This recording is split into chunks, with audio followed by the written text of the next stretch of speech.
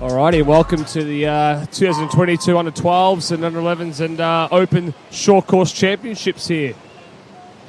And we have Heat 1 here of Event 2, the girls 12-year-old 200 IM. We have 2 heats of this one coming up.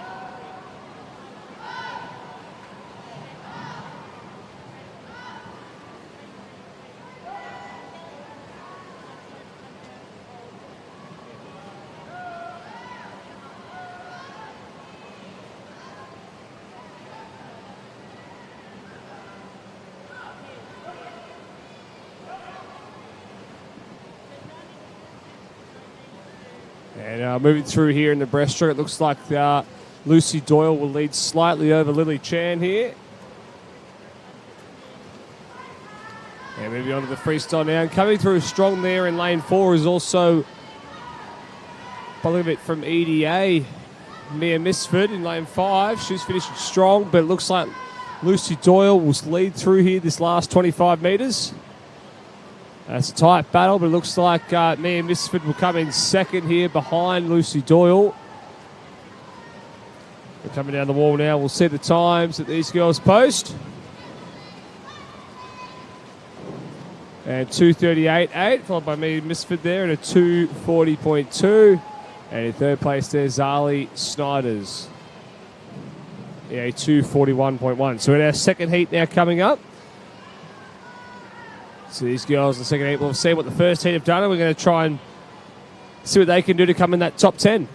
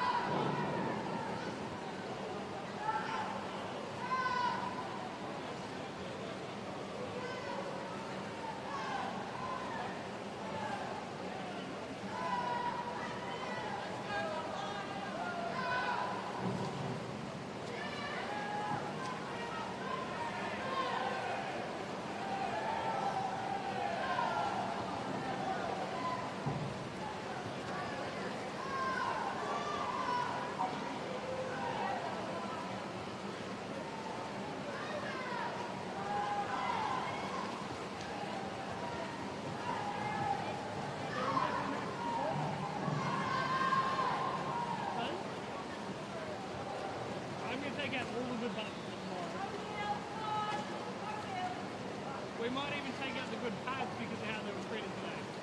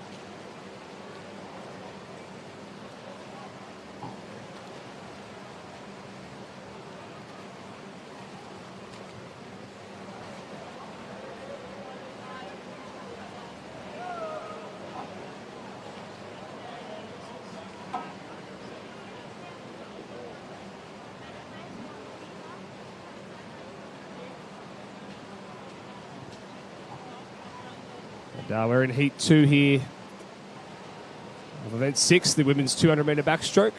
And looking really comfortable in the middle of the lane there is Abby Carney.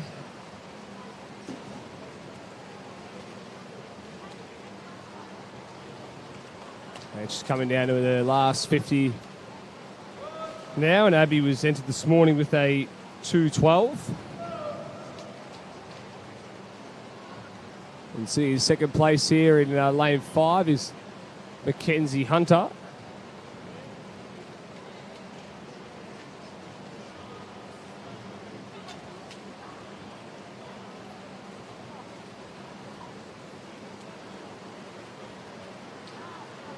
And coming out of the wall, 2:17 there from Abby Carney, taking out heat 2, followed by Mackenzie Hunter at 2:19 and Alexandra Skinner there in a 2:21. So move on now to heat 3 and 5.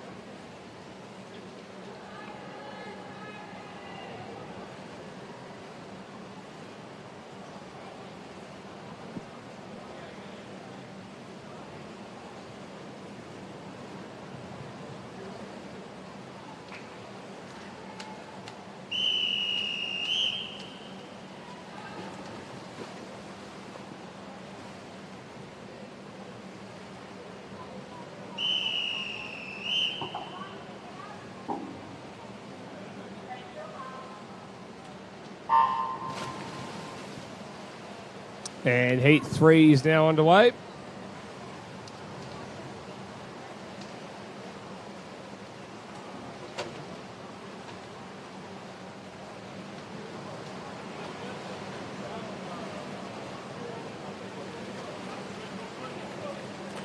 And leading through that first 25, there's Andrea Tolentino.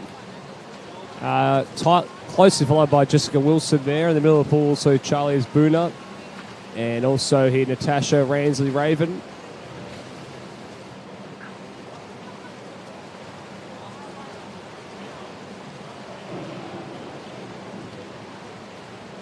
I can see here at lane 9, Jasmine Curtisman's lost her goggles here, but still fighting along, which is good to see.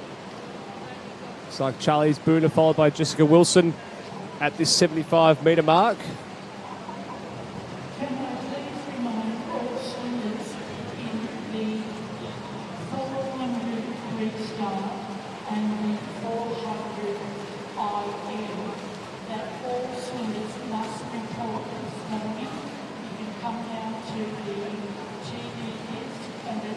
you are swimming or not. The fastest team will be strong tonight. They will be strong as they fall deep, so we need to know when the swimmers are swimming in either of those events. And also a reminder that the relay forms for this morning's relays must be submitted this morning. That is for event 46 and 47. We need both of those relay forms submitted this morning, please.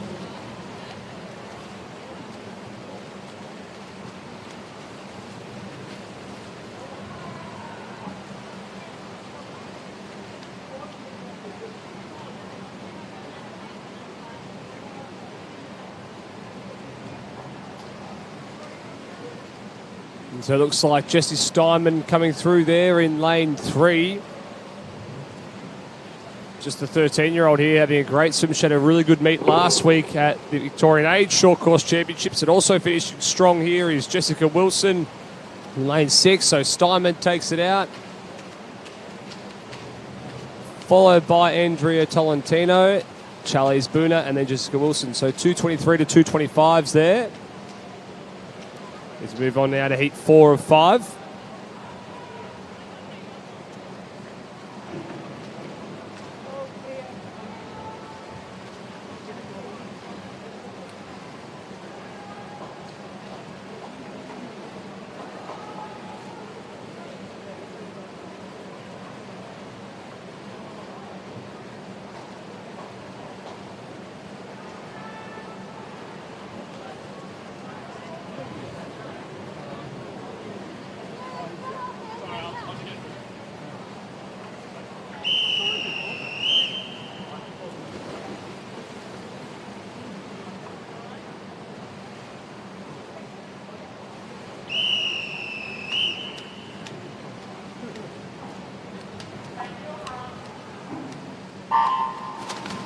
And heat 4 of 5 is now underway.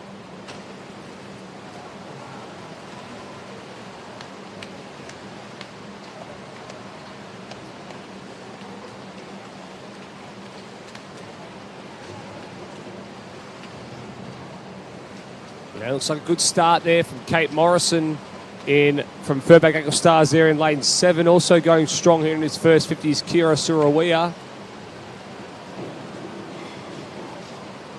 And we move through his first 50. Looks like Morrison will lead us through there in a 34.6, followed by Nikki Rupapara there in a 34.7. Very tight there. Also coming through now is Courtney Mudge there from Doncaster. Pretty even across the field so far in this 75.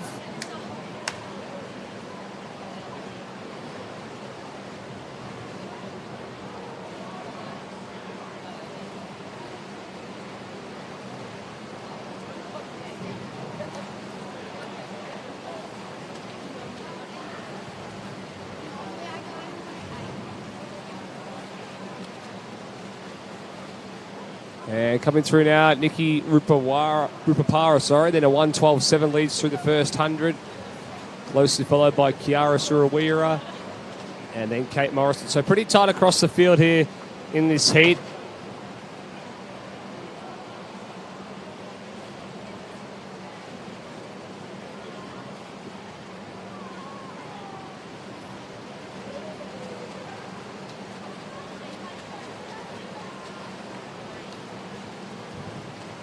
Looks like coming through the middle of the pool now. Really strong third 50 there from Nikki Rupara.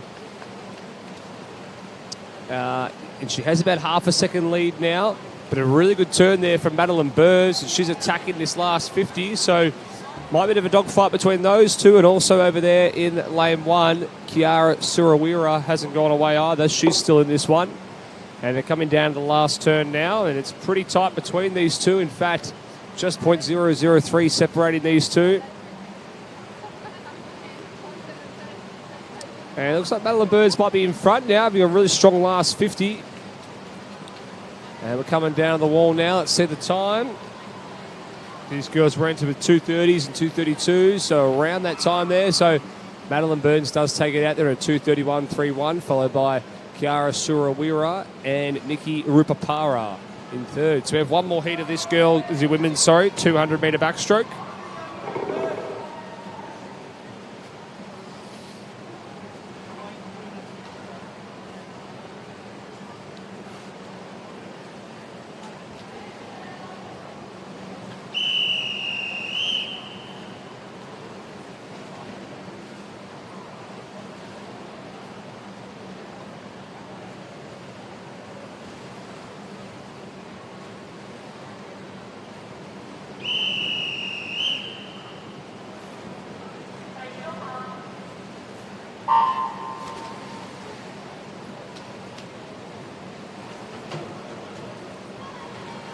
Good start there from Chanel Simzik in lane 4 there from Geelong.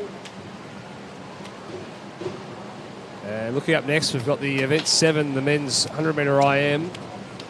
Go through a couple of big names in that one.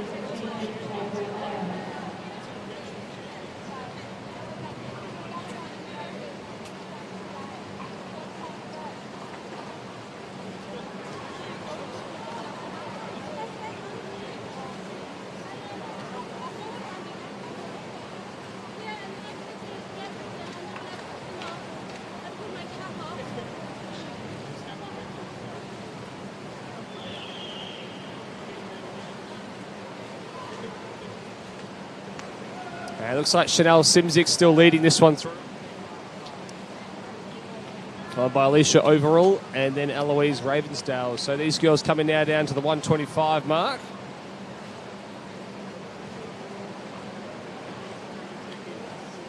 It's really important in these two backs that we continue with those underwaters off the wall, still getting those kicks, still getting past the flags with each turn. It's free speed off that wall and a chance to reset. As we come into this last turn now, so turning a 153.8, followed by Alicia Overall in a 155.4. Eloise Ravendale in a 157.1. So these girls all enter with that 234. So maybe looking to try and get under that time here. Maybe trying to push under 230, possibly. Come down this last turn.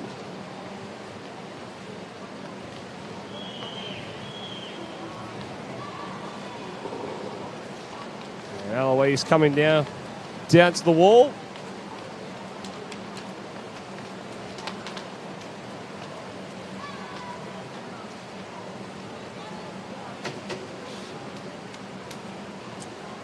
And she does take it there at 2:33.2. So move on now to the men's 100 metre IM, event 7. Nick Findyson, one of our commentators, is in this heat in lane 5. Jack Gerard, also a common name that we hear of. Kieran Just Singh as well. Haruki Nakanashi as well. Some big names in this one.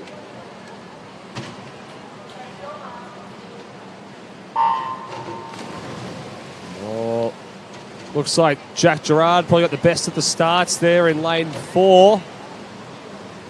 So coming down this first 25, the veteran Nick Findyson there. He's turned well in second. Jack Gerard with a great underwater in the backstroke as he breaks out here, and he's got a comfortable lead as he heads into the breaststroke. We know he's a strong freestyler. Oh, the veteran Nick Findyson, he's still got it. He's in third. Oh, Haruki Nakanashi's now moving through in the breaststroke. He's trying to reel in Jack Gerard as they're coming down to the final turn. It will be Gerard slightly in front by about half a second. The champion Nick Findyson is dropping back to 4th. Kieran Just Singh's got him slightly in front here, but Gerard's going to take this one out. The people's champion Findyson might come in third, and Haruki Nakanashi's going to pick up second. So yeah, Gerard 57.1, followed by Haruki Nakanashi 57.6, and Nick, the people's champion Findyson there in a 57.9, and Kieran Just Singh there 58.1. Heat 2, we've got David Schlitt in this one, into the 54. He's probably the one to watch.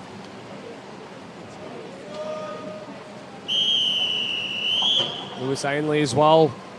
Pretty quick in this 100 IM.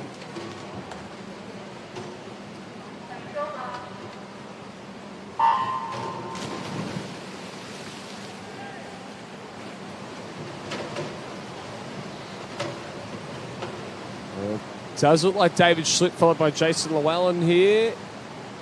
No, it's Lewis Ainsley and Jason Llewellyn touching equal first there at the backstroke, but a great underwater there from David Schlitt. Wow, what a breakout. He's going to take a bit of a lead here. How about half a body length into this breaststroke?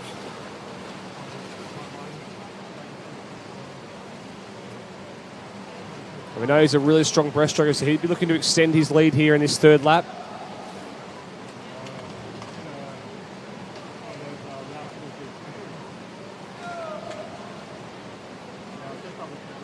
Oh, and a great underwater again there off that turn. As we're coming down the touch, I said the time, 55.3, followed by Joseph Long at 57.1, and Alexander Lobo there at a 58.4.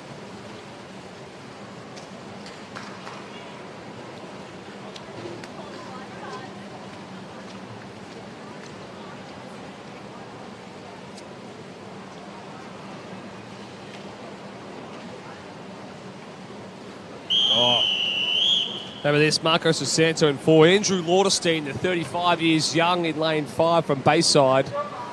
Pretty familiar name.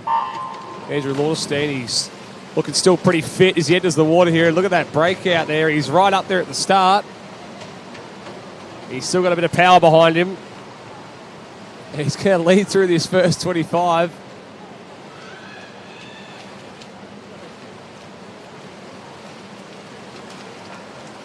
Yeah, well, Andrew Lauderstein, he's still got it. 35 years young. He's leading through the first 50 to 25.14.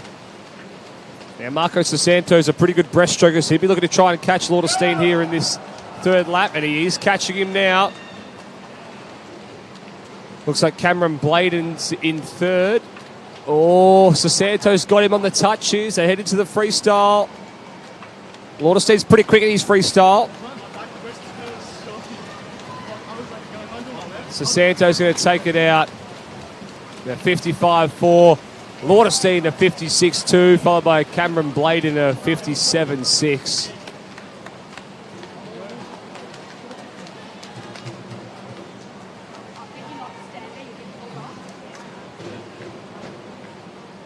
Move on now to heat 4.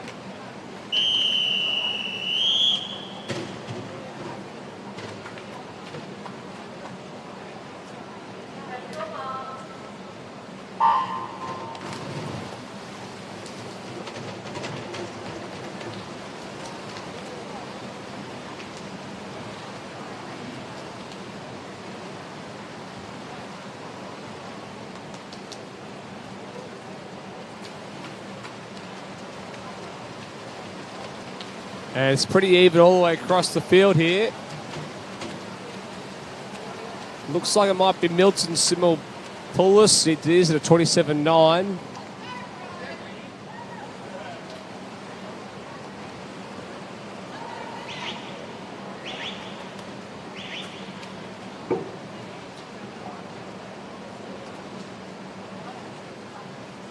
Oh, a good leg there from Harry Hay. In that breaststroke, he leads us through here in this last lap. He had a really good breaststroke lap there, and he's finishing the freestyle strong. 1:00.01, so big PB there for him.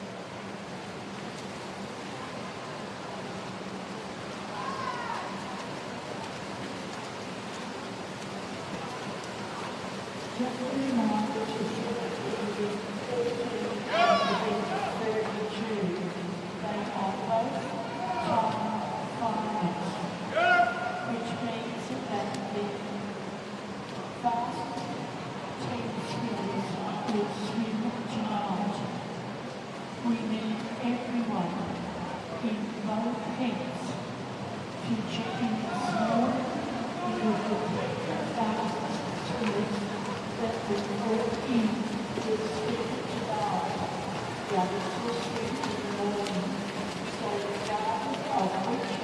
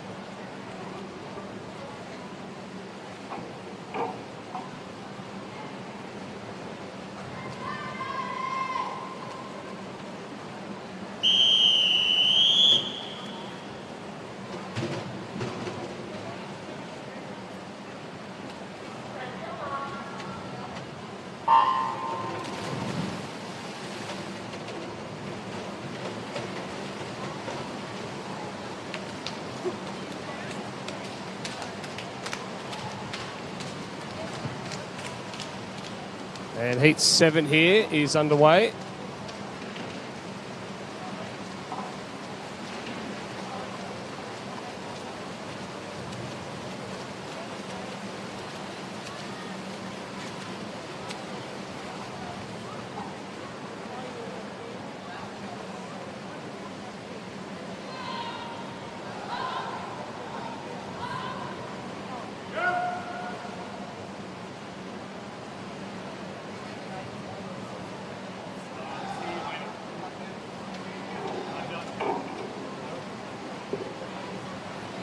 It looks like out here in lane 7, Rory McConville's going to take out heat 7, although Mabal Ibrahim over there in lane 0 having a good swim as well. They're coming down the wall. No, it is Rory McConville, followed by Jack Simzik, and then Daniel Dean there, all in 103s and 104s. Let's move on now to heat 8.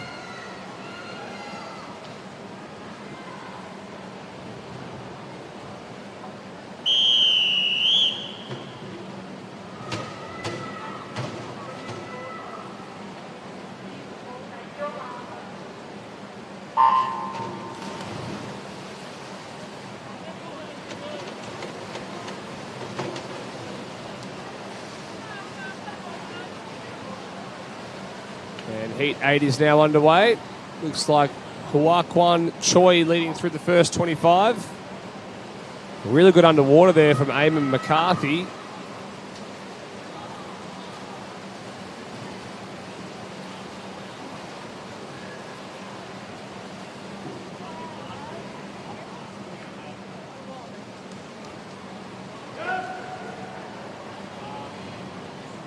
Get a really good backstroke underwater breakout there, and coming through from Vic's centre, it looks like Flynn Mackay having a good breaststroke, as is Mitchell Wills in the middle of the pool in lane 4.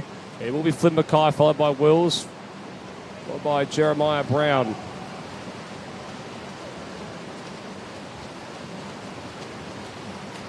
And so Mitchell Wills is going to take out heat 8 here, 104, followed by Huakwan Choi.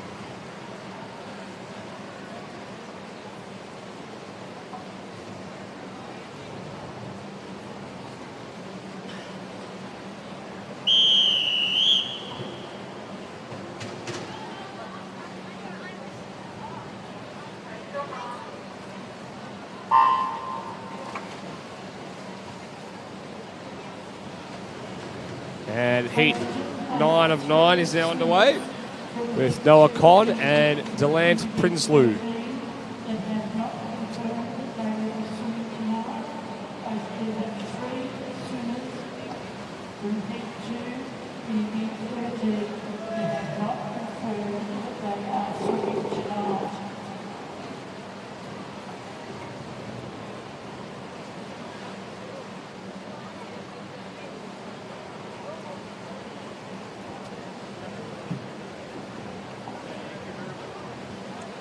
It's pretty tight between these two in the breaststroke.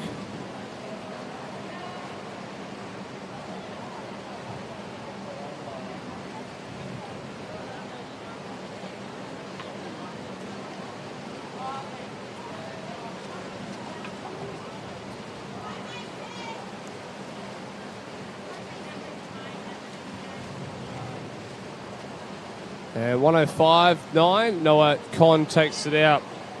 So move on now to event 8, the girls 12-year-old 100-metre freestyle. We have 5 heats of this coming up.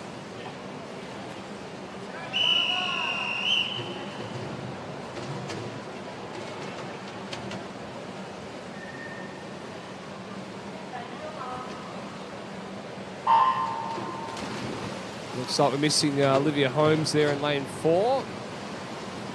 A good start there from Amber Lark in lane 3. And also in lane 5 there, Mia Misford.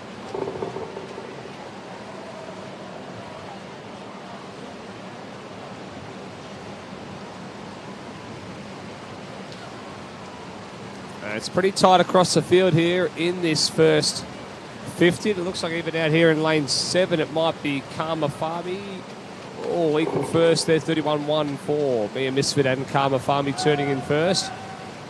Coming through in this third 25 looks like Cyrella Bedra.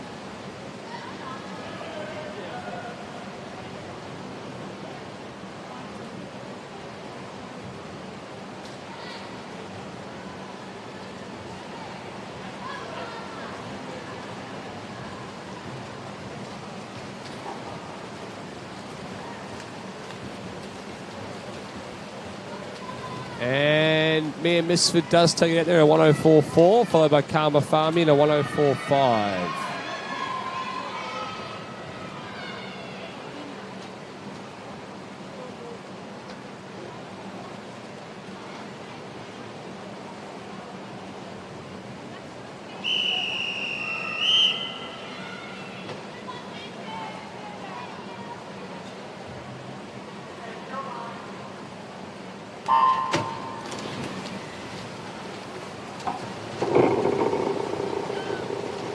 Heat 2 is now underway.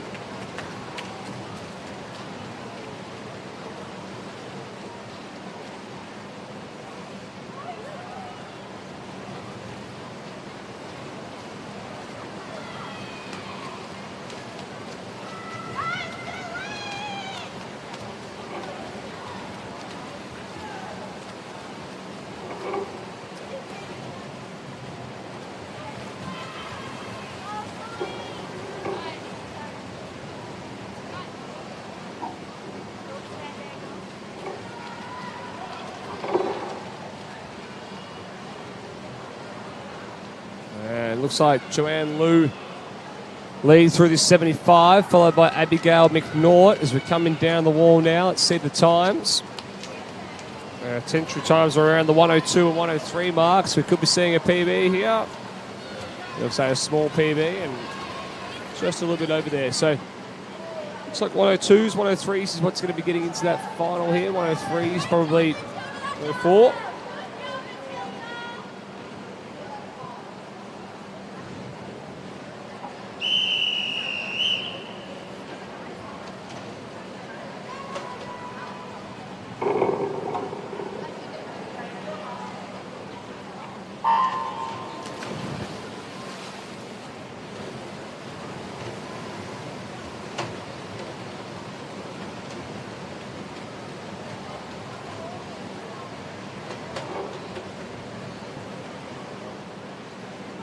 So Caitlin Ord leading through to 14.4 in that first 25, followed by Gemma Sullivan. And now in the middle of the pool is Zali Schneider's coming through here in this second 25, and she's going to turn in second or third.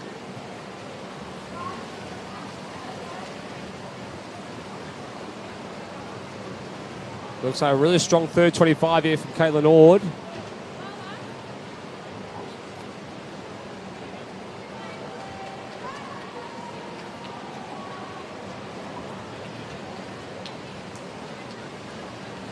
So finishing strong here is Zali Schneider's, but it does look like that Caitlin Orr's going to take it out. Bit of a battle for third though.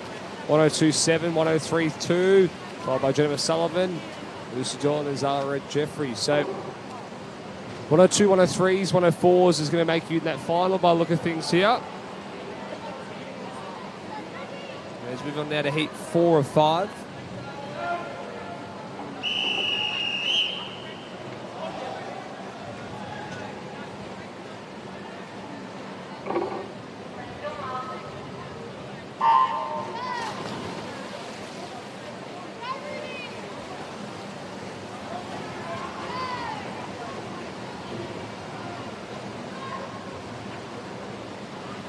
In the water now we have heat 4. Alyssa Meddings leading through the first 25. Very even across the field though between lanes 1, 2, 3, 4 and 5. Sorry, it's 1, 2 and 3 and then 5 and 6, sorry. Charlotte Pooley just a little bit off that pace there in that first 50. Looks like here from Sophie McEwen from Yarra Plenty moving through here in his third 25, a really strong third 25.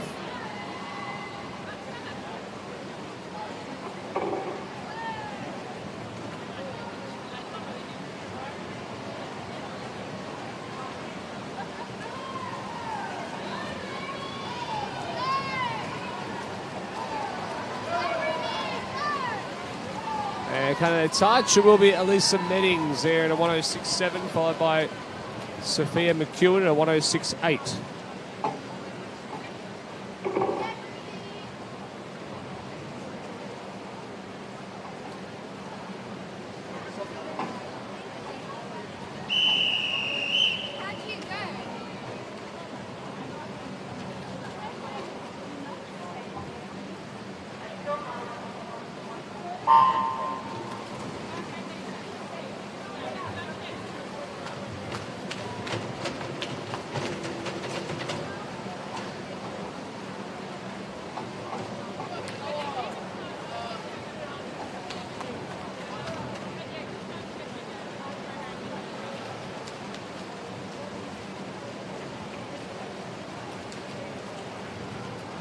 Tight battle here between Sophia Barnaby, Neve Turton and Madison Brown and Peyton Wiley.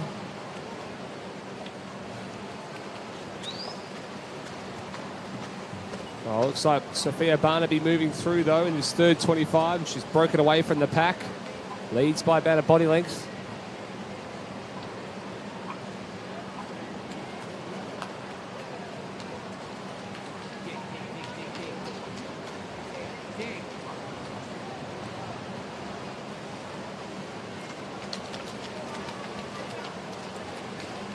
And coming down the wall now, let's see the time. So it looks like it's a big PB, 106.8.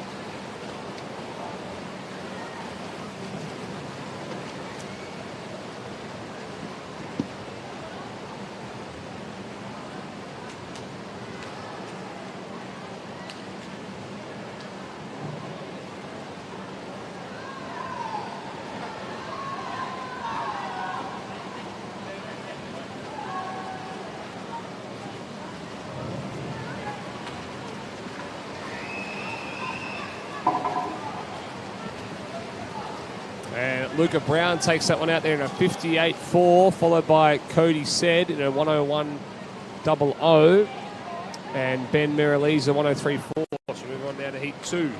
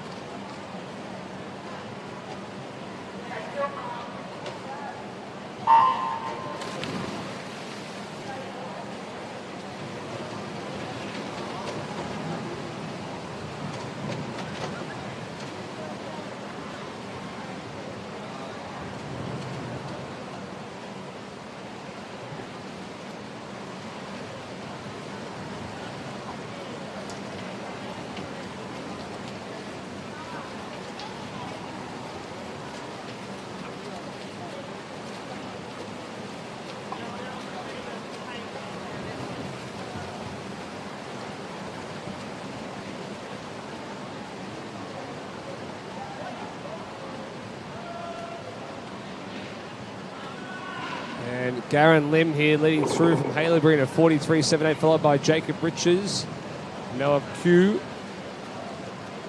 Well, looks like it's going to be a good finish here from Garen Lim. And the time hasn't popped up here, but it's 1:00.00 exactly on the minute there, followed by Jacob Riches in a 1:00.07. And Noah Quire there in a 1:01.18. Let's move on now to heat 3 of 4. So in this meet today, we do have the 11-year-olds and 12-year-olds combined with our open athletes. I think it's always good for these younger athletes to see what the older athletes can do in the pool.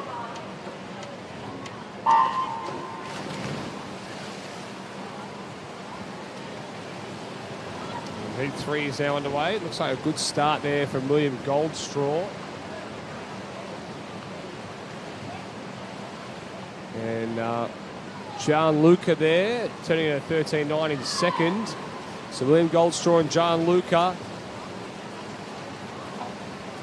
leading us through this first 50. Let's see the time they turn in. 28.5 and 29.3.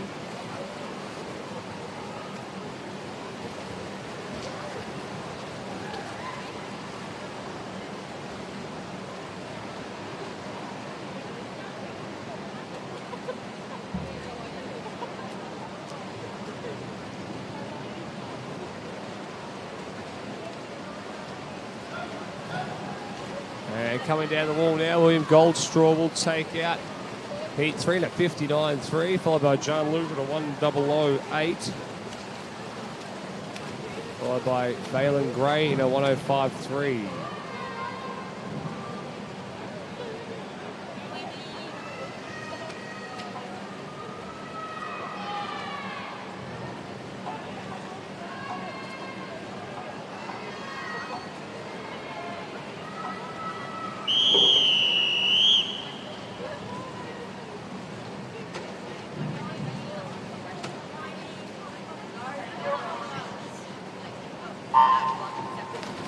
And move on down to Heat 4.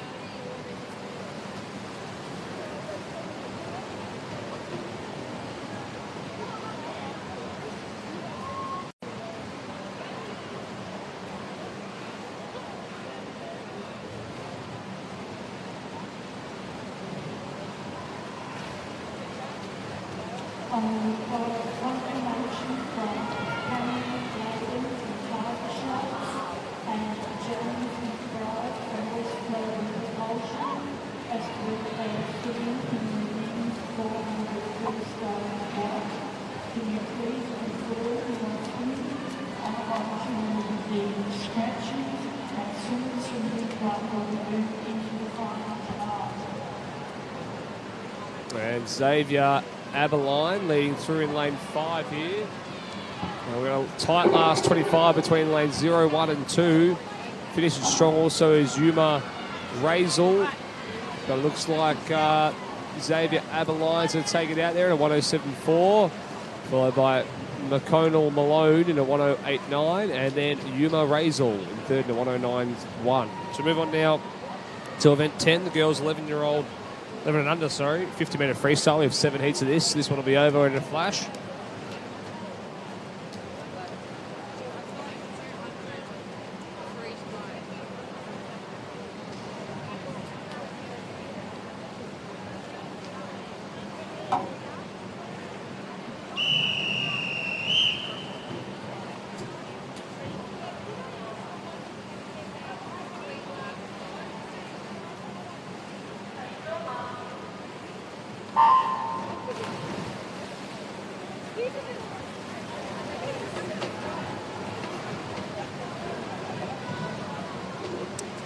And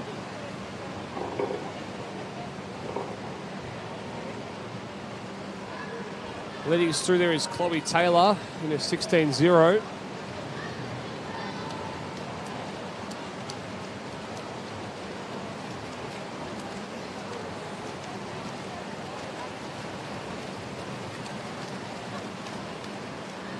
And Chloe Hume takes it out here at a 33.2. The smoker out in lane 9, followed by Rebecca Barkley and then Chloe Taylor.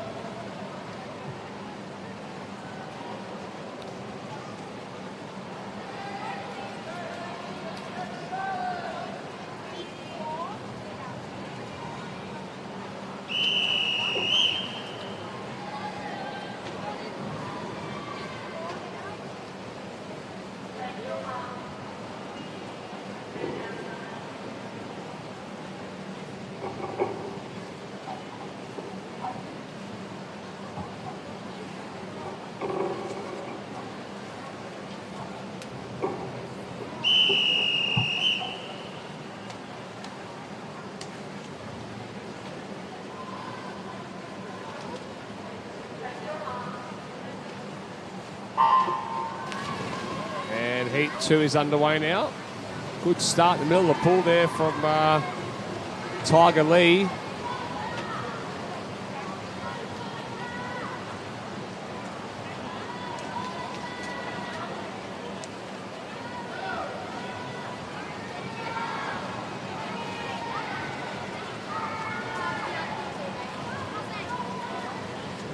And finishes strong out there in lane 0 and 1 is Mackenzie and Georgia. Coming down the wall now, no breath out of the flags. Oh, tight finish there. Looks like Maggie Zane takes it out there at a 33.66. And now we're on to heat 3.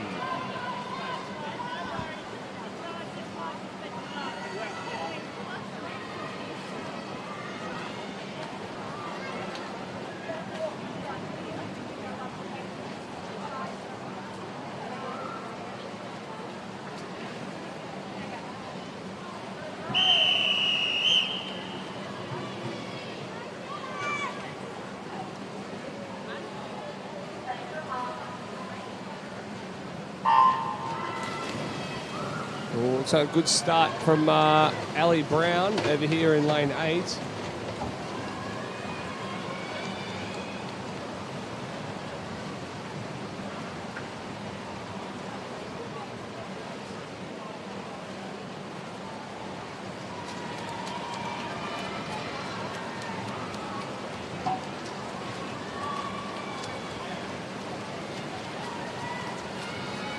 Coming down the wall, it's going to be a tight finish, but looks like Perrin Jones, yep, 32.5 takes it out there. Fast swim there from Perrin Jones. And move on now to heat 4 of 7.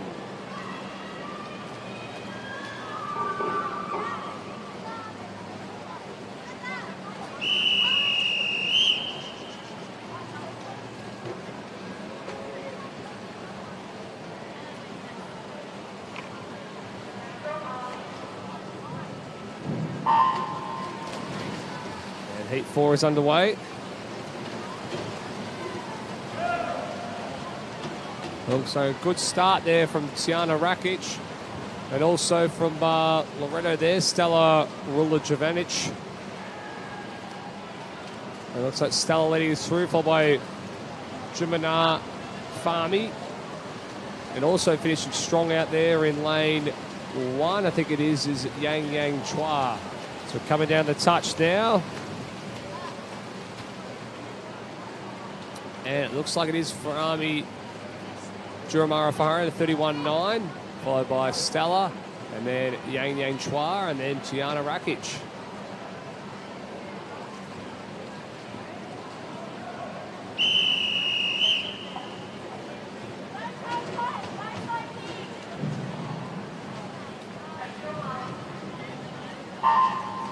And heat 5 is now underway.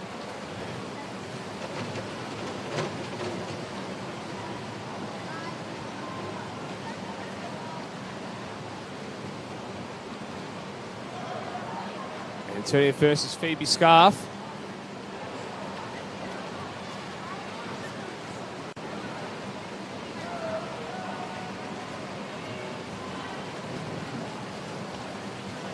Coming down now the wall, let's see the touch. It's Isabella Wayne there at a 31.7.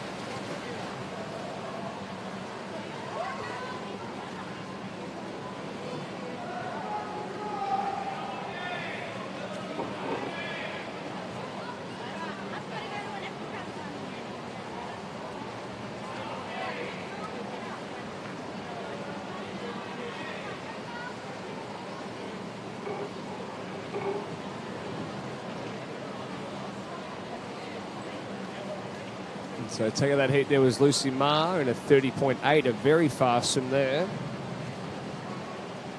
As we move on now to heat 6.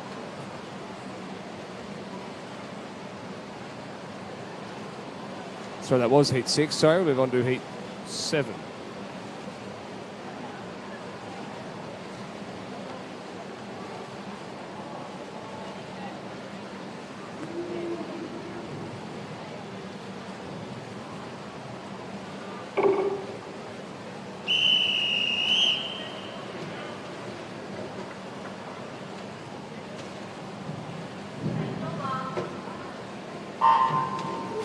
And heat 7 now underway.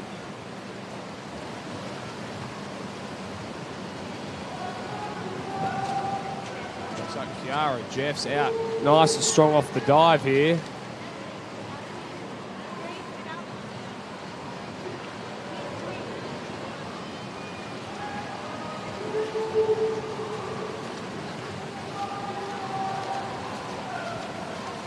.27.8. She smashes that time there. Followed by Octavia Marnie in a 29.4. But what a swim there from Kiara Jeff. So move on now to the boys, 11-year-old, 50-metre freestyle.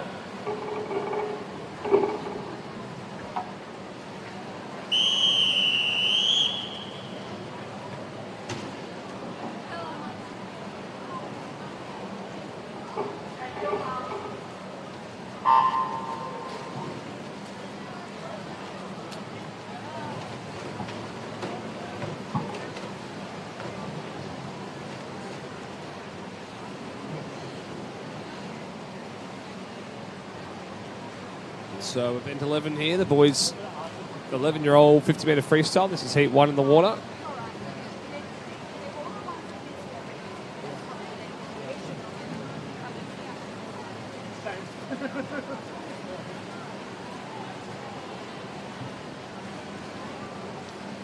And Oliver Steely takes out a 34.60, followed by Lucas Kovic and Alexander Doby. As we move on now to heat 2.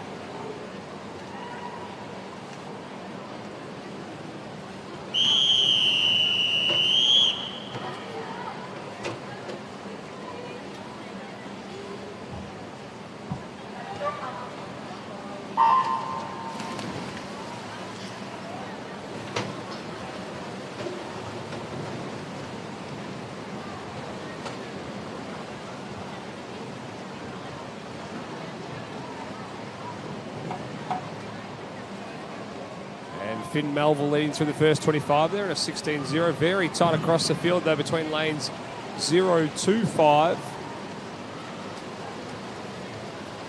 But it looks like Finn Melville is going to take this one well out here. Let's see the time, 33.5. It's a good swim.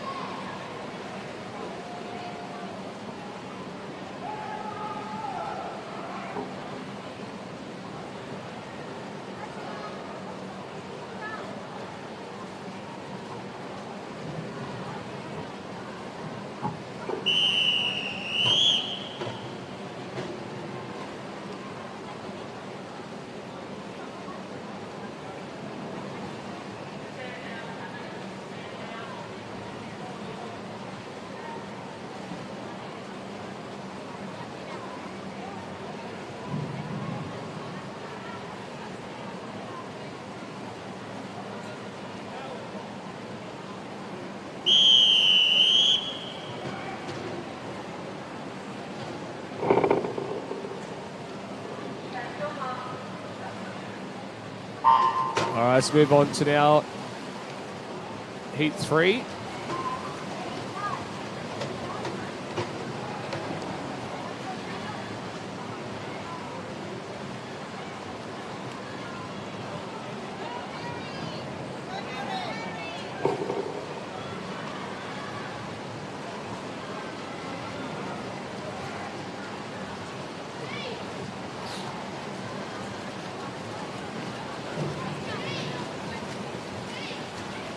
And Archie Smith takes out there at 32.6.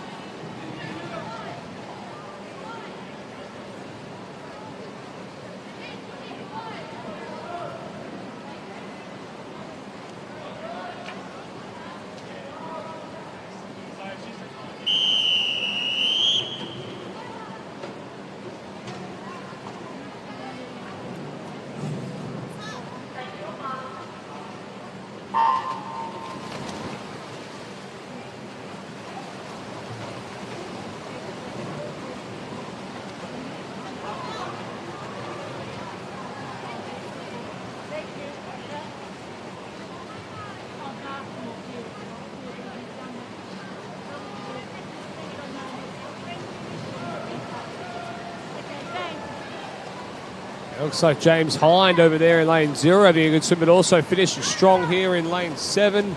Might be James Lane. Oh, it's James Hind there in a 32.5, followed by James Lane at 32.6. So just 0.1 separated those two. And in third, Ryan Altus in a 33.1. Good bit of sportsmanship from the lads over there in lane 0 and lane 1. Let's move on now to heat 4.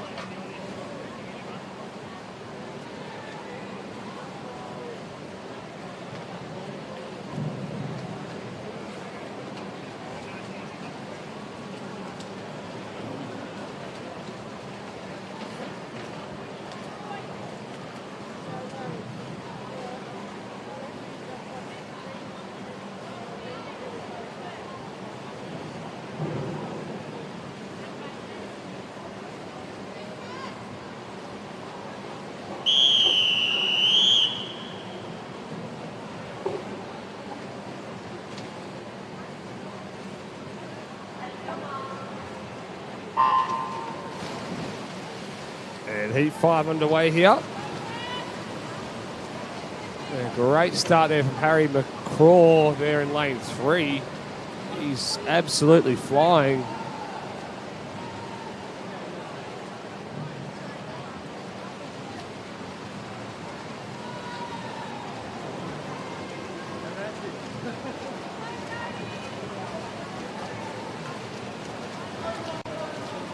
.29.53. Harry McCaw smashes his time there. He's just taken off 4 seconds, followed by Lachlan Harris and then Christopher Lee.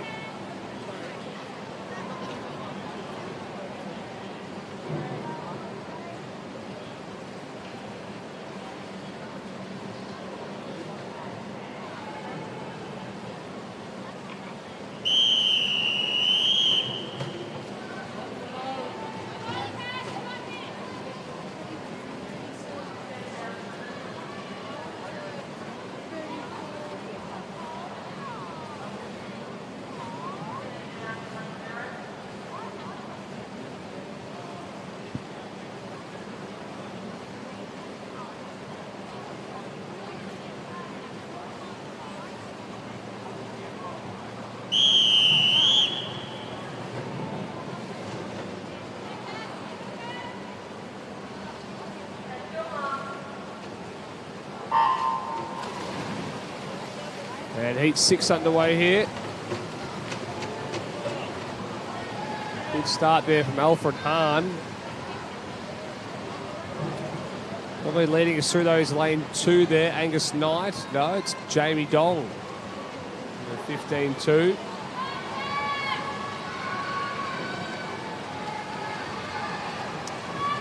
Angus Knight finishing strong now though in lane 2. I think he's going to take it out. 31.0. He does take it out.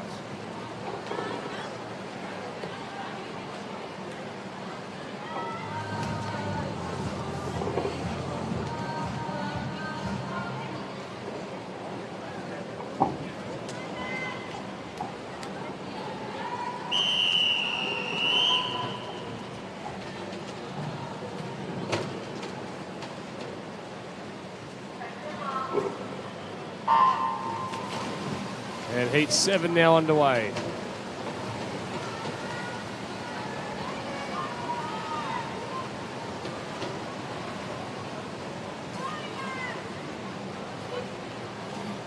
Very tight across the field. Archer Marsland leading us through.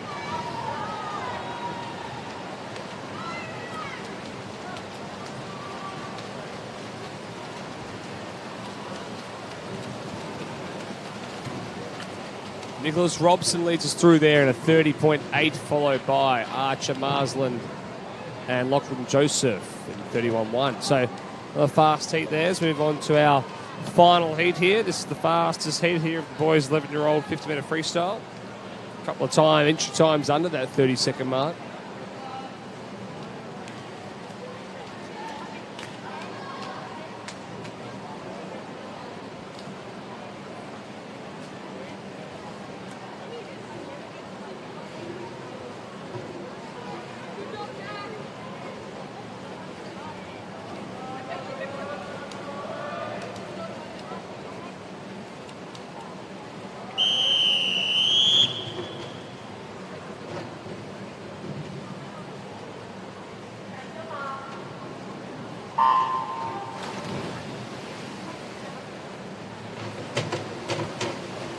Good start there from Liam Paulson there in lane 3 from Nunawading. Also swimming well there's Aston Wilson. We see the turn. Oscar Magalotti followed by Liam Paulson, Aston Wilson in third. Looks like Magalotti might be in front here, or is it Wilson? Really, to also finish strong is Jordan Silva coming down the touch. Aston Wilson 29.3 followed by Oscar Magalotti, and then in third, Jordan Silva. All right, so move on now to the women's 50-metre butterfly. We have 9 heats of this one.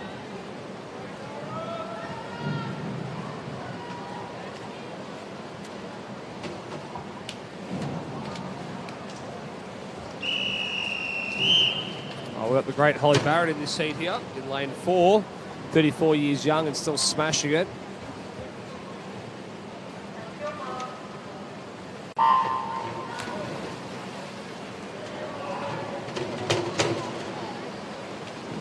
And Holly Barrett, a great start there. Great underwater. Maynard Mahfouz alongside her there in lane 3. But Holly's going to lead us through to 12.4. Great first 25.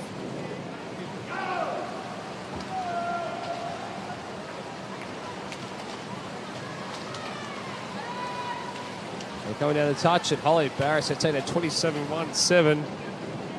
Followed by Maynard Mahfouz there at 27.6 and Mia Holler at 29.2.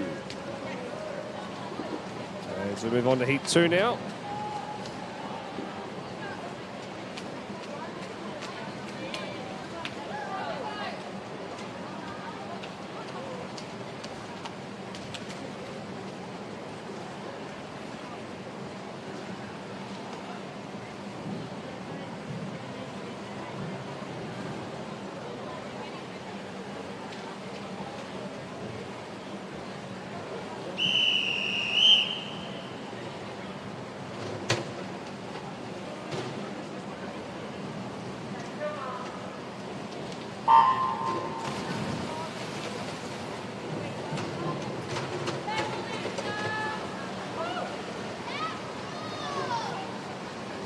Looks like a good start there from Sienna Shepherd. Liddy's through there to 12.9. Great underwater though from Gemma Johnson. Astonville there. Gemma Johnson, looks she going to get the touch. No, it's Sienna Shepherd there at 28.15, followed by Gemma Johnson, Caitlin Huell.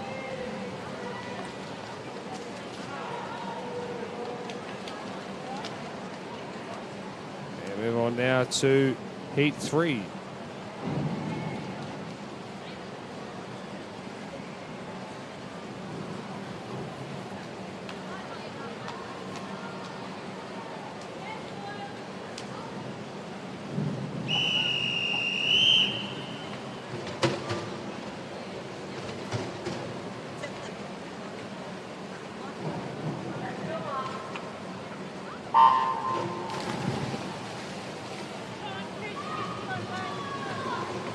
So good start, middle of the pool there from Holly Neville in lane 5, and she looks like she's going to lead to the first 25, and she does at 12.6, followed by Isabella Simmons at a 13.0.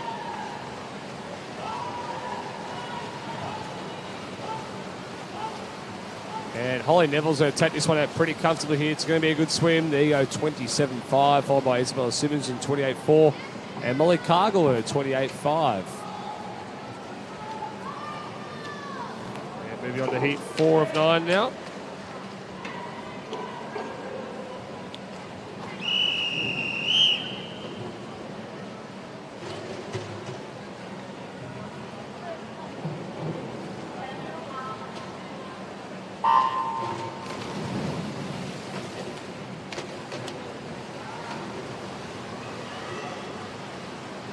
looks like it's a pretty even start across the field. Might be Hannah Morsey. No, it's Tomei Del Pozo.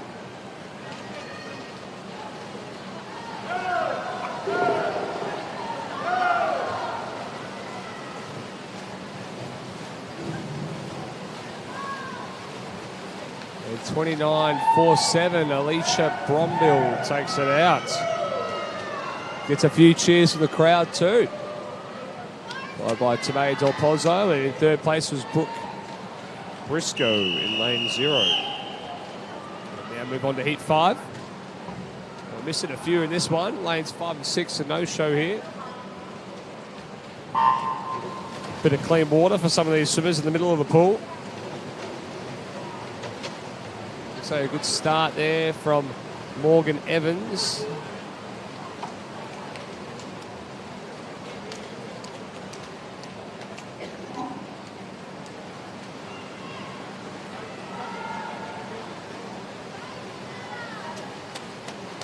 Looks like it's going to be a tight finish here. It might be Jade King here in lane 7. It is. She takes out to 29.98. And, wow, look who I've got alongside me. He's swum, and then he's back in the commentary box. Welcome alongside me, Nick. It's been lonely here without you. Nice to see you again, Tim. Yeah. We're in the house. Now, you swimming any more races this morning? Decided against the 400 IM, but I will finish the morning with a 50 breaststroke. I like it. I like it. Bit of a light morning for you then. Yeah. And decided the 400 IM is a young man's game. Yeah, fair enough. Well, heat 6 is now underway. So a good start there from the Flying Dutchwoman, Micah Fry. And Olivia Marr in lane 3 also out strongly, and she will lead through that opening 25. 14.05. We've seen some good veteran swims this morning. We saw Lourdes team, we've seen Barrett, we've seen yourself. I think I'm only the 4th oldest in the competition pool today. And Olivia Marr does take heat 6 out in a 30.83. Grace NG there in a 30.8 in second, and Annabelle Glover at a 30.9. So we now move on to heat 7. So we've got 2 more heats after this one. Been a pretty jam-packed morning with the 11 and 12-year-olds and the open athletes all together this morning, Nick. It's lots of action. Lane etiquette in the warm-up pool is still being learned by some athletes. We're having a few clashes. I think it's been good, though, that they've got the under-12 area for warm-ups. I think when you're an under-12 athlete trying to warm up in an open lane, it's pretty daunting and intimidating, and you can't get your laps in anyway. No, so it is good to separate them, but also still be in amongst it. Exactly right.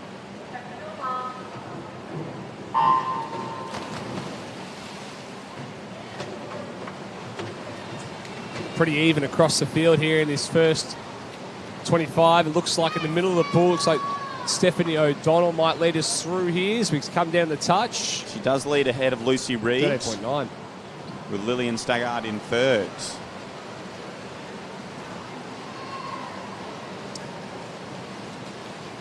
And Stephanie continues to lead and looks like she's going to take heat 7 out at a time of 30.61. Yeah. Lillian Staggart, and down here in lane 9 in third, Jessica Zotchik. All right, so second last heat 8 of 9. And look at those entry times there, all in that 31-second range, between 31.6 to 31.7. So we'd expect a pretty tight 8th heat here. So it shows the importance of really making sure you're nailing that start, breakout, landing on a full stroke on your turn. Finishing on a full stroke. Good breakout off the wall, and then good full stroke into the wall, because that can make up to a second difference just by landing on those full strokes of those turns. I think too, short course, there's just not much room for error. Like, you can't afford to make any mistake really in a short course 50. It's really important, those skills. And here we go with heat 8 underway, and a good start out here close to us here. Claire Lewis in lane 8. Strong on those underwaters and continues to lead through the opening 20 metres. And she will touch first. No, it's Tani touching first, but I believe that Claire's time's come up off her feet, but also swimming well down here in lane 9, Bella Murchie, who had a big week last week. Yeah, bit of a smoker out wide in lane 9. Is she going to get him on the touch? Coming down though, lane 2. No, it is Murchie at a 31.4. Ahead of Claire Lewis, and in third over in lane 2 with Samantha Roach. It's a good swim there, 31.4 to PB. As we move now on to our 9th and final heat.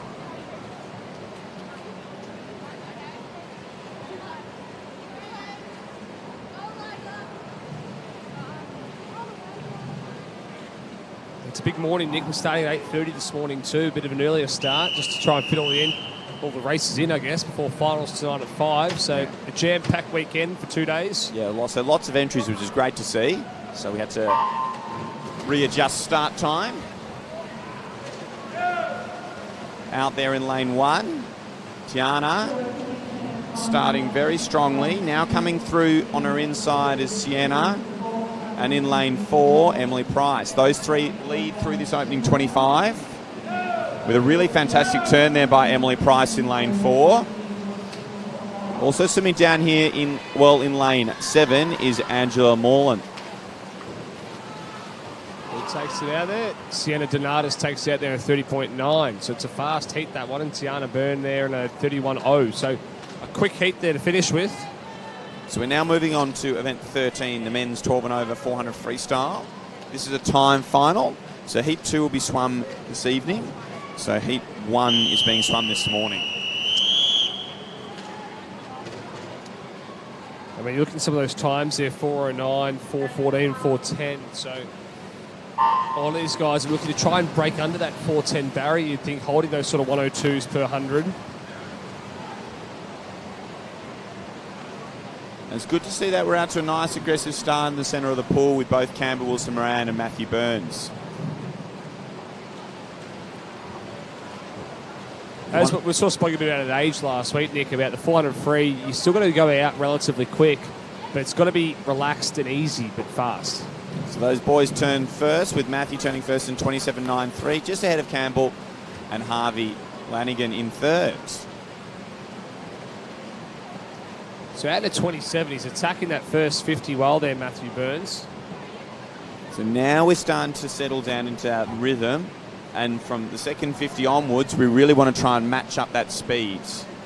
Probably 2 to 3 seconds slower than that opening 50 was, and then really hitting that speed from then on. So Matthew Burns does lead through in a 59.01, ahead of Campbell, with Harvey maintaining third position. I like it, man. His entry time is 4:10, so he's got to be definitely going out under that minute, really, if he wants to go under 4:10 here. And Campbell's and Moran, it means he's getting dragged out too, so it's good for him. So both these two are now going to really push each other. They are well in front now. Harvey Lanigan probably about a body length and a half off these two, but these two go stroke and stroke now.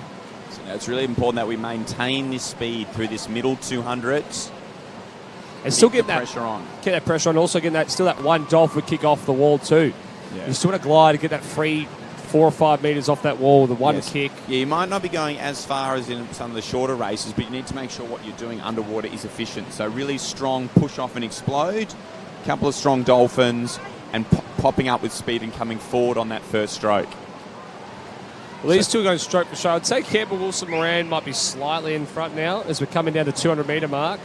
It's less than the time they turn, 2:03. So it's about a 104. 104, 103 highs for that second 100.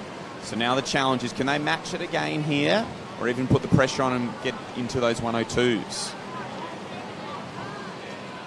Our top 3 have cleared out from the rest of the fields.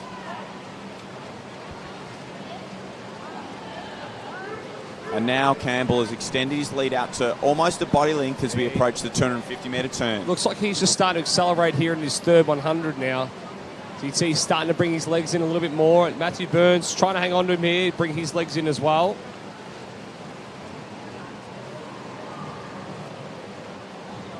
So Campbell's doing a really good job at keeping that tempo going nice and strong. So his tempo hasn't really changed since that opening 50.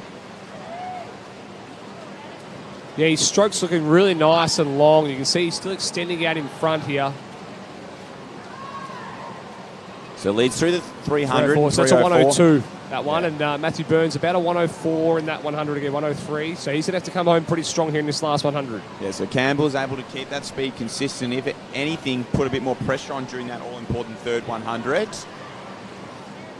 And he's looking to post a really, really nice time. So had an entry time of 4:09.84. I believe he set that last week at the Yeah. Age Championship, so it'll be good to see if he can back up a week later and set another PB. So 3:35 here. Let's see if he can come home in this last 50. He's bringing the legs in now. You expect he's going to come home pretty hard this last 50. Matthew Burns is going to put his head down here and bring the legs in. Harvey Lanigan has stayed that body length and a half behind Matthew Burns for this whole 400. Probably is just going to maintain that distance through this last 50. But it is all Campbell Wilson Moran. And he's going to go well under his time here. This could be a 4:05, 4:06.1. So really good swim there from Campbell. Coming into second will be Matthew Burns, touching in a 4:13, with Harvey Lanigan in a 4:15. Looks like Matthew Burns probably went out a little bit too hard there, maybe in that first 100. Yeah, it was just the ability to maintain your speed after that first 100. I'd much rather see someone out after it and give themselves a chance. He gave himself the opportunity here. Same with Harvey Lanigan. They were both out relatively quick there. So Cody, who's just come in and finished in fourth, was a 5-second PB there.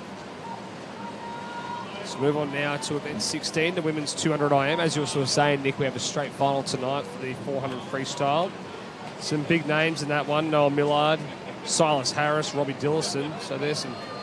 And I do believe we will have a full heat because Campbell was swimming in that first heat, so that means all 10 of those boys listed are swimming again tonight. So now we've on the women's 200 IM, and we have 5 heats of this, and this is heat 1 underway here.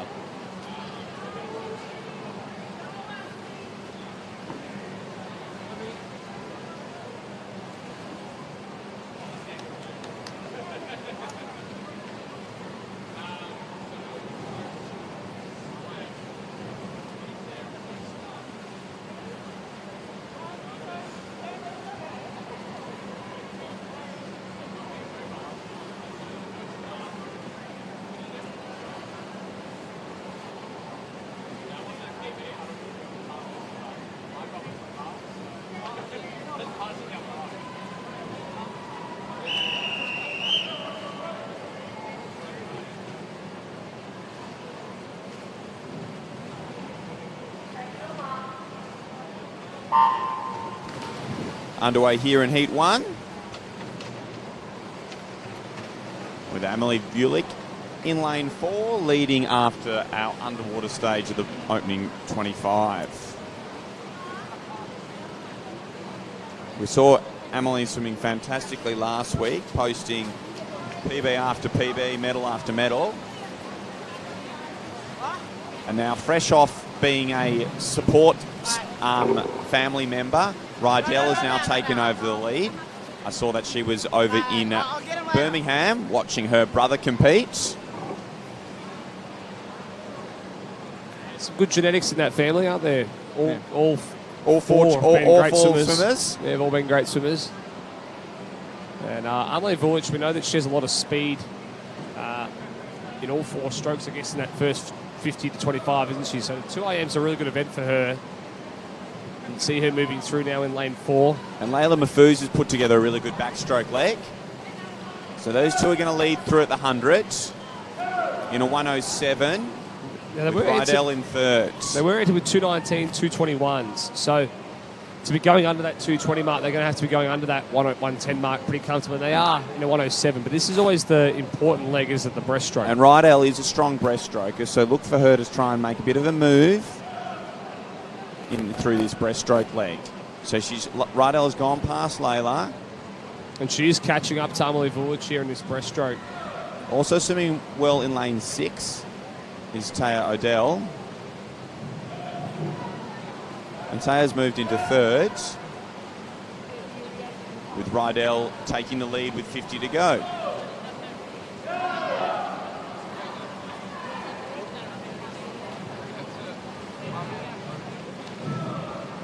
And it looks like Rydell's now got a comfortable lead here. It was a great breaststroke, second 25. She just kept gliding and pulling away from Amelie Vulic here as she comes into the freestyle leg. It's about half a body length. But Amelie Vulic is not going away here in this last 25. She's going to finish strong. Rydell looks pretty comfortable and looks content to just make sure she touches first in this opening heat and does take it out in 2:23.71 ahead of Emily and Layla in third. So pretty quick first heat there. So a reminder for these open events, we're looking for our 10 fastest qualifiers to progress through to tonight's final. With our 11 and under events, they were time finals. And our 12 and unders events, they'll be also progressing through to finals this evening. Good opportunity for some of these guys to race in the final, bit of a finals atmosphere, get used to racing morning and night.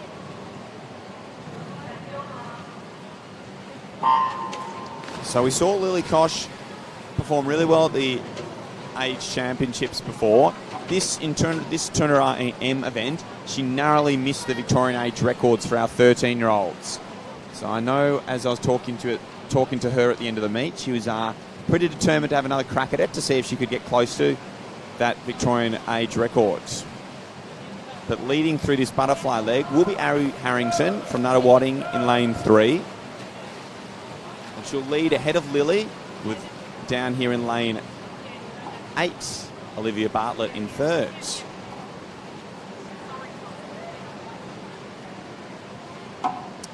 Yeah, Abby Harrington looking pretty strong though, but Lily Koch now moving through this backstroke. Now we know how good a breaststroker she is too, so you'd think if she's pretty close to them at the 100 mark, look out because her breaststroke's been... That middle 100 is probably Lily's strengths of the strokes. Those back to breaststrokes are her stronger legs, whereas Abby's probably not more known as a freestyler. So those two turn first, with now Tali Gann moving into third. So Abby Harrington using probably a little bit more experience there to get better off distance off those walls, but now Lily's using that swimming speed to pull it ahead and into the lead by about 3/4 of body length after the opening 25 of breaststroke. Yeah, look at that breaststroke. Look at that efficiency per stroke here. Really gliding, using those legs. And she's pulling away now from Abby Harrington in this breaststroke. It's such an important stroke in your IM. If you can nail that breaststroke, you can really pull away or you can catch up a lot, depending on where you are situated in the race. Yeah, so Lily's about 3/4 of a second slower through the 150 than she was in the finals of our state age last week. Abby's swimming strongly in second, and a nice battle for third between Anna Lee and Taylor Gann in lane 5 and 6. They're neck and neck into this final 25. Might be that all-important place to book a spot in tonight's final. So Lily is going to take this heat out in a 2:19.75, and I am pretty sure that is the Victorian age group record for our 13-year-olds, if my memory serves me correctly. Well, she went 2:20.6 last week. And I think it was 2:20.3, if my memory is correct. In second was Abby Harrington, and getting that battle for third was Tali Gant, as we now move along to heat 3.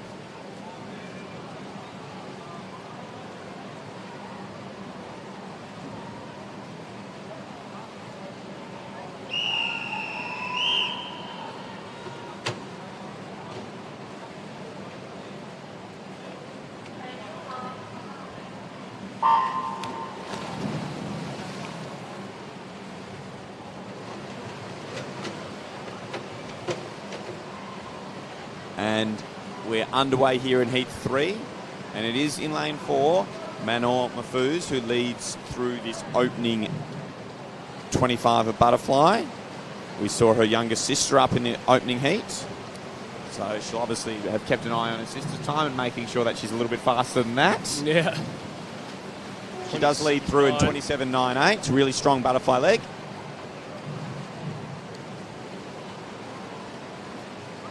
Swimming well down here in lane 9 is Melissa Sharp. I know she's a 200 backstroker, so she'll be looking to try and work this backstroke leg of this IM. And Elena Pistrin in lane 2 also looking pretty strong. Manor is now out to 3 body length lead as we approach the end of the backstroke leg. And we move into our breaststroke. So Manor turns first in a 1:03.16. It's a good first 100. Out probably a little bit quicker than what the girls were in heat 2. Moving through now in the middle of the pool, Tiger Sharks, Caitlin Van Breen as well, and close to us, Catherine Boyle. So a bit all over the shop at the moment as we're looking across the field. Yeah, lots of different players in action here. So we've both got some open athletes who are over the age of 18 in this race, but we've also got some of the age groupers who are backing up from last week. Elena Pistrin's probably moved into second place here in this breaststroke leg, followed by Melissa Sharp, but Maynard Mafu's looking really strong here. And it's a big lead as she heads into the freestyle. You can see she's bringing the legs in here, quick breath, breathing every twos.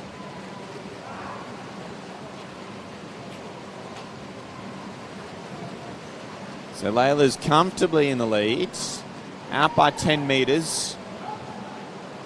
Elena's holding on to second. And now Caitlin Van Breem is coming nice and strong in lane 5. She's coming home really strong here. It's a battle for second between these three. It might be Elena Pistrin, or is Sharp going to get him on the wall? No, it is Pistrin. So Maynard Mafu's 2:18, followed by Elena, and then Melissa Sharp, and then Caitlin Van Breen.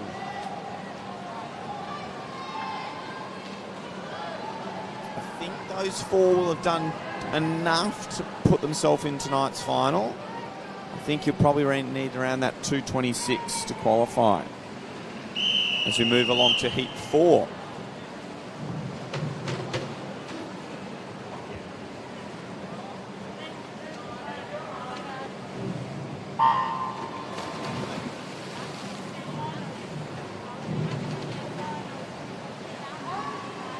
So those entry times here, look at the middle of the pool, 2:30, 2:31s.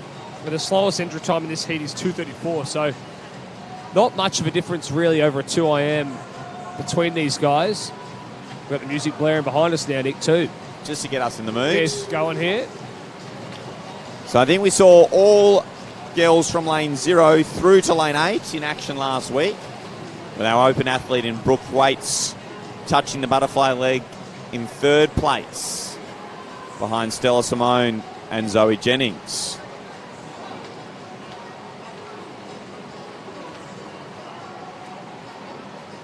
So it looks like it might be Zoe Jennings leading through this first 75. She's got about 0.7 of a lead here in this backstroke leg. A good turn, though, from Stella Simone.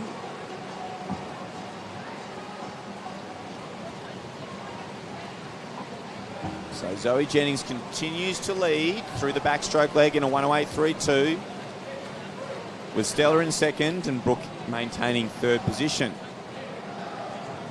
Zoe Jennings looks really strong in this opening 25 of breaststroke and has probably built her lead over Stella.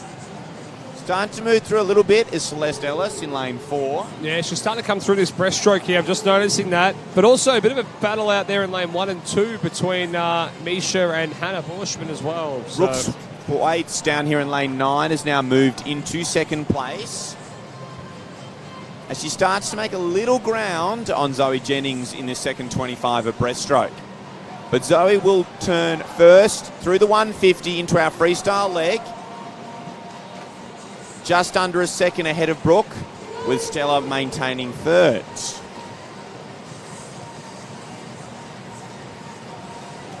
Really strong legs on Zoe there over in lane 3. She's trying to really kick nice and strong while keeping that stroke nice and long in this freestyle leg.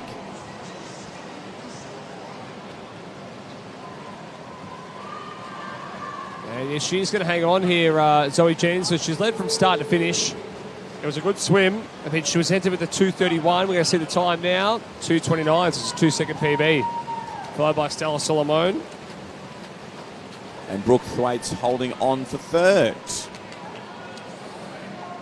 So heat 5 and 5 now, Nick. And look at those entry times, 2:34 to 2:35. So we should have a good last heat here. A bit of a battle. Good to see all 4 of them on the blocks.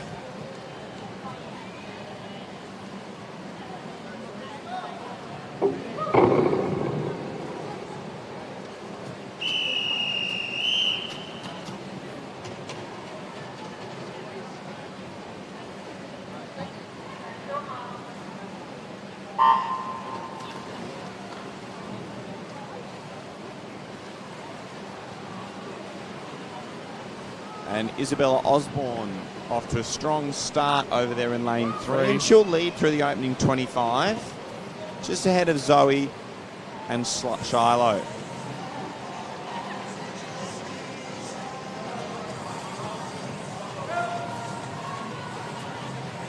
So Isabella Osborne's out by a body length through the butterfly, and she turns through in a 30.12. Zoe Schneider in second, and Shiloh Lothan in third. Now we'll look to see who's our stronger backstrokers in the field. Zoe Schneider looks like she's starting to make a little bit of ground on Isabella Osborne out in front and reduce that margin to half a body length halfway through this backstroke leg. Again, we saw all 4 of these girls in a number of events last week.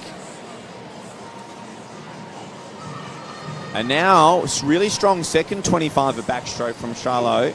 And she's going to turn first at the 100 in a 1:11.06. Just ahead of Isabella and Zoe Schneider in third. And Shiloh looks like she's going to extend her lead in this opening part of breaststroke. Going with her is Zoe Schneider, as they have both got in front of Isabella through this opening 25 of breaststroke. But sometimes it does take a little bit of time to adjust to each stroke. It does. And we can see in the second 25 a They're different getting that swimmer. rhythm. Yeah, you're getting that rhythm. Well, that's the difficulty of an IM, is the fact that you can't really get into a rhythm because you're using different strokes which use different body parts in different ways. So Shiloh will lead, but the battle for second is very tight between all 3 of our remaining athletes, Isabella, Chloe and Zoe, with Chloe having probably the fastest breaststroke leg of the field to move back into contention. I think, too, this is the importance of training IM, is actually training your body how to deal with an IM. So doing that butterfly work, going out pretty hard, practicing backstroke pull with light legs, focusing a lot on breaststroke kick, and then going hell for leather in the freestyle. And being able to transition between those strokes is strokes. so important. And Isabella Osborne has retaken the lead that she held in the butterfly leg, and will take this out in a time of 2:32.03. Quick swim, it's a PB, 2 seconds. Ahead of Shiloh, with Chloe in third. All right, next, so event 17, now the boys 100-metre backstroke. We have 4 heats of this one coming up. And looking at the entry times there, we've got some 55, 56s, so we should see a pretty speedy first heat here. Just getting the backstroke ledges all set for our athletes. And have a look at that Victorian Open record, Mitch Larkin, 49.98. Pretty quick. I'm not sure that's going to get broken today. I think it's relatively safe. I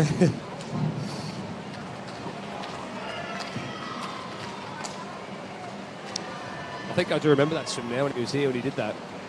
Yeah, that was during National Short Course here. Yeah, we're in the outside pool. I think if you can go under 50 seconds for 100 backstroke short course, you're in pretty elite category.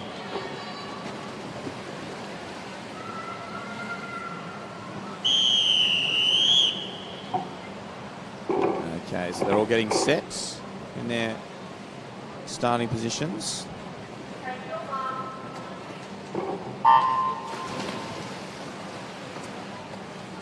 Great start there from Lachlan Jacket Simpson by the look of it in lane 4. Ryan Alexander Lobo looking pretty strong there as well. He's in second. Jacket Simpson does lead ahead of Lobo. Great underwater. With Louis Ainley in third over in lane 1. Yeah, I was going to say, Lewis Ainley looking strong over there in lane 1. He's probably going to turn in second, is he? Or no, it'll be Lobo there in 27.5. So 26 and 27 there in that first 50. It was really good maintaining those distance off those underwaters from Lockie Jacket Simpson. Coming up at that 12.5 metre mark. And he maintains his distance off this last haul coming up right at that 10 metre mark. He's going to comfortably take this opening heat out. So Jacket Simpson touches in a 55.25, which is a small little PB. Ahead of Alexander in second and Lewis in third. Lewis Ainley's just taken off 2 seconds, by the way, in that 100 backstroke there, down on 58.3. Presented with a 1:00.06, so he's absolutely smashed it there from lane 1. So his coaches would be very happy with that. Maybe he's inspired by Andrew Lauderstein getting in that 100 IM earlier. He's up and about from that. It was an impressive swim by Andrew. In that Oh, it was a 100 IM. great swim, wasn't it? He's still got the power and speed off the dive.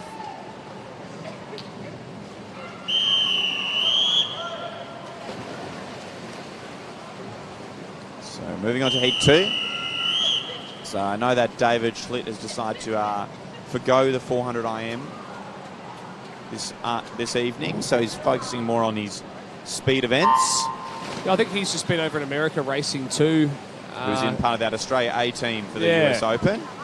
He's really strong underwaters, and he does pop up in the lead after the opening I think 15 metres. his backstroke's really improved as well as the years have gone by. You know, he was always mainly a breaststroke early on, I think.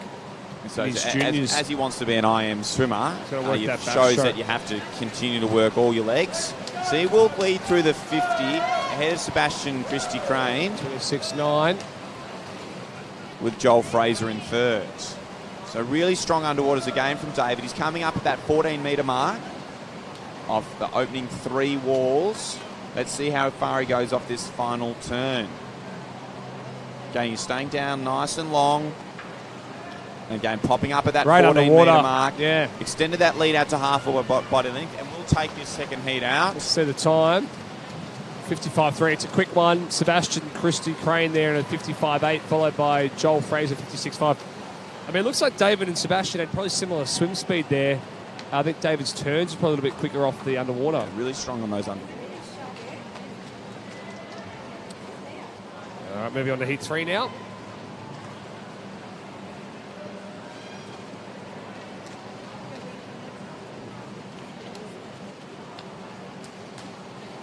Now, was it Alan? He was at the Com Games. Was that from EDA there? I see at the Com Games last week from memory. Maybe it wasn't. Possibly it I was. think it was him.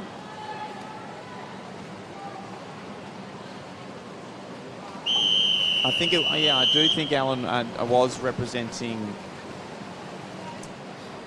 Can't remember what country he was representing, but Yeah. he was at the Commonwealth Games a couple of weeks ago. So he got some good experience there racing.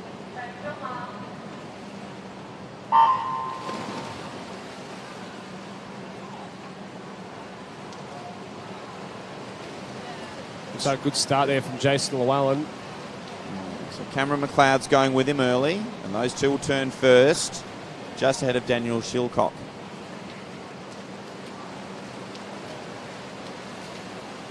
So Jason has now extended his lead out to half body length as we go through the 50 turn at 26.66 with Cameron in second and Daniel third. And those used to be a rule at training. If you hit a 6.66, it was a hero swim. Not sure that Jason will be doing a hero swim after this, but he's looking really strong here. Good turns. You can see that breakout. Okay, he's going past the flags here. So he's now out to a body length and a half lead. It's a really tight battle between Alan, Daniel and Cameron for second. I'll see the Jason time will take here. this heat out in a 56.56. Alan in second, Daniel third and Cameron fourth. So it looks like about a 58 makes the final here. 58, maybe a 59 sneaks into ninth at this stage. I think you'll be lucky in the 59 if you're there. Yeah, I'd say 58 point you're going to be in that final. But depends when this last heat goes. You never know. Exactly.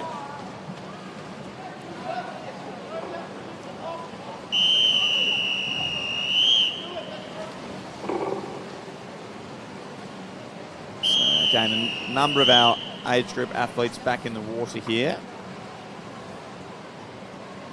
But also bringing the experience to this heat. Mitchell Wills in lane 1. Mitch likes his distance events, but it's good to see he's jumped in the water for 100 backstroke. You often see him doing the open water events. Well, even for open waters, you've got to find some kind of speed somewhere. You always got to have speed.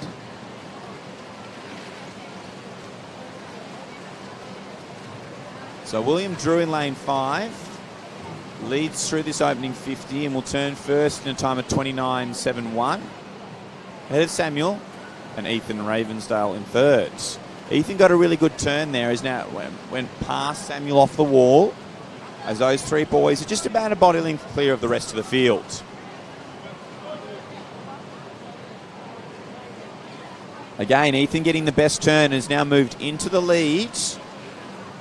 Yeah, really strong second 50 here from Ethan Ravensdale. It's going to be a tight finish, though, so coming down the wall, but it might be Samuel Scadola. No, it is Ethan Ravensdale at a 102.28. With Samuel in second and William third. We're now going to move on to our Fast and Furious 50 freestyles of event 20 for our women. So we have 14 heats listed for our 50 freestyle. I don't know. We've got girls 18, 12-year-old 200 backstroke. Oh, sorry, I was getting a bit excited. Yeah, you're excited there. Jumping ahead. We've got 2 heats this one first. And then we go on. I saw the cap in lane 4 and just jumped ahead. Yeah. Because we do know that Holly, I was looking completely wrong and just going Holly, and I was thinking Holly Neville. Yeah, that's all right. That's all right. Who's in heat 2, lane 4. So I was really looking forward to that 50 freestyle. Yeah, really popped that 50 free. I think we all love a 50 freestyle, but we've got that 200 backstroke first and a great start from Mia Misford. And I prefer the 200 backstroke personally. Yeah, I was about to say you are a 200 backstroker by trade. And Mia and Grace lead through this opening 25.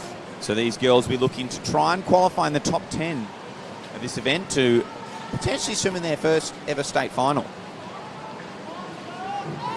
Yeah, with just the 18 entrants, like, it makes a really good opportunity to make a final in this. So coming top 3 in this first heat, you're probably almost guaranteed to make that final. So Grace is now out to half a body length lead over Mia, with Joanna Lou down here in lane 7 in third. So you're definitely trying to finish top 3, maybe top 4, to feel pretty safe before the next heat hops in the water. It's really tough with the 12-year-olds. We see a lot of big improvements. So you can never really be sure of your position until everyone's finished. Exactly right. Well, as I said, the 200 backstroke's a bit of a lung buster. Although you're sitting on your back, you're breathing a lot. It's those turns that really get you. And it's really important that you're actually controlling your breathing and not over-breathing. Yeah. Just because your face is out of the water doesn't mean you want to be taking breaths every time. You need to sort of, some people have a pattern of sort of still breathing every 2 strokes, sort of in on one arm, out on the other. Grace Dobie's doing a really good job and extended out to about a 1.5 lead through the opening 125 over Mia Misford. Those two are now 3 body lengths clear of the rest of the field. It's a big lead now. Zali Schneiders has moved into third place, ahead of a nice tight battle between Mia Roberts and Lily Chan over in lane 3 and 2.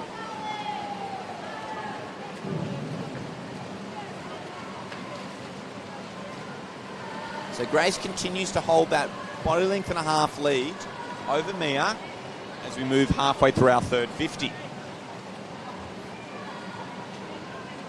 So Grace is doing a really good job of keeping that tempo nice and high. You want to try and feel relaxed, but it has to be a nice high tempo in our backstroke. I know the coaches were doing a little bit of work. Yeah, they're 2:30, so she's just smashed off Dobie Grace 4 seconds off her entry time there. What about me and Misford, who's taken off 2 seconds as well. And Zali Schneiders has just taken off 6 seconds. So those girls they're in that perfect age group there where you smash times off all the time. It's great fun.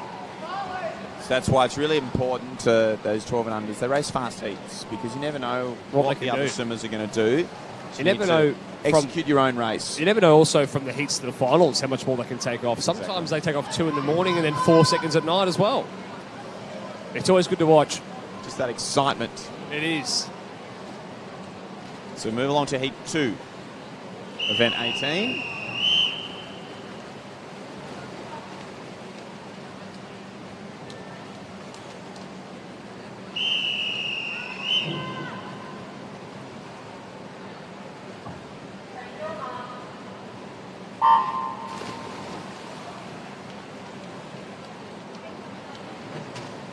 Good start there from lane 6, I think it was there, Vera Zhang.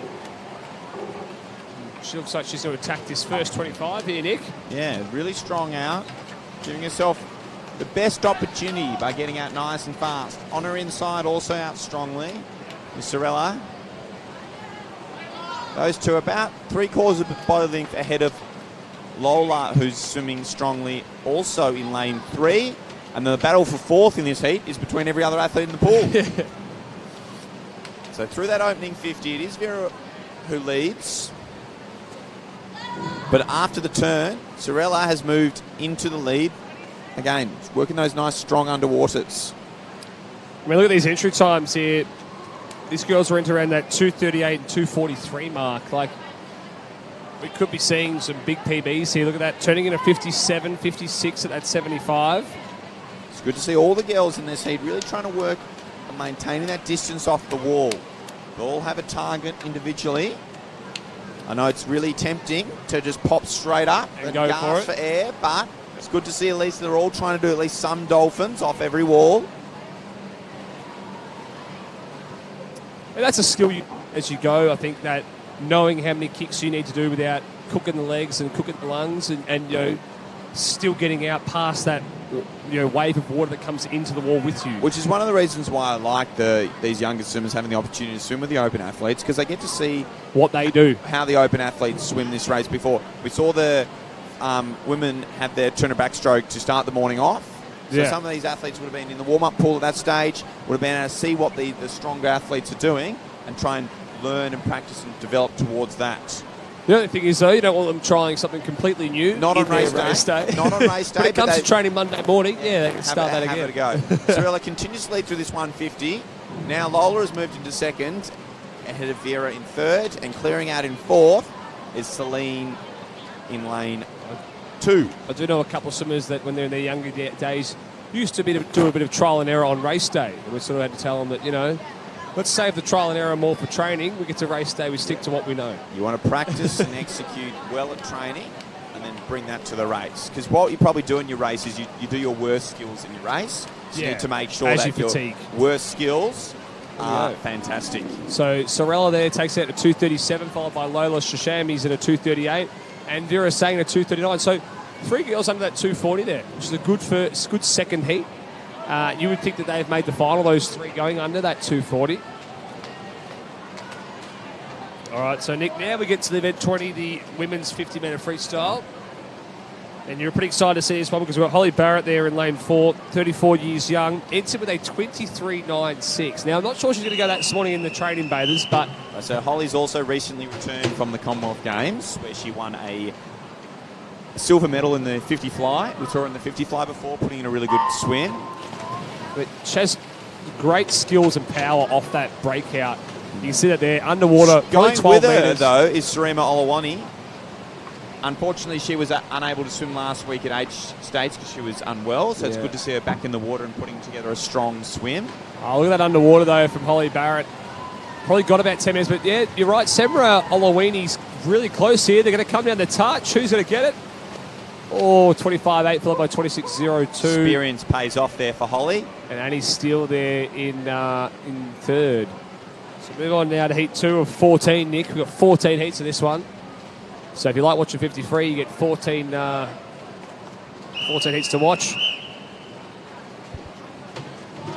Bit of a Surrey Park quadruple out here in lane 6 to 9.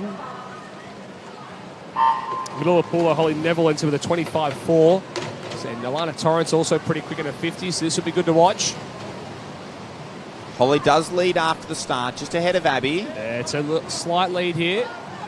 When Alana Torrance also swimming well in lane 3. Sasha Jones there turning at 12.8.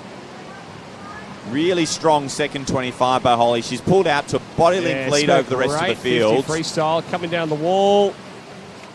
So 25.6 followed by 26.5 from Alana Torrance. In third place, Abby Carney at 26.5 as well. We're in a dead heat with Nazia. Sorry, it was Nazia as well. Sorry, I missed that. So who knows? We might have to have a swim off for tonight. We could have a swim off 26.5. Dead heat for third is all puts you in the danger position. I've said this before. We should have a mandatory swim off of a 50 freestyle after every session, just for the fans. Just pick 2 swimmers. The up you get. Let's go. So again, Gemma Johnson using her experience to get out to a strong lead on the underwaters. But Eloise Wills now has moved into the lead in this third heat. Strong underwaters again from Gemma to pull back alongside Eloise. Wills going to take it out, finishing strong. You're right there, Gemma. No, it is Eloise there in a 26.3. Followed by Manna getting the touch for second. Did just the girls in the heat Gemma. before go 26.59 exactly as well? Who got the dead heat for third? I think they did. Ooh, Simoff might be brewing. Simoff I think might we have be three brewing. swimmers exactly on 26.59. So we could have a swim off here. We could have a triple swim off. We won't count our chickens before they've hatched yet, though. We'll just see what these next couple of heats do. Strong underwater down here in lane Kareem 9 Tan. from Melissa Sharp. Yeah.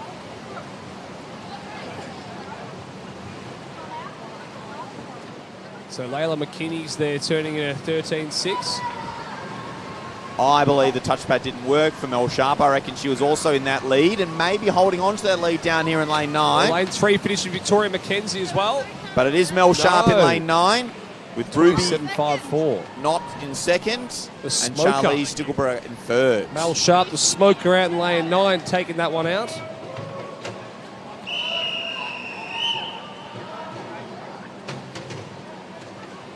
Alrighty, Now on to heat 5. I'm just trying to calculate some times in my head here, how many we'd have in the final, but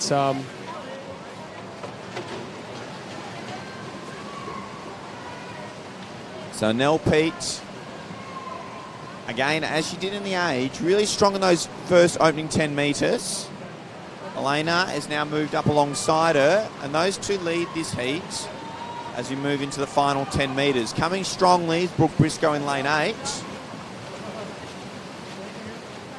27.73 does take it out there for Elena Pistrin. Just ahead of Nell, with Brooke in third. Yes, I don't have my commentating pens on me today to record these results so that we can have a more accurate indication of where we placed. Yeah, we've got Meet Mobile there. We could maybe have a quick look at that and Yeah, work out some times here. But from memory, 3 swimmers went 26.59. So We might be just a bit too fast to get that meet mile action. yeah, we might be a little bit Check it ahead. out. Joanne getting the best of the starts here in heat 6 in lane 6. I might just tell them regardless, just do a swim off for the sake of it. Very even though across this 50. Any one of these girls could be leading here, coming down the wall. I can't pick it here, Nick. Maybe lane 6 here, maybe Joanne Liu. Coming in lane 4. No, Bethany Foster. Bethany Foster in lane 8. 28.1.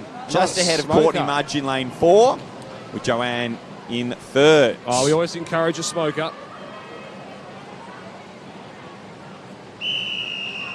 So moving along to heat 7.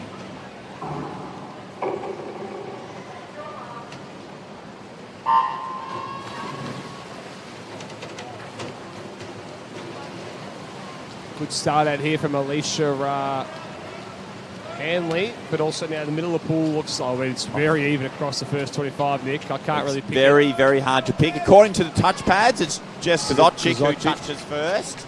And she has done a really good job now to extend that, but coming strongly over here in lane 7 is Alicia Lever. 28.2. And Alicia does get the touch with Grace O'Malley in second, ahead of Jessica Kozotchik in third.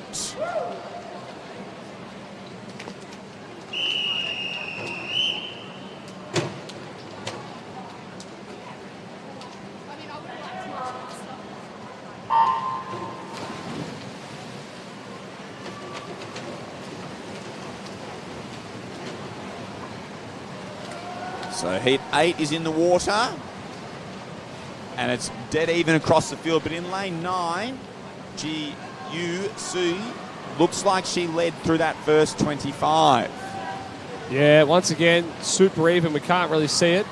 Ji-Yu, I reckon Ji-Yu in lane 9 is going to take this out in a 28.70, just ahead of Sion Kinzet, with Eve Anderson in third. So spread right across the field there.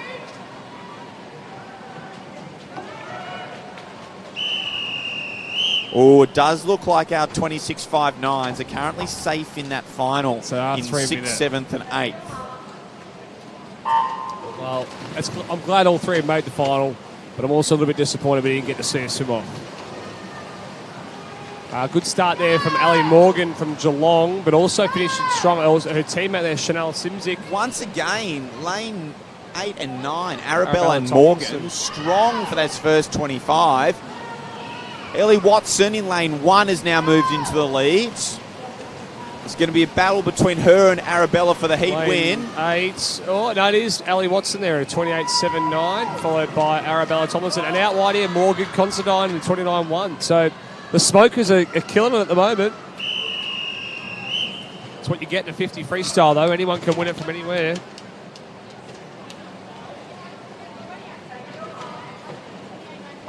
So we have heat 10 now in the water. Strong start in lane 7 from Hannah Morsey. And she will lead through this opening 25.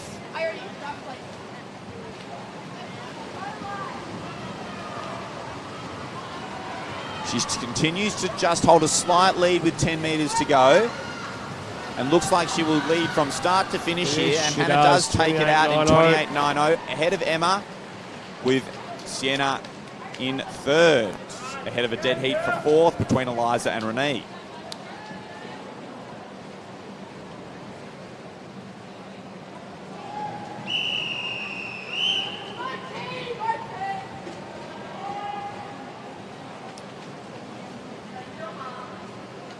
All right, heat 11 now.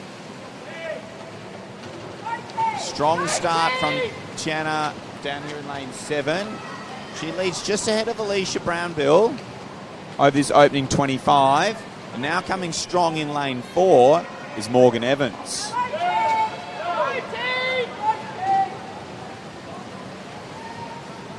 Alicia Brownbill has extended her lead and will take heat 11 out in 28.00, just ahead of Tiana, with Morgan in third.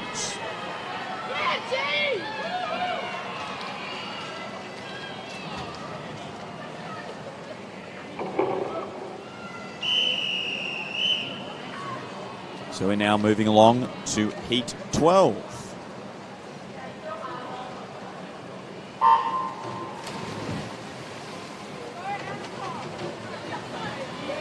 India Palag in lane 6, just like she was doing at Age last week, really strong off that start. And she's going to lead through this opening 25, just ahead of Kate Morrison and Madeline Carter. Swimming a really strong second 25 down here in lane 9 is Annika Lim, and Annika is going to take this heat out in a time of 28.679, ahead of Madeline, with Francis moving into third.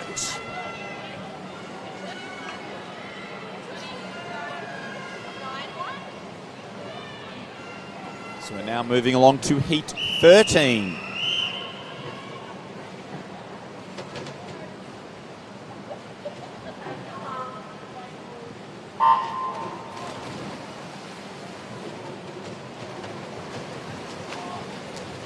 Starting strongly in lane 2 is Jade King, and Jade holds the early lead after 15 metres. It does look like she's going to turn just ahead of the rest of the field through this opening 25. So Jade continues to lead. Moving into second place on her inside is Millie Bennett, and also coming strongly in this second 25 is India in lane 5. But Jade takes it out ahead of Millie, with India in third. As we move on to our 14th and final heat of our women's Open 50 freestyle.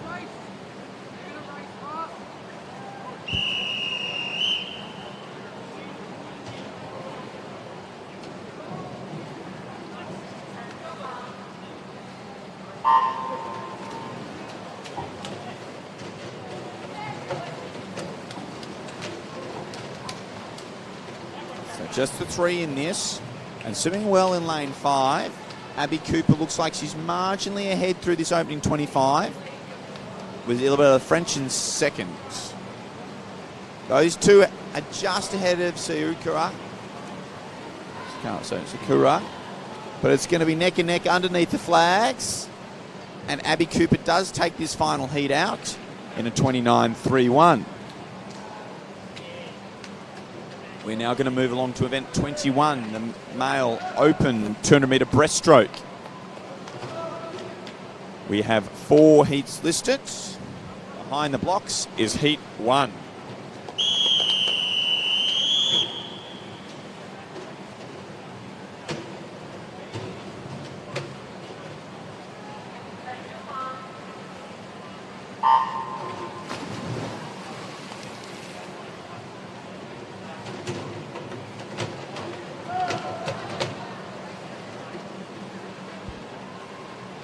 So Adam Selwood in lane 4 leads through this opening 25. See all these boys coming up around that 10-metre mark off their split stroke. So Adam continues to lead through the 50 in a 30.7, ahead of Jack Gurry with Edward Mennings in third.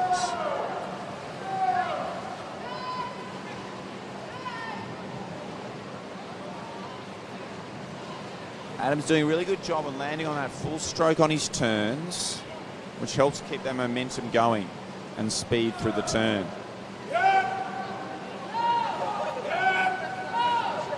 So really strong opening 100 here from Adam, and he leads by a body length over Jack Gurry, and now moving into third is Jack Gillard.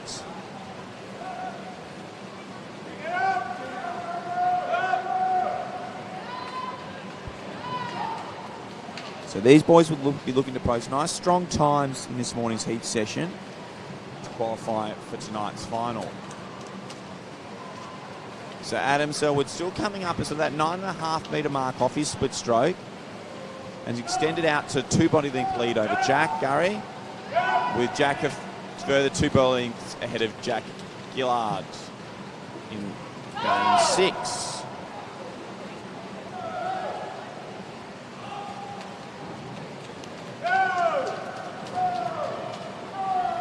A little bit long into that last turn for an Adam, but he's doing a pretty good job of maintaining full strokes in and out of every wall as we move into our final 25. He's keeping that tempo nice and high and finishes in a time of 2:12.64. Jack Gurry coming down to touch in second in 2:17. With Jack Gillard in third in 2:21. Oi, Big Nick, swim the smart.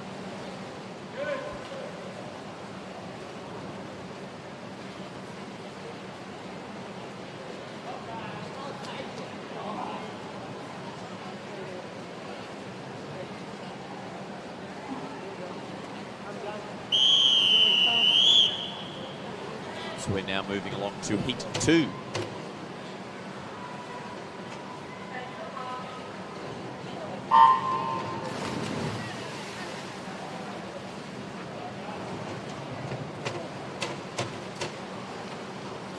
So breaststroke is the only stroke that you are allowed to come up past the 15 metre marks underwater. You just have to do that one split stroke. That's all you're allowed underwater. And both Robbie Dilson and Calvin Reid were out sort of 15, just past the 15 off that start. Robbie more recently known for his distance freestyle, but is giving his breaststroke a go again here, as Calvin leads ahead of Isaac Ballinger and Robbie in third.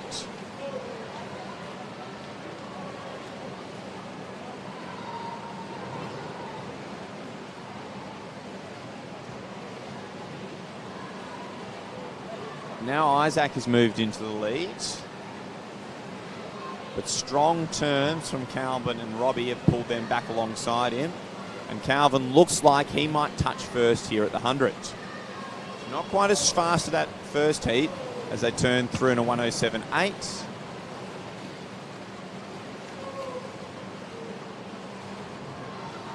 So Lachlan Chan in lane 6 is just maintaining about 3/4 of body length behind those top 3. Also swimming well over in lane 2 is Gabe Watson.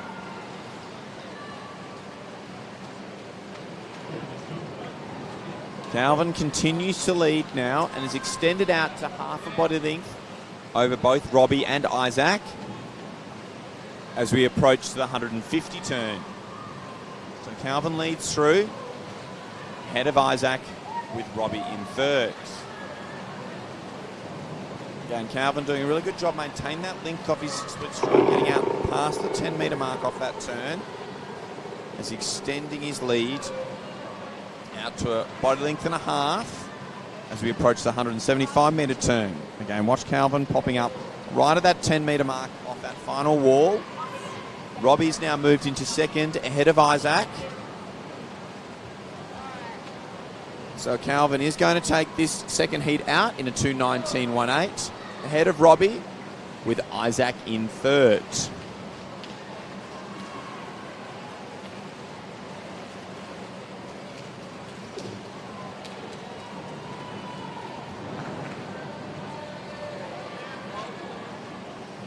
we're now going to move along to heat 3.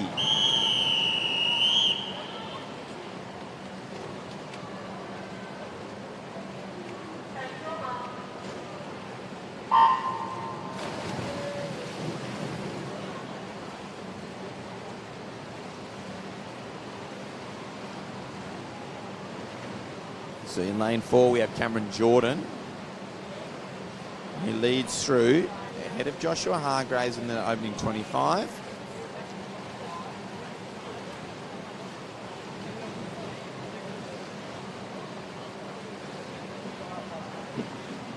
So Cameron continues to lead through this opening 50 in a 30.46 ahead of Joshua Hargraves, with Charlie down here in lane 7 from PLC in third.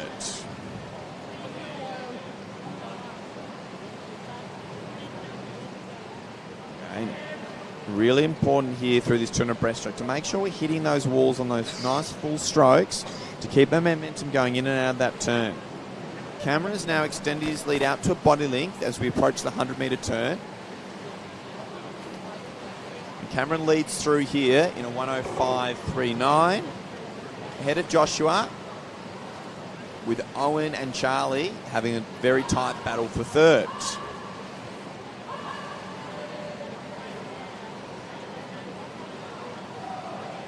Cameron's keeping that stroke nice and long through this third 50. With Joshua holding on to second place. But swimming strongly is Charlie, and Charlie's probably made a little bit of ground of Josh on this third 50. So as we approach the 150 turn, it is still Cameron Jordan who leads, ahead of Joshua Hargraves, with Charlie in third. Strong turn from Charlie, and is pulled up alongside Josh Hargraves. But Cameron's comfortably in front, as he has been all race.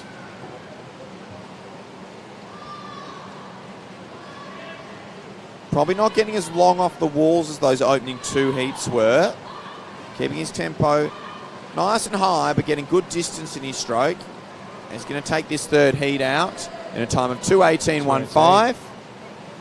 Very tight for second, with Charlie getting the touch ahead of Josh and Owen in fourth. I think any time you're getting under 2:20, you're into a pretty fast 200 breaststroke time short course.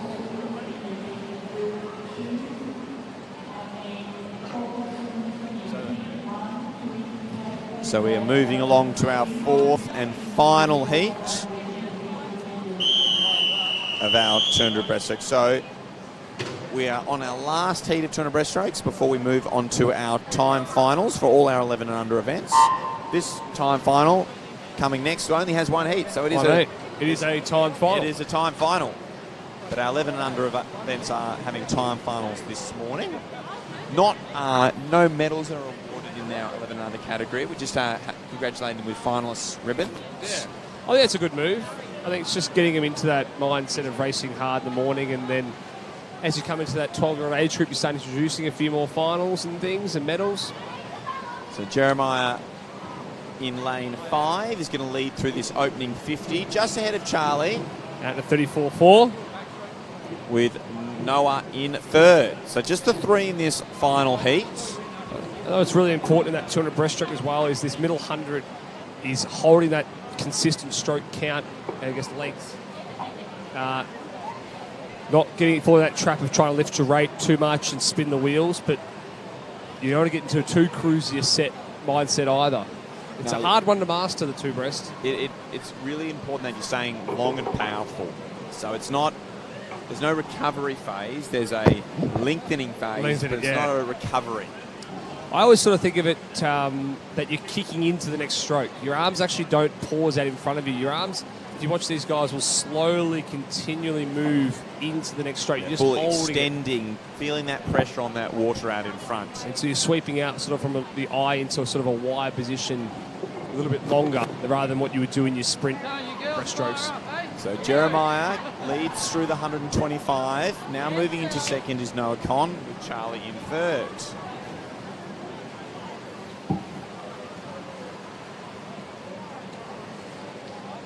So all these boys had entry times, that 2:35, 2:36 range. So we'll see how close we can get to these swims.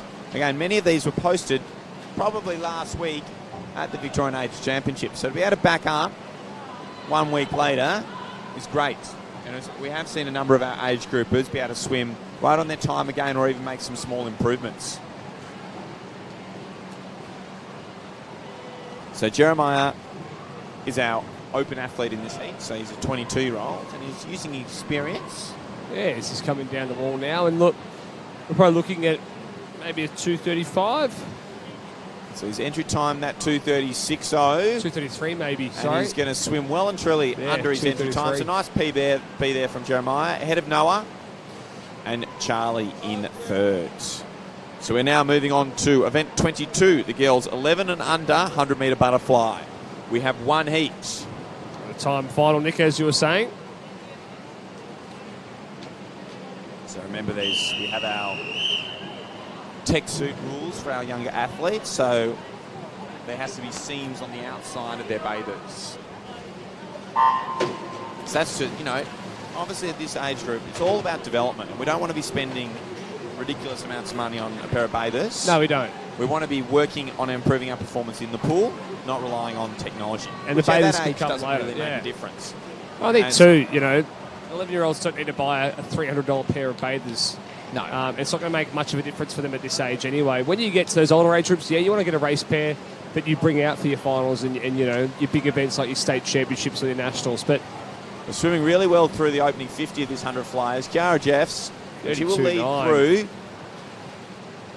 ahead of Yart Roland and Elizabeth in third.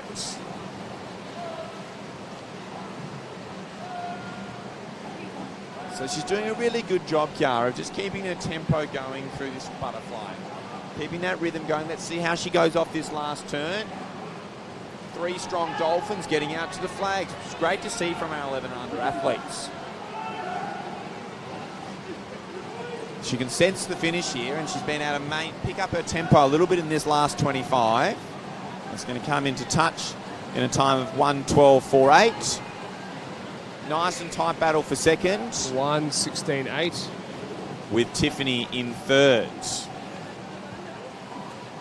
well done to all our girls there, completing the 100 butterfly at their first state championships.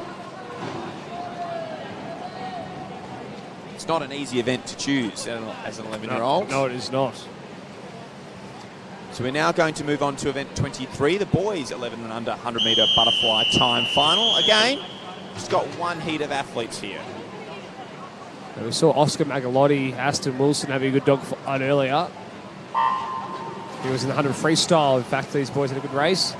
And Jordan Silver too. Really strong on the underwater there from Alfred Hahn in lane 7. As now the boys in the middle of the pool start to make a move, but touching first is going to be Harry McCraw in lane 2.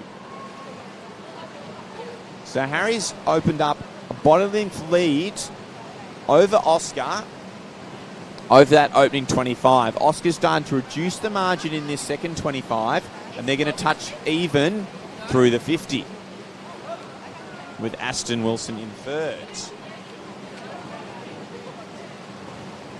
So Oscar Magalotti's doing a really good job there of maintaining his tempo in this third 25.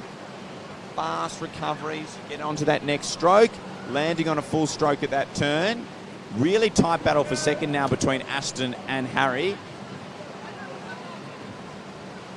So Oscar is going to come into touch and take Well this. out in front here. Yeah, really strong swim under the flags and touches in a time of 1:10.38. Aston touches in second, and Harry, our early leader, in third, just ahead of Jordan Silver, who came strong in that second 50. That was a good swim there, lads. Almost down under that 110 mark. So move on now to event 27, the girls' 200-metre freestyle. 5 heats, Nick. Have a look at that Victorian Open record, held by a pretty familiar name. Kelly Stubbins. Yeah, and Ariane Titmus with the Vic Open record too there in a 1:53.9. Yeah, so Victorian all-comers record by Ariane. And then a Victorian record by Kelly Stubbins, who's now the head coach of Haileybury.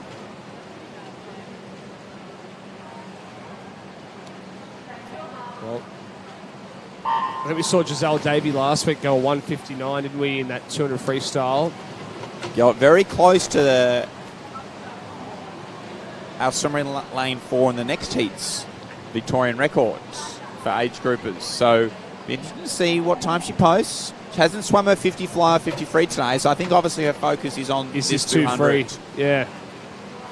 And Giselle is going to lead through this opening 50 ahead of Domi Hart and Caitlin Hull in 28.8. third.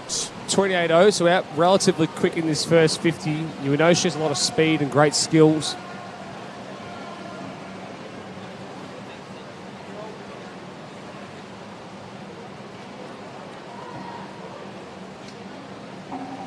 So she continues to lead by sort of 3/4 of the body length now. Dominique Hart in second. Nice and tight for third between Mackenzie Hunter and Caitlin Hull. Yeah, a bit of a battle there between Mackenzie Hunter and Caitlin at the moment for third. Just 0.08 of a second separating those two. But Giselle Davies with a comfortable lead now after that first 100. She's slowly extending that lead What, it's been inch interesting by what- inch over this opening Yeah. 100 and continuing to extend it through this third 50. Let's see what she turns here in this third 50 in terms of split. It's probably about a 30 point, 29, maybe a 29 high. You'd think that she has a bit of the tank because she hasn't swum any other events this morning for tonight as well. So whether she is saving herself just a smidgen for tonight.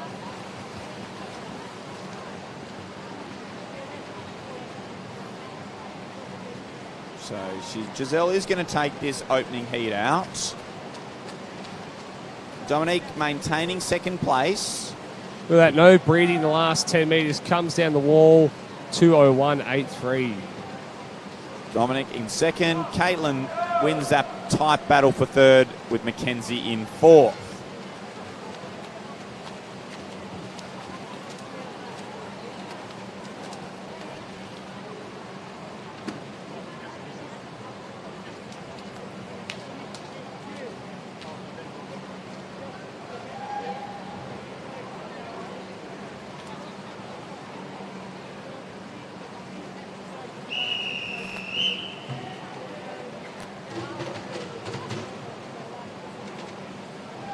So we have heat 2 on the blocks.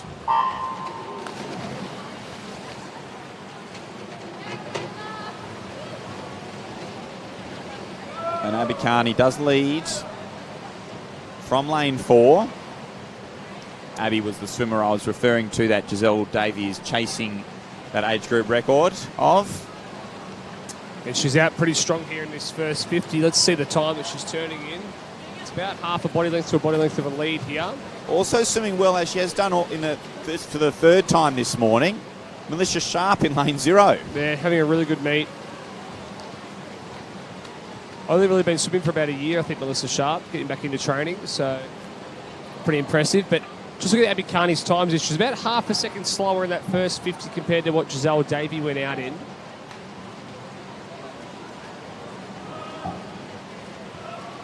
So out of the two swimmers, I know that Abby likes to probably be a little bit more even split in her races compared to Giselle, whereas Giselle uses that front end speed a little bit more.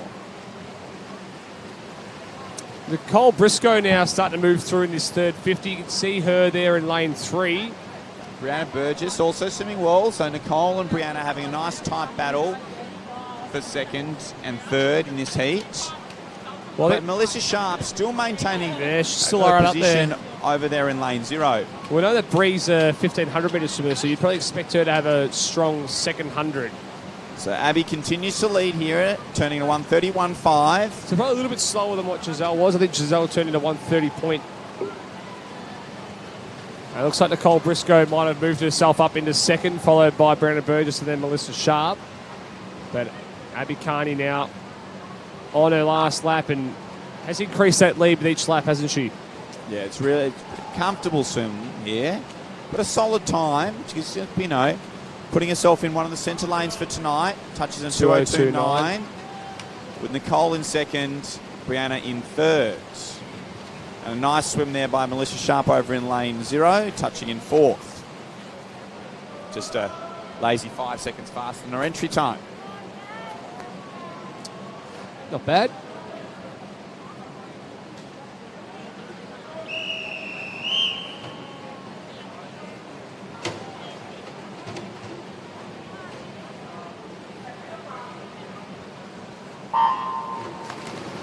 All right, so heat 3 now underway. They've got the Mafuz sisters next to each other here, eyeing each other off. Unfortunately, we only have one of the Millards in this heat, although both were scheduled to start.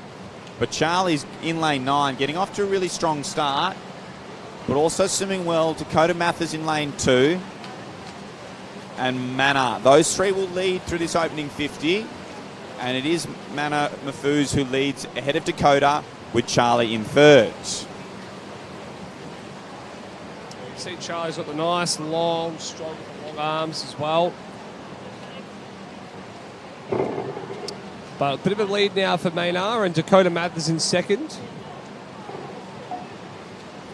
Bit of a spread across the field, though.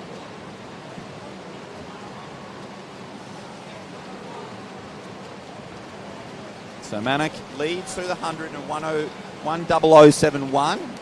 Dakota in second. And now moving to third, Ruby Knott in lane 5. Ruby had a really good second 50 there, and is now continuing that good swimming in this middle 100, and has moved into second place behind Manna. So Manna has that body length lead as we turn through the 150. Ruby Knott into second. Dakota Mathers in third. And Millard in fourth. But look, Maynard has let this from start to finish. She attacked the first 50. She was out pretty fast.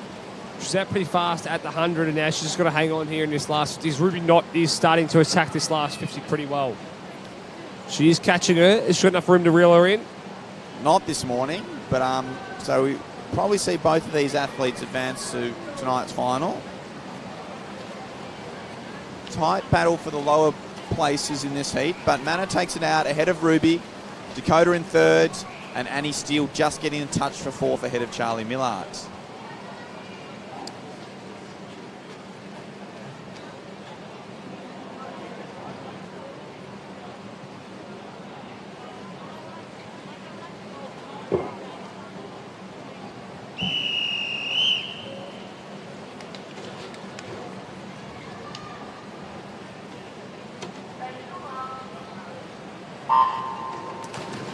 Alrighty, and heat 4 now underway.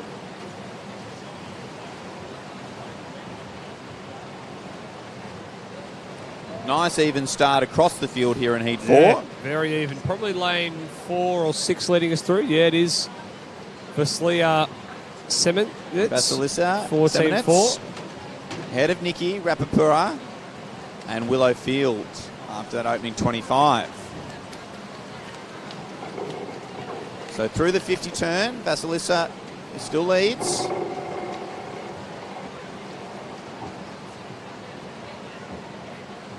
But again, no more than a body length and a half between the entire field here. So they all had entry time somewhere between 2:15 to 2:17. So as we approach the 100-metre turn, see which swimmer can look to make a move in this third 50.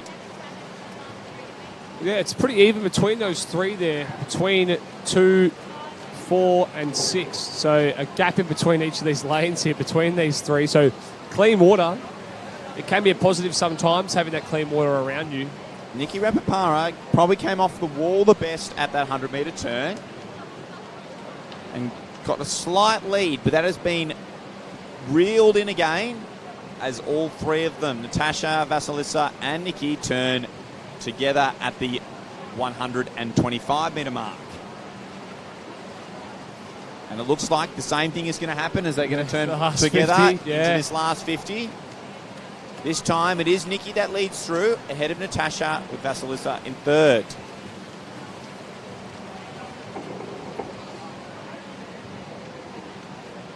So, will Nikki be able to hold on to that slight lead she gained in that third 50? She does lead through at the 175-metre mark as we enter this final 25, seeing all the athletes bringing those legs in, but coming nice and strongly out here in lane 8 is Arabella Tomlinson, and Arabella may swim over the entire field, but Vasilisa's coming strong in lane 4. I think. Oh, no, so it is Vasilisa just touches out her teammate with Nikki in third. Moving on now to heat 5 and 5. So we've just got the two swimmers in this one. Francis and Morgan.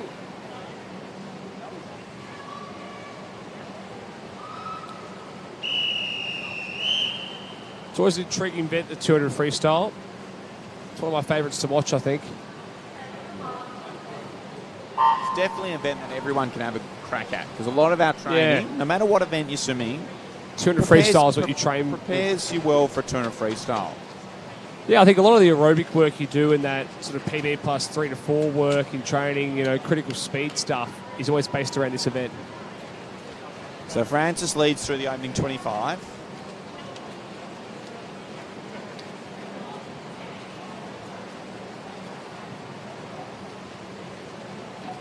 And will continue to hold on to that lead through the 50 and a 31.52.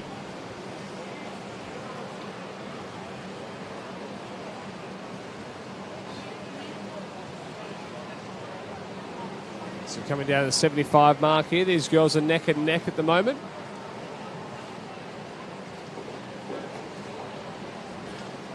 Neck and neck. So they both had entry times at that 2:17, just 0.16 apart. So we'll see how close they are through this 100-metre turn. This time Morgan's just taken over that lead. 0.03 between them. It's really good that they've got someone to race right on beside them. Only two in the field, but they're going neck and neck this whole race. Well, both out in that 106 too, so they can both come back under that 110 mark, potentially in the second 100. We could be seeing a big PB here, maybe 2 or 3 seconds off, potentially. When you look at those entry times, they pretty much are dead even as well. Yeah, very even as we approach the 150-metre turn. And they'll turn through, and this time it will be Morgan who leads, just ahead, 0.14 ahead of Francis. You see them really bringing the legs in now. Really strong 25 here from Francis. She's really attacked this final 50 and has started to pull out by half a body length lead. Yeah, it is now about half a second of a lead now, Nick. But Morgan's not going away here. She's also finishing pretty strong, but it does look like Francis is going to take out this final heat here. Yeah, their entry times, as I said, were 2:17. They're going to be right on that by the look of it. 2:17.9. There we go.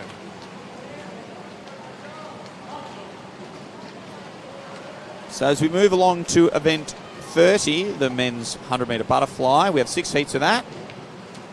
I'm going to leave you, Tim, to prepare for my 50 breaststroke later, and I might join you again, maybe, towards the end of the session. Thank you, Nick, and good luck in that 50-metre breaststroke. I'll be calling you out here and getting the crowd to get behind you in it and get yourself ready to go.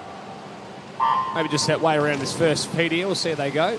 It's always a good start for the big boys in the 100 fly. Yeah, I mean, look at those entry times, 54.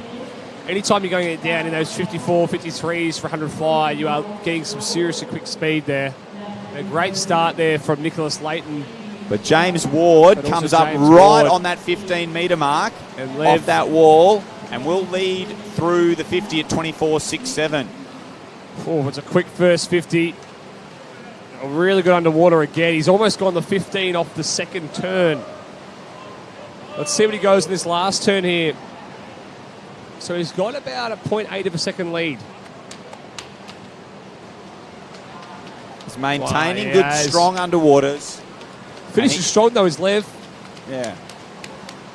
But James takes it out in a 53.16, head of Lev and Nicholas Leighton in third. 53.16. It's a great swim. He has taken off about 1.8 off his entry time there. All right, well, good luck, Nick, for your 50 breaststroke.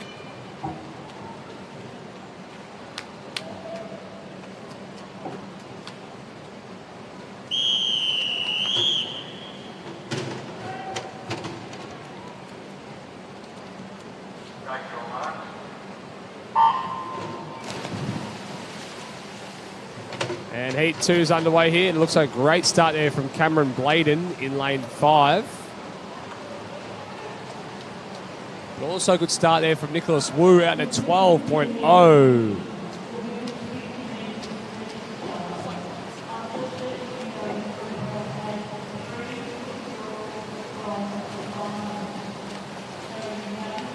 It looks like Cameron Bladen touches just marginally in front there of Nicholas Wu, and it's very tight here. Expect Hamish Bowden to finish strong. We know he's a very fast finisher in 100 butterfly. And it's very tight between these three now as they're coming down the last. A great turn from Cameron Bladen. And he looks like he's going to hang on here and take out heat 2. Let's see what the time. Is it a 53 or 54? 54.6. Hamish Bowden in second. Nicholas Wu in third.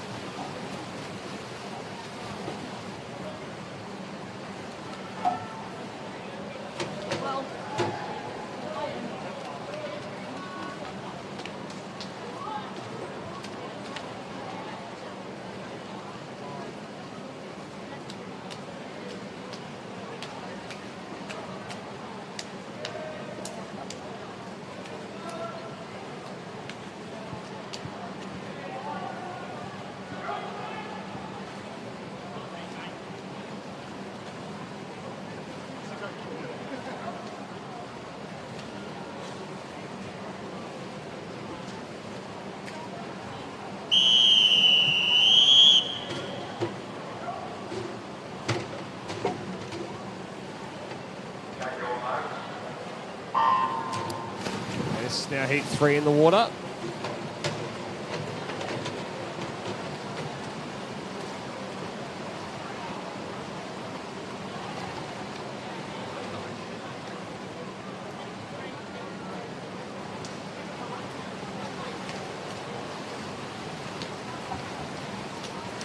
And it looks like Haruki Nakanishi there in lane 4 is going to lead to his first 50 to 25.70, followed by Riley Mitchell, sorry.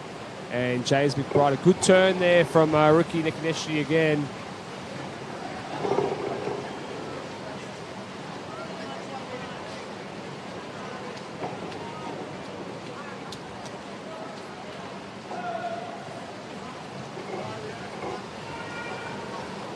And Haruki's going to take this one out here, coming down the wall. Let's see the time.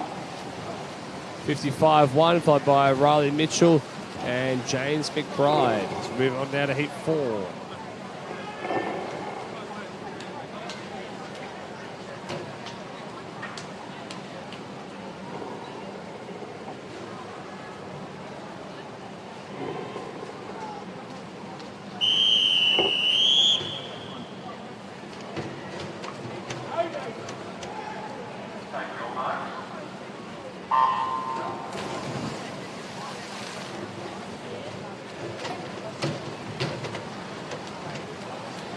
Here we go now with heat 4.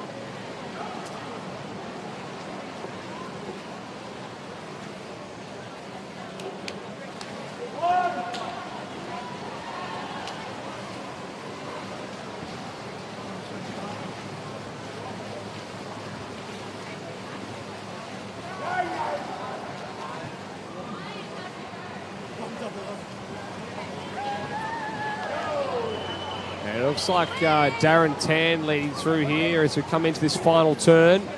In second place in lane 7, Alexander Dolberg from Vic Centre.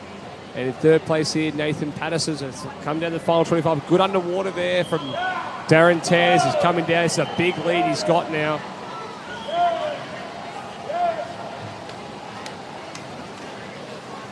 In 59. Oh, he does go under the minute there. And Dolberg in second, followed by Xavier Aguirre there in a 101.6.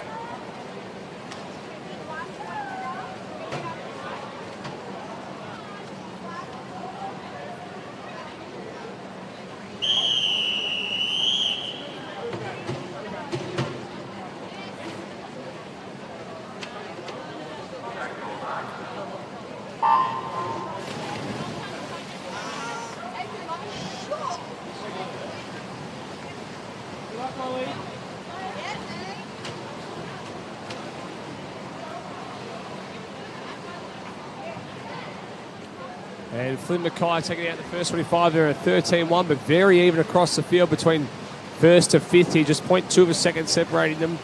Going really well out wide here is Kieran Roach from M1, and alongside him also Moiston Lumsden. So very even across the field here.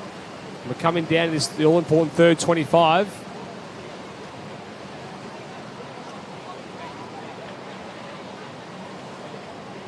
And it looks like Hawakan Choi now coming through that at that 75-metre mark at a 44.68. Out wide, though, Jack Gibson having a good swim. It's very even across the field. It might be Patrick Foster. Might be Kieran Roach coming down the wall. Lachlan Rees takes it to 101.3, followed by Patrick Foster and Hawakan Choi there at a 101.46. We've got one more heat here of the men's 100-metre butterfly.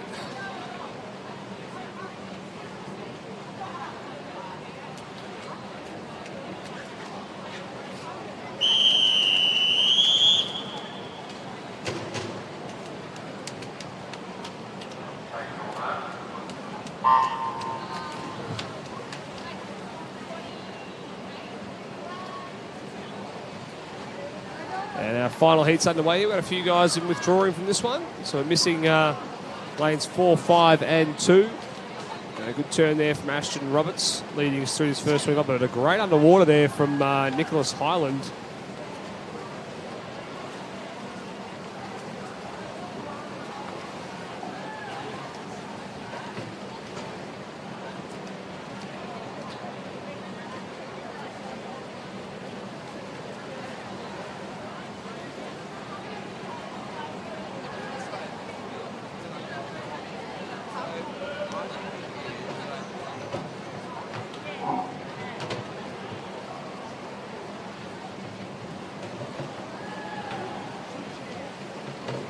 Last 25 here, coming down the wall, Nicholas Highland. He was ended with a 102. Let's see how what time he goes here. It's about a 102.1. It's about 0.7 of a second PB, and Ashton Roberts with a 104.8. So we move on now to event 31, the women's 50-metre backstroke. We have 5 heats of this. Holly Barrett back in this one. And the training bathers, one to watch out for here.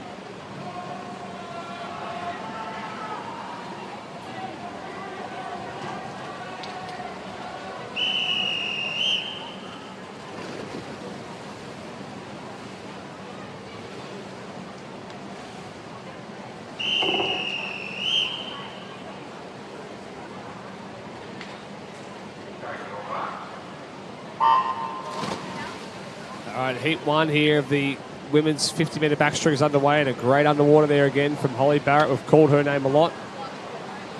Sarah Shepherd swimming the 50 back here. We saw her in the 200 freestyle earlier, and she's going to turn right alongside Holly Barrett. Oh, great underwater from both of them, and they're pulling away for the rest of the field here in thirds. Probably Jessica Wilson out wide as well. Madeline Doyle having a good swim, but Barrett takes it out, followed by Shepherd and Wilson in third. As we move on now to heat 2.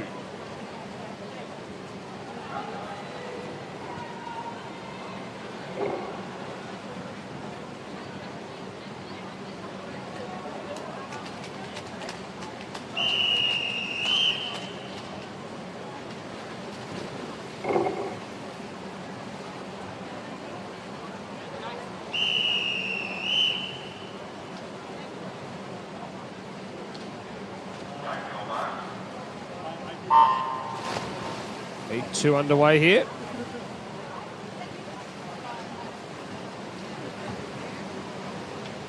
Good start there from Olivia Lafoe in lane 4. We know about her backstroke. Very fast backstroker. Turning her 13.76 here, followed by Charlie Millard. 14.3, but pretty strong as well. Isabella Simons, we're coming down on the wall, and it will be Olivia Lafoe there at 27.68, followed by Charlie Millard and Isabella Simmons there. So a fast second heat there. Move on to heat 3.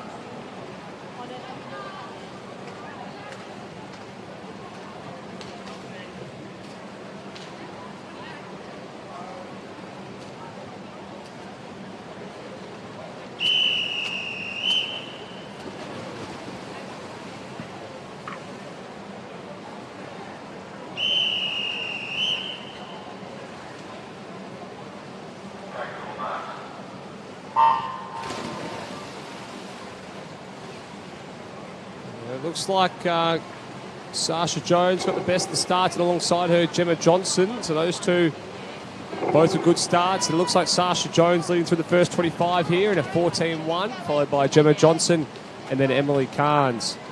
And a really good underwater there from Gemma Johnson. But it looks like Sasha Jones is going to take out heat 3 here. Let's see what the time is. 28.8, followed by Gemma Johnson at 29.3. Emily Carnes in 30.4.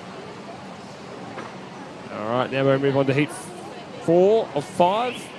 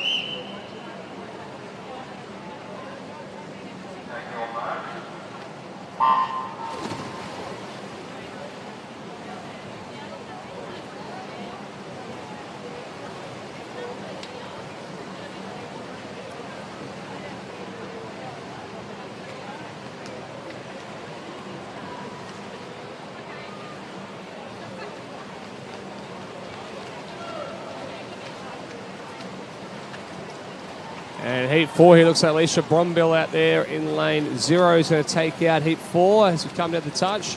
30.97, followed by Bella Murchie out wide in lane 9 at 31.5. And Paige Livingston in 31.5. So once again, the smokers in the wide lanes taking out these heats. As we move on now to the fifth and final heat. Got a few veterans in this one. Micah Fry and Sian Whittaker there in lanes 2 and 3. And a couple of their younger athletes as well in lanes 4 to 6.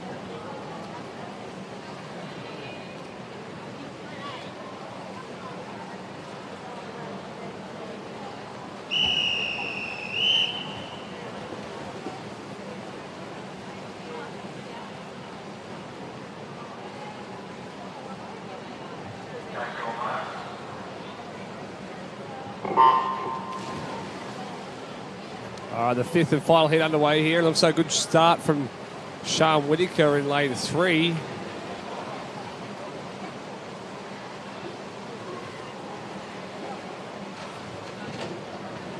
Turning in a 14.7. And she's blitzing the field here. She's coming down the wall here. She was entered with a 32.7 today. We know that's she has been a lot fast and past. It goes 29.9 under the 30. Followed by Micah Fry there, the Flying Dutchman, a 32.6. And third there, Alabas in a 32.7. So move on now to event 32, the men's 12 and over 400 IM. Now I think we might have one heat this morning, and then we have a heat tonight, which will be the timed final. So just one heat this morning.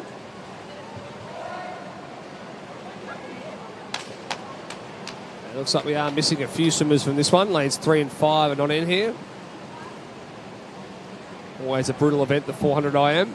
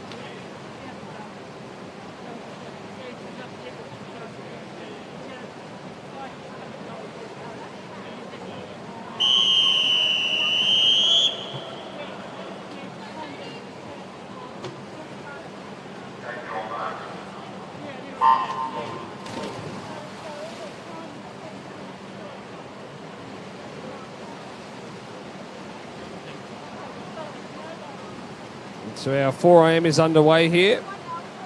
Look at some metric times here. Flynn Phillips in a 4:42. Matthew Burns 4:44. We've also got 4:50, 4:43s as well. So should be pretty even across the field here. Witowski 4:47. So these guys are all relatively around the same ballpark. Looks like Matthew Burns leading through their big mornings from the 400 free earlier.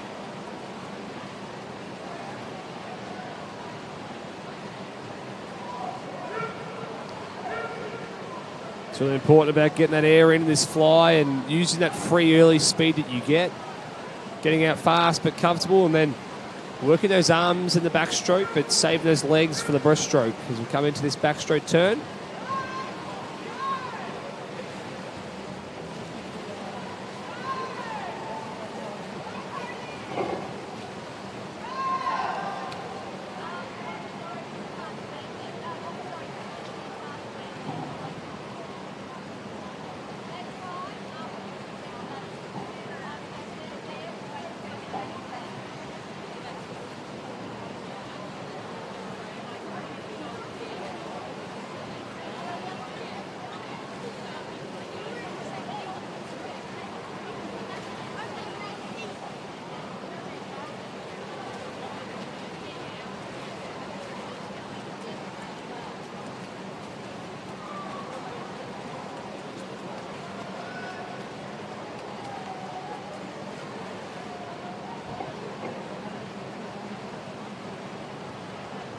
It's a pretty tight between the two Surrey Park boys here, Matthew Burns and Flynn Phillips, both turning in about half a second between them here as we're coming down to the halfway point.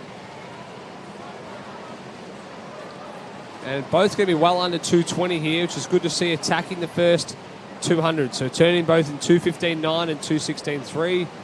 In third place here, looks like it is Ziyu Song, who's about seven seconds off here. So what can he do in this breaststroke leg? Can he reel these boys in?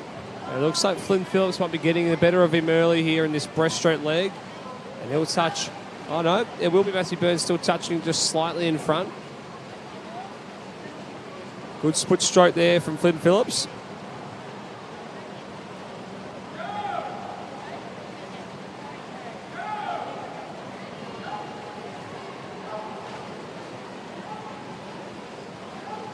And Flynn Phillips does have about a 1.1 second lead now in this breaststroke. So he is moving away here from Matthew Burns.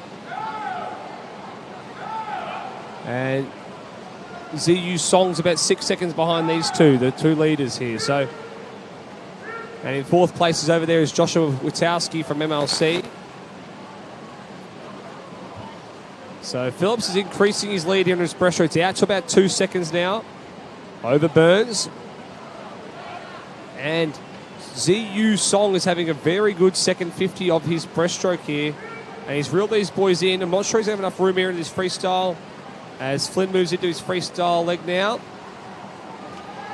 It's about 3 seconds. So Matthew Burns has got a bit of work to do if he wants to try and reel in Flynn.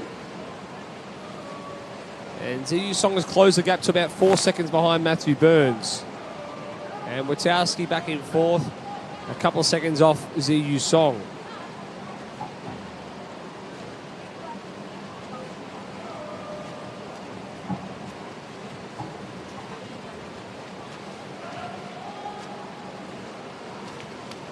And so here we go in this last 50 with these boys. And Flynn Phillips looks like he's going to take out this first heat of these time finals. The other final will be tonight. So he's coming down to the wall now. And it looks like he's going to go under 440 here. He does, 439. And Matthew Burns in 4:43, so he also swims a bit quicker than his entry time there. And Ziyu Song there in third and a 4:50, pretty much right on his time. And in fourth there, Joshua Witowski. So well swum there, boys. So move on now after this heat finishes.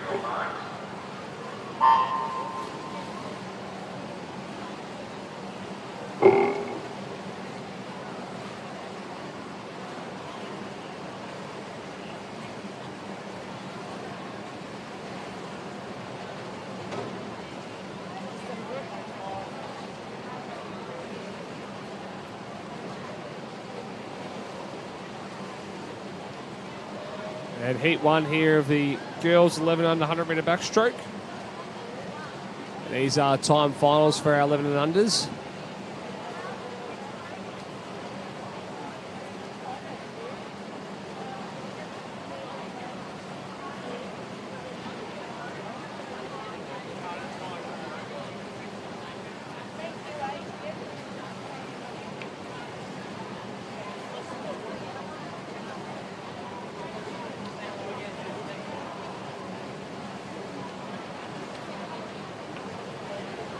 And it looks like Lumi Bortoletto leading through here as we come into this last 25, followed by Macy and then Aisha.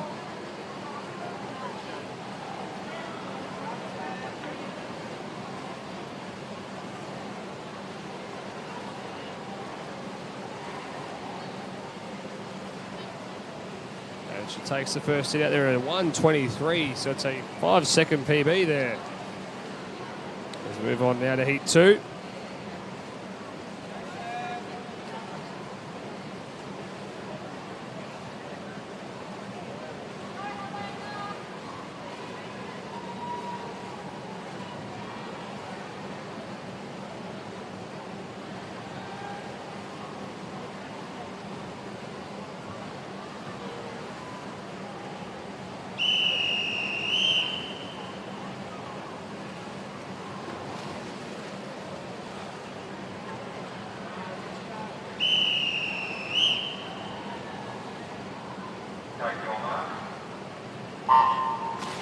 All right, and heat 2 now is underway.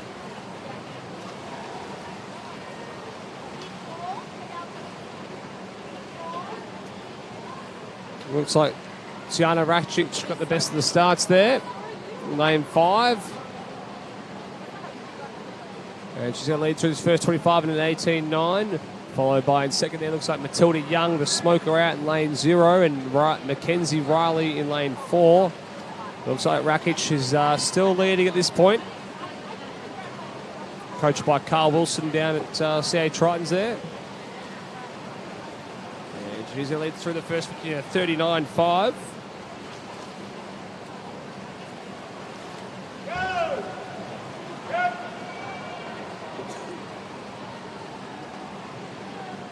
So now moving along is out here in lane 8 from Laverton. Looks like Georgia Anderson, but Rakic still leading through here. So Tiana's leading through at the 75 mark.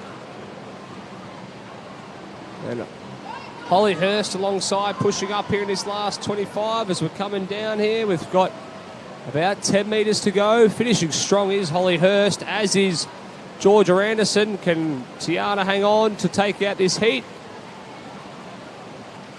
She does at a 1:23.0. It's a big PB there for those girls. 4-second PBs. So Tiana first, Holly in second, and Georgia Anderson in third.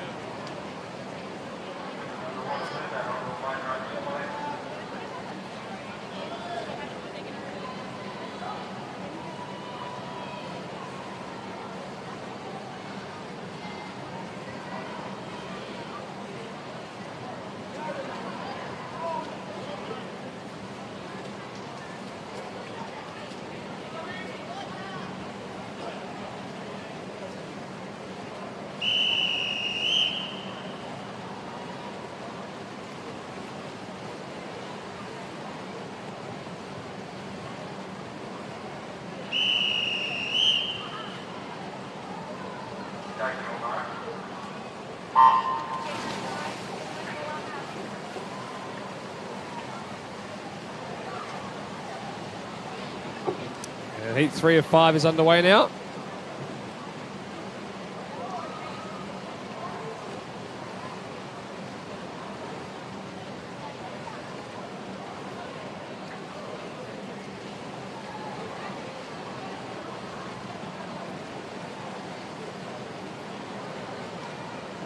Looks like from Terrelgan here, Chloe Schwarek is going to lead through this first 50 as we're coming down the turn. Let's see what she leads us in here. And she leads us through in a 38.3, so out pretty fast. Also should make mention we have a 9-year-old here in this heat and a couple of 10-year-olds. So great to see some youngsters up and about in this heat.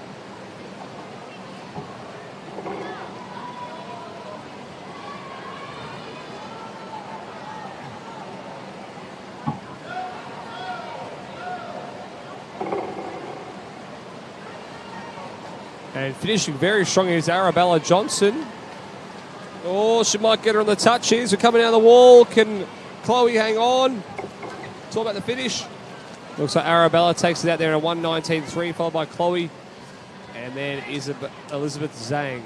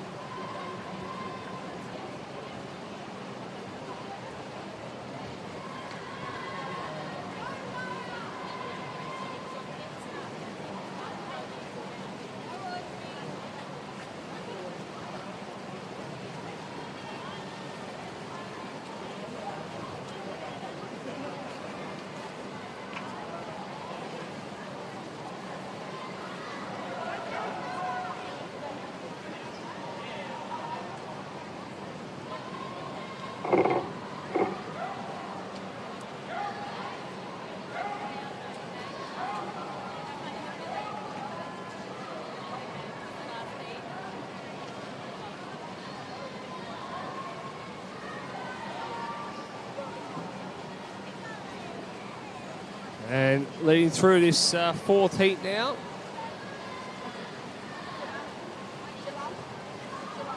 It will be Amelia Iriano, followed by Leona Low-Hermans, and then Phoebe Scarf in third. They're all in that 119 range, so comfortably under that 120, which is great to see.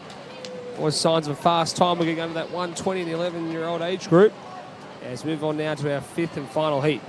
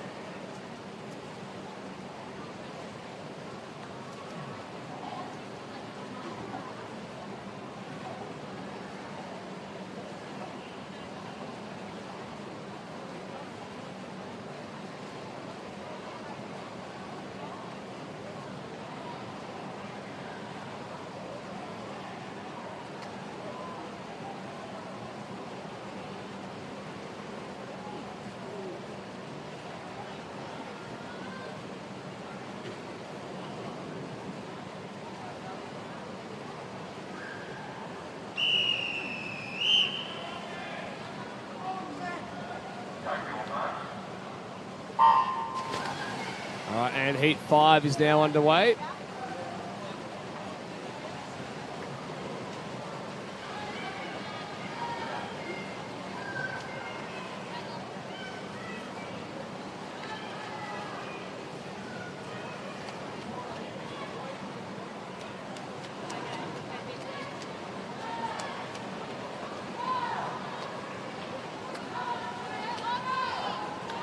And Madeline Harvey here, swimming quite well there in lane 3 and lane 4. Kiara Jeffs, my bad. Followed by Rulin Wang, and then the third was Tiffany Miet. But it looks like Kiara Jeffs is leading through this first 50. Her entry time is a 1:11.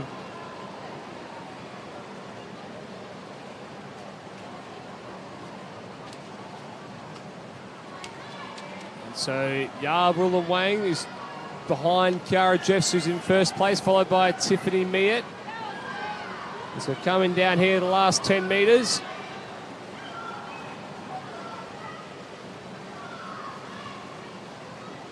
It will be Kiara Jeffs taken out, followed by Rulin, and Madeline Harvey does get third there from Cheltenham. We move on now to event 34, the boys 11 and under 100 metre backstroke.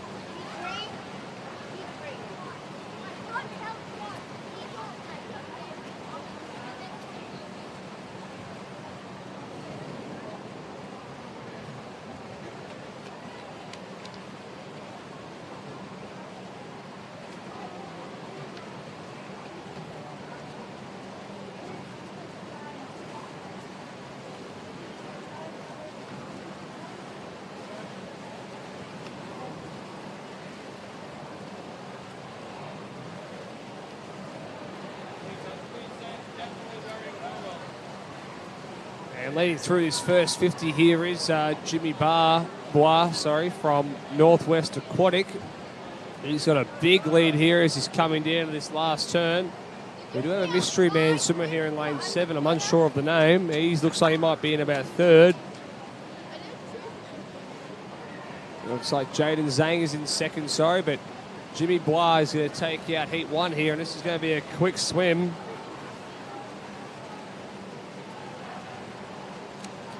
Let's set a time here. He goes 1:19. He's just taken off 9 seconds there, ladies and gentlemen, in that heat. Second place is Jaden Zhang. He's taken off 3 seconds. And in third place, Ryan Lowe. So a fast first heat here as we move on to heat 2.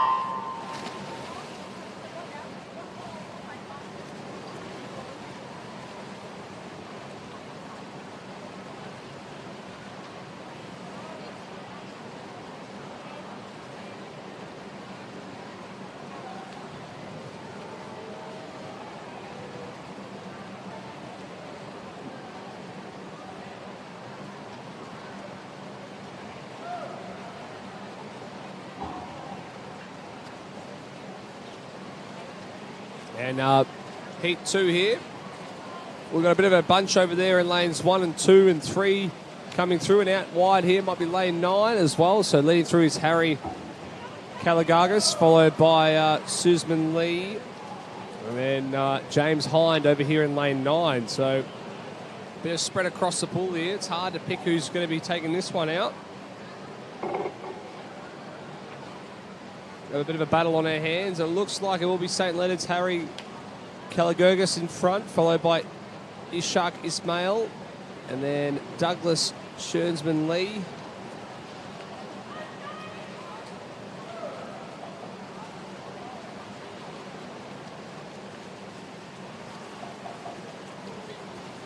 It looks like Harry will take it out, followed by James Hyde, and then Ishak Ismail.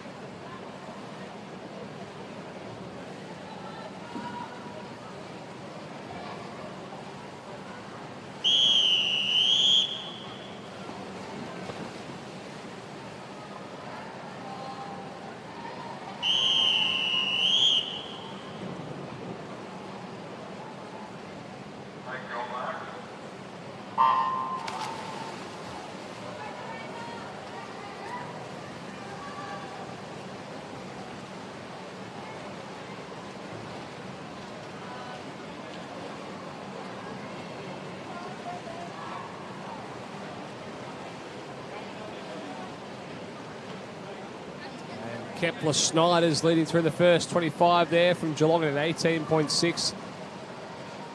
Once again, we've got a bit of a spread across the pool. Archie Smith as well, and out wide close to me here, Archer Marsland. And so Archer Marsland, we're coming down. He might be in front. Oh, no, it is Kepler Schneider's just still leading through that first 50. So the rest of the patch is sitting back here. Probably in third place now is Joseph Lachlan, I should say.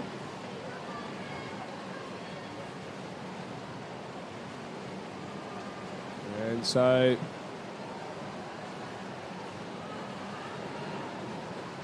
pretty tight between these two.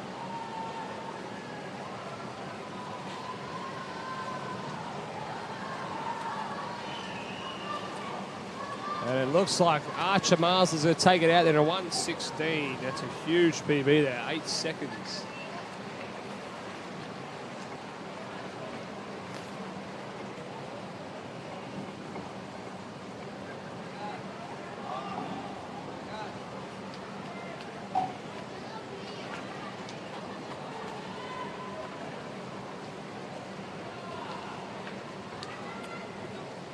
Moving on now to fourth and final heat.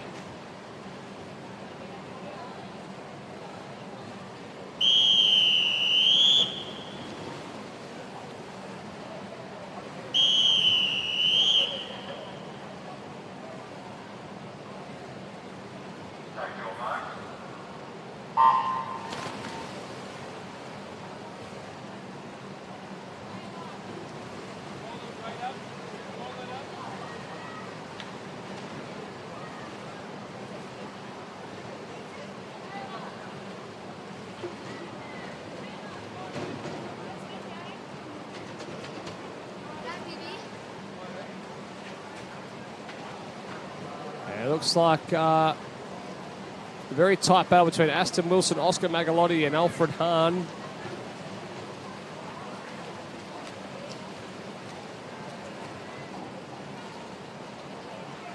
And Oscar Magalotti taking out the first 50 there in a 35.4, followed by Aston and then Alfred. So a bit of a battle between those three at the moment here in this fourth and final heat.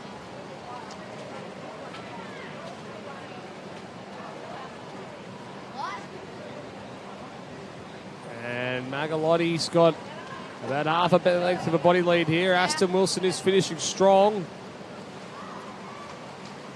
Looks like Magalotti might hang on here for the touch. We're coming down the wall. Let's see the time that these boys go. So Magalotti takes it out just over Alfred Hahn, and then it seems as Aston Wilson was second or third, but we couldn't tell with our touch pads haven't quite updated here yet. Let's move on now to event 37, the women's 200-metre butterfly. We have two heats of this one.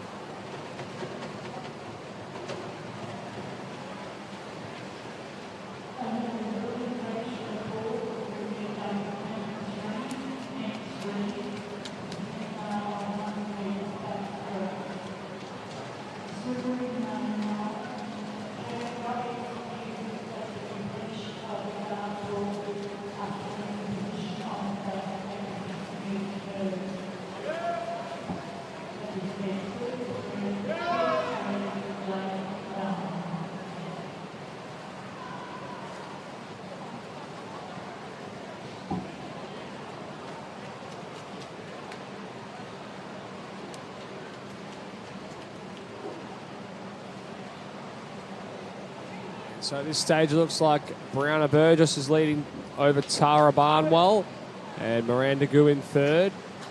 As we're coming down to the 100-metre mark here. These entry times are around that 2:21, 2:23 mark. Giselle Davey decided not to swim this one, the fastest qualifier in this heat.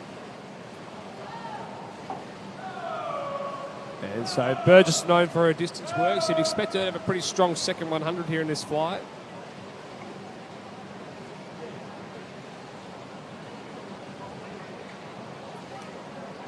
And she has increased her lead to about 3 seconds now. Third place, Miranda Gu.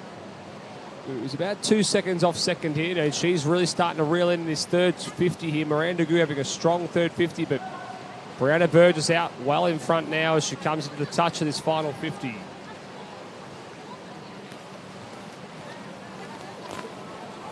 And her lead is still about 3 seconds here, so she's maintained that lead. We always know this last 50 can sting a fair bit.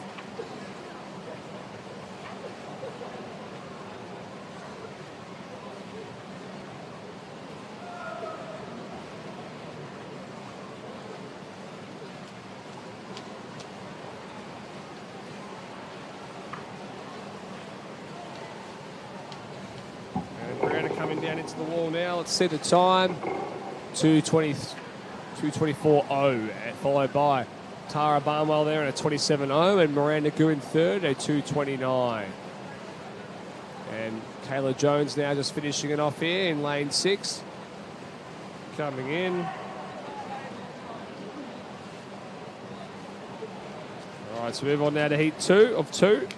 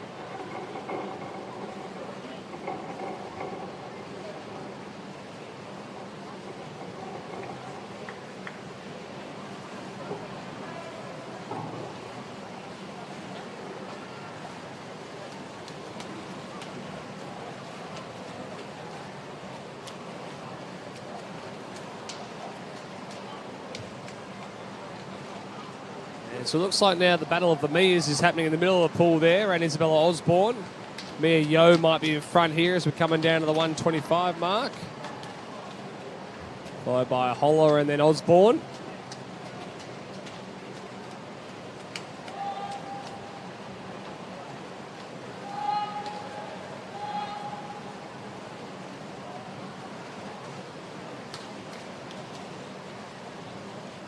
.143.7 here. Mia Yeo has increased her lead to about a second and a half here, followed by Osborne and then Mia Holler. So on this last turn, last 50 metres now.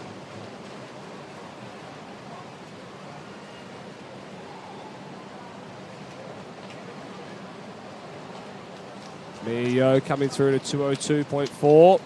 Has increased her lead now to about 2.5 seconds. So she's having a really strong second 100 here, Mia Yeo. Looks like she's going to take this one out. Finishing strongly is Isabella Osborne, and back in fourth is, looks like might be Melissa Wolf, but Yeo takes it out there to 221.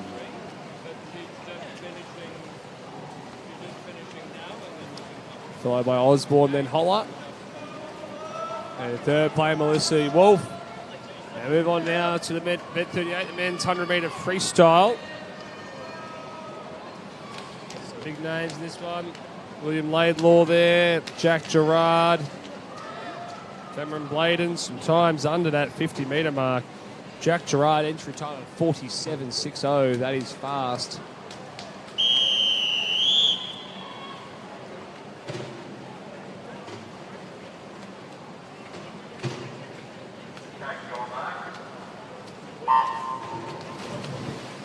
All right, heat 1 here. Looks like Laidlaw got a really good start there in 5. Also alongside Joanne Strickland had a good start too. As we're coming down the wash here of this first turn, it's always hard to pick. Is Joanne Strickland there at 12.0. And now it looks like Cameron Bladen's starting to come through. Turning at 23.4.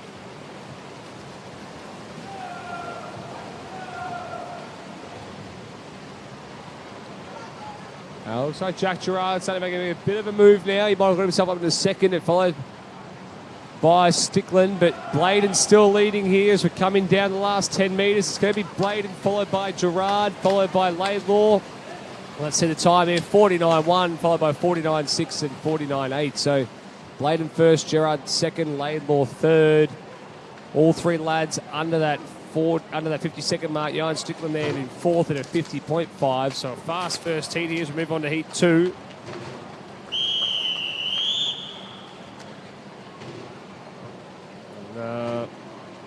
Benno Negri here and Lockie Jacket Simpson both qualifying times under 50.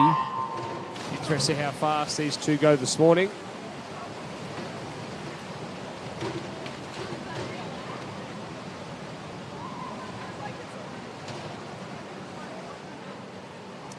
Oh, it's hard to pick. It looks like Negri might have a slight lead, although it's like James Ward having a good swim there in lane 3. He's going to lead through at the 50. Let's see the time. 23.5, followed by 23.8, 23.9. So all three lads there under that 24-second mark in that first 50. Now it's all about their back-end speed. What can they come back in here?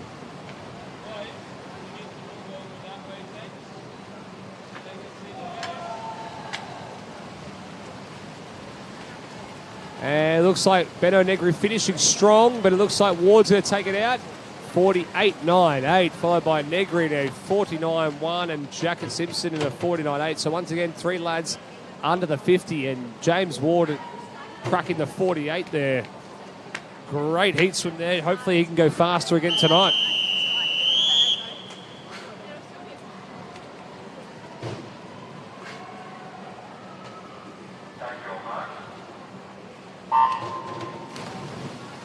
All right, heat 3 underway here.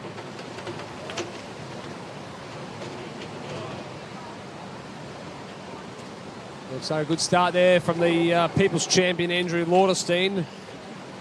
The veteran still got a lot of speed behind him. And Noah Millard, we know how good he is in the 200 and 400 metre distances.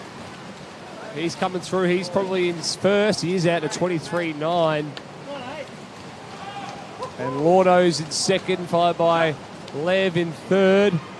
So coming down this last 25. Oh, great last turn there from Andrew Lauderstein. He's coming for him. So coming down the wall. Millard finishing strong. Lev Makareshkin finishing strong, but looks like Laudo, the veteran, 35 years young, with 49.5, followed by Noah Millard, 49.8, and Lev Meshkarashkin in the 50.05. So we've got, for my calculations, 8 guys under the 50 mark already here.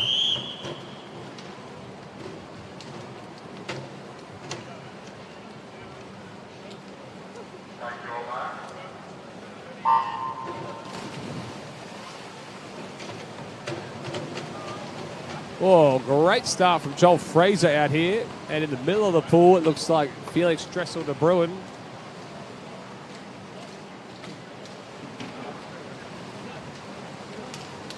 But wow, looks like it might be Tannen Curtis Murden in lane 2, leading through his first 50. He's going out really hard, turning at 24.7. Followed by Anthony Lynn there, his teammates, the two Surrey Park boys. And over here next to me, Joel Fraser from Bayside. Looks like Curtis Murden's coming through. He's led from start to finish. He gets up in this last move. A good last turn there from Anthony Lynn. They're closing in the gap here. Daniel Chipatorizi might have got himself up into third place here. And Curtisman takes it at 51.5 from Anthony Lynn. And Daniel Chipatorizi third to 53.3. So a bit of a Surrey Park triple header there in first, second and third. Great swim there from Curtis Murden, a 51.5.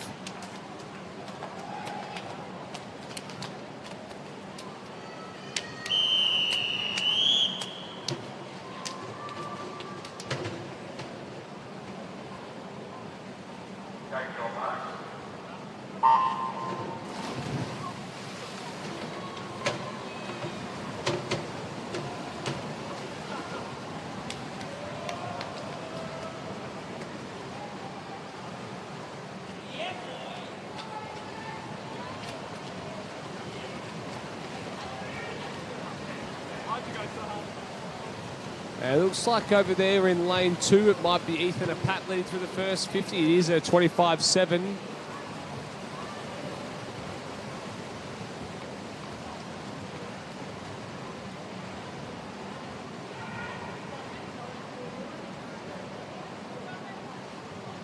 And looks like Ethan and Pat is going to take out this fifth heat here.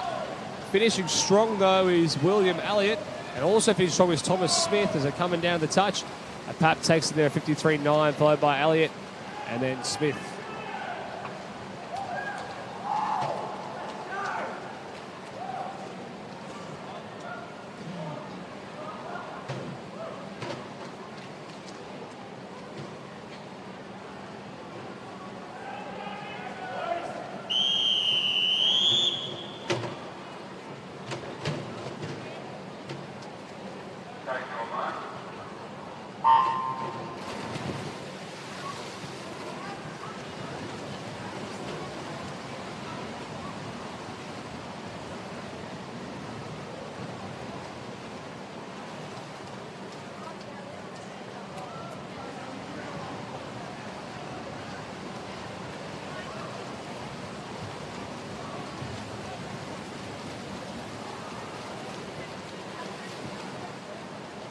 And Brodie Matthews leading through here. A very tight first 50. It looks like Mitchell Wills as well coming through.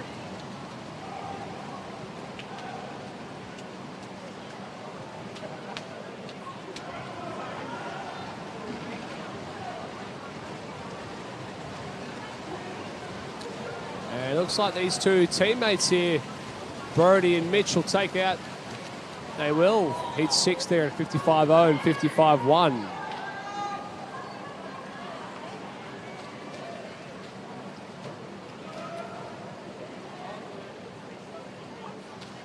Move on now to the 7th and final heat of this men's 100-metre freestyle.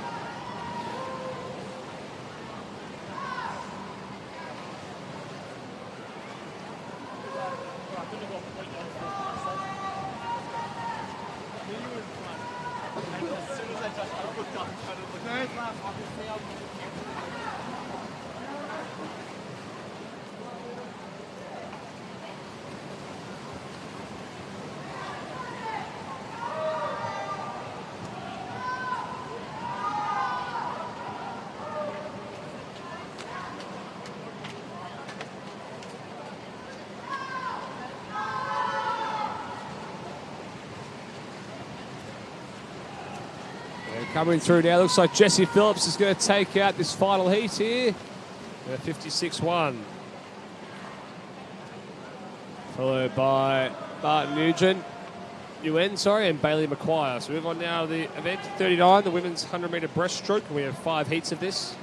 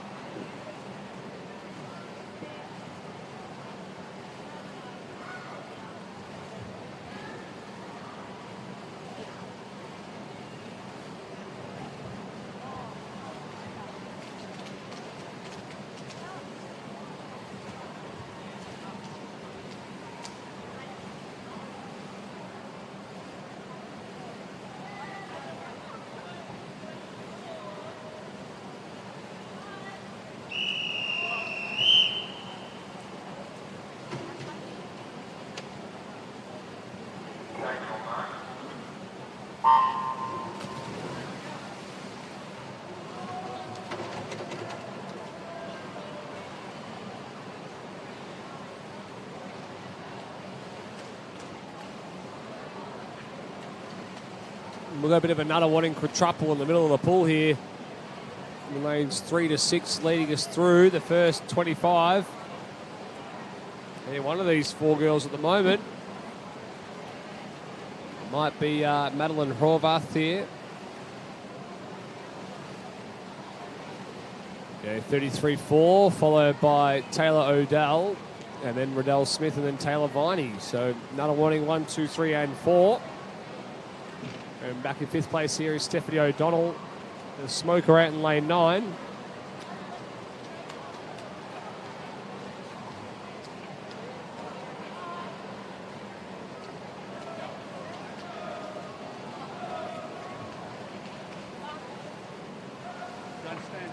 Oh, a bit of a dogfight for the finish here. It might be Taylor O'Dell finishing strong to take out this first heat, or is it Smith? Riddell Smith. Oh, she does get them just by 0.1 there, 1:10.8, followed by Taylor O'Dell and then Madeline Horvath.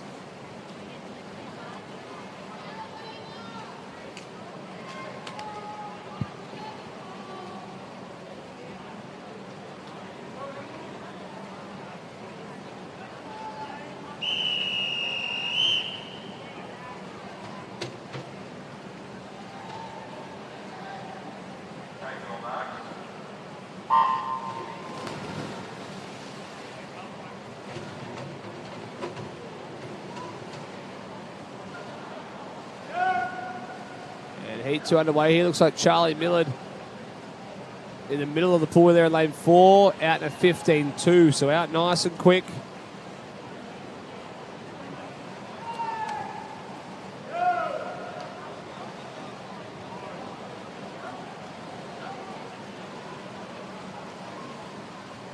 So Charlie Miller now with a bit of a lead here, turning at a 32.7.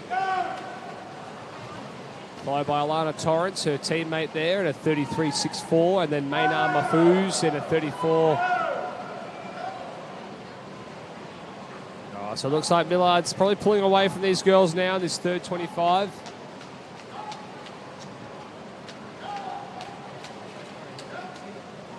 Good last turn, though, from Torrance, and she's not going away here.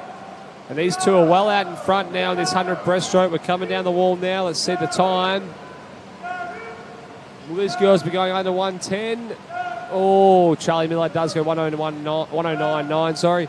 Followed by Lana Torrance at 110.4 and Maynard Mahfouz at 113.5. So now move on to heat 3.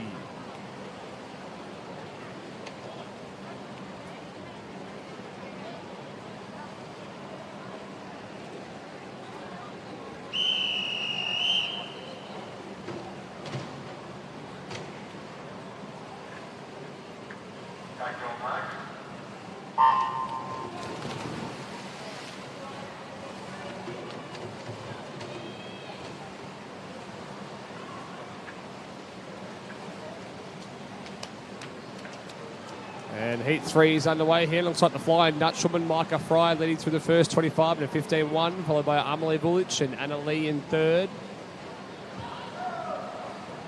Oh, a bit of a tight battle between these three at the moment. It looks like Fry might be pulling away slightly here. So coming down to the 50, let's see what she turns in. It's pretty fast out to 32.9, followed by, looks like Anna Lee and then Bullich.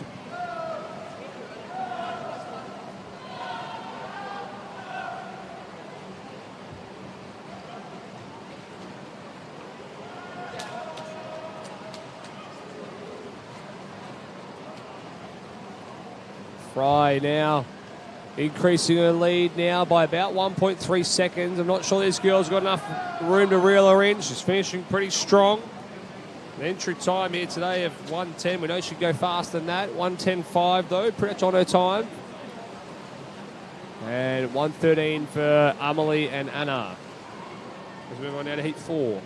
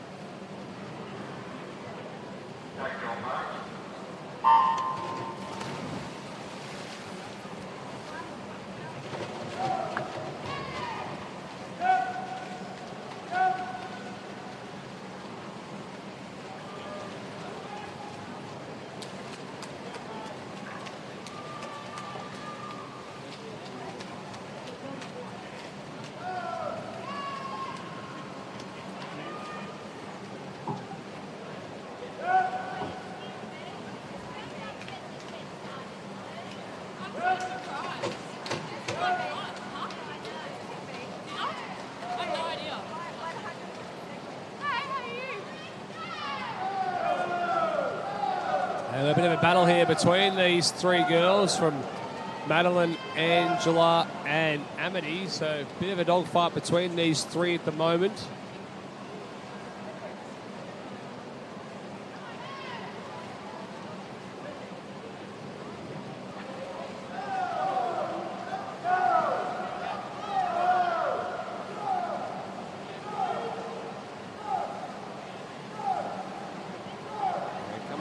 Finishing very strong is Amity Lansby. She does take it to 117.4.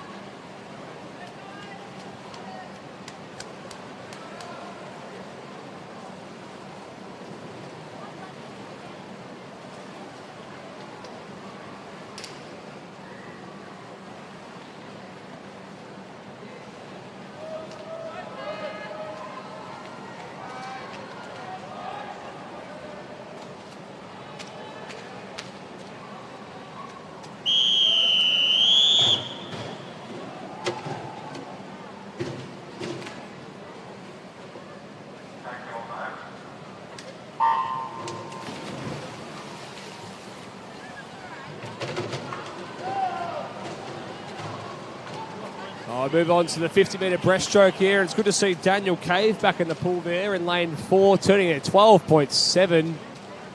And Cameron Jordan in second, though. But it looks like Cavey's going to lead this one through here. He's still got a bit of speed. Cameron Jordan is finished strong, though. Let's see the time. Oh, 28.1 and 28.19. Followed by Jack Gurry there at 29.68 as we move on to heat 2.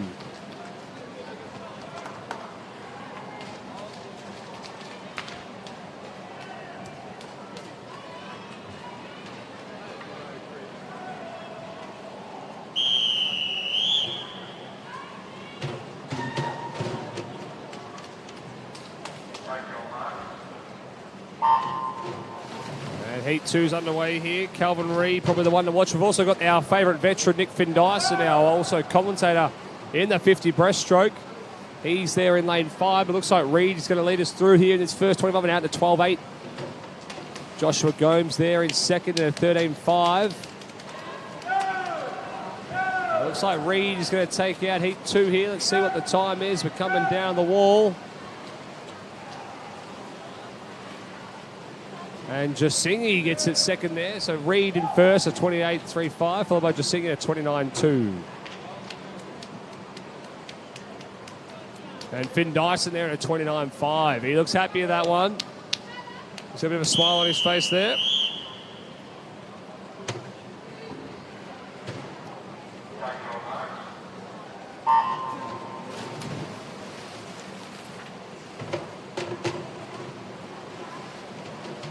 It looks like Adam Selwood there in lane 4. Louis Ainley, sorry. In second, but 12.8 there from Selwood.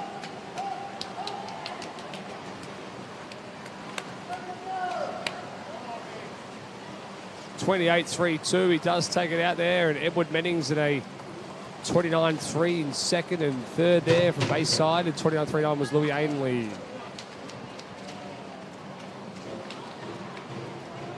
We move on now to heat 4.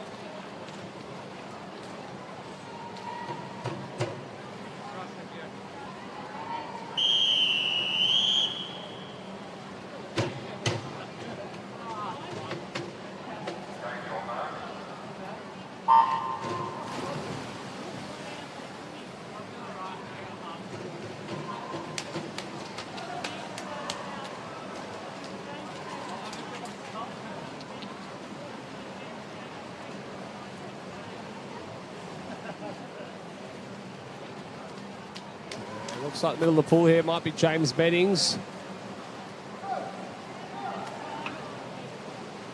We're coming down the wall. Let's see the time. 30.5. Dead heat there, Charlie Brigilla. Yeah, 30.5. Maybe we could have a swim off here potentially with those two going 30.5. Who knows? And move on to our 5th and final heat.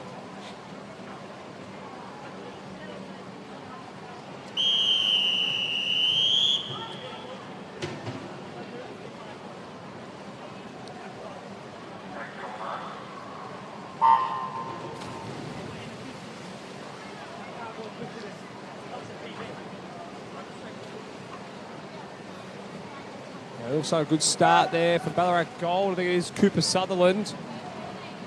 So he turns in 14.2, followed by Jerway Zhang there in a 14.5. And Henry Kisogologus. Pretty tight though. Jerway's coming home pretty strong. I think Jerway Zhang's going to get him on the wall, is he? Or is it going to be Cooper Sutherland? No, it is Jerway there at a 31.4, followed by Cooper Sutherland, and then Dante Colgadno at 32.2.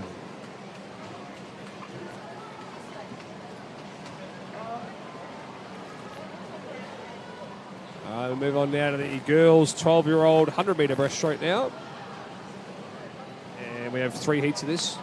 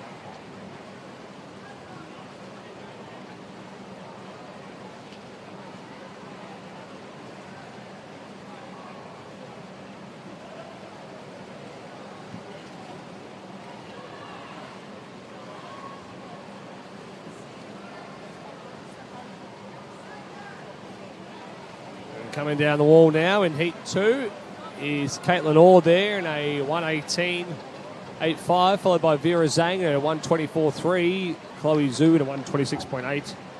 So we have one more heat to go here.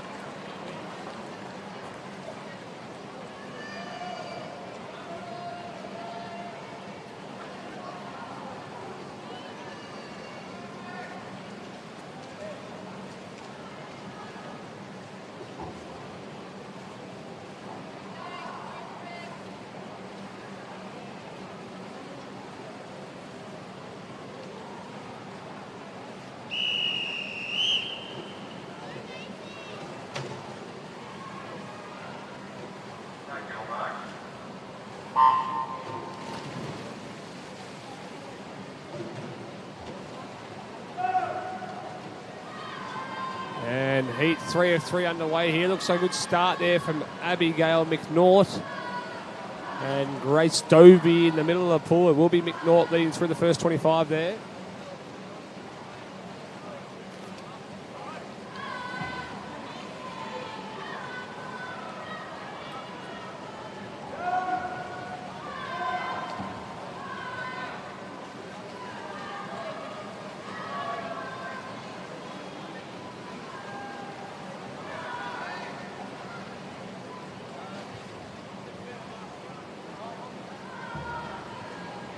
Abigail McNaught now moving through there in the middle of the pool in lane 5. Bit of a battle there between Lily Chan and Grace Doby at the moment for second place, and Lily Chan is finishing pretty strong here as we're coming into the final 25.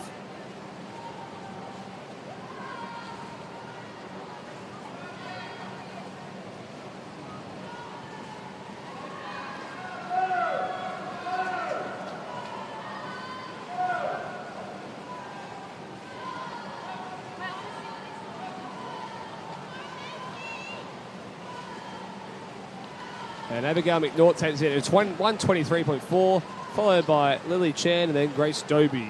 Let's move on now to event 42. The boys, 12-year-old, 100-metre breaststroke. But well swum there by those girls. Some fast times there, 123.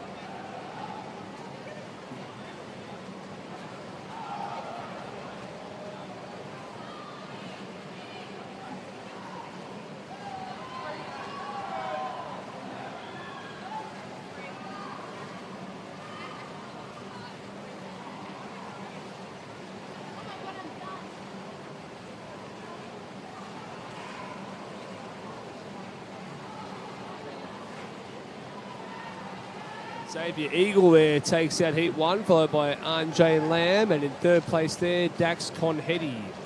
So a fast first heat there under the 120 mark for those boys. We move on now to heat 2 of 3.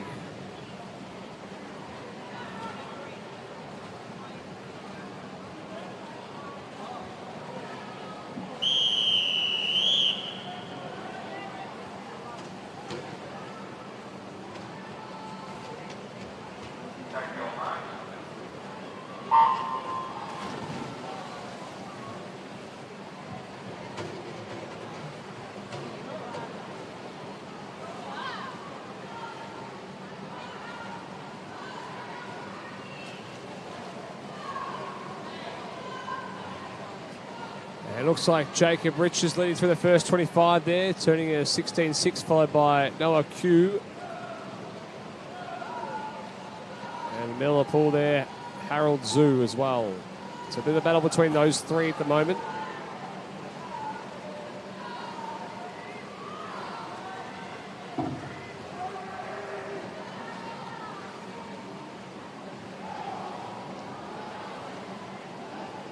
And it looks like Noah Q now, I should say, is pulling away.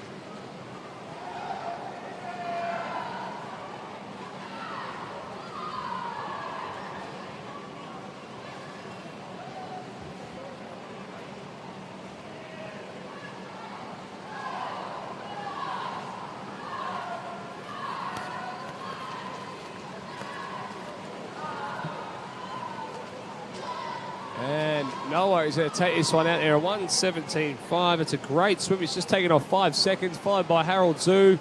And in third place there, Titus Tang at a 1:22. So very fast heat from those boys with big PBs. And as we move on now to heat 3 of 3.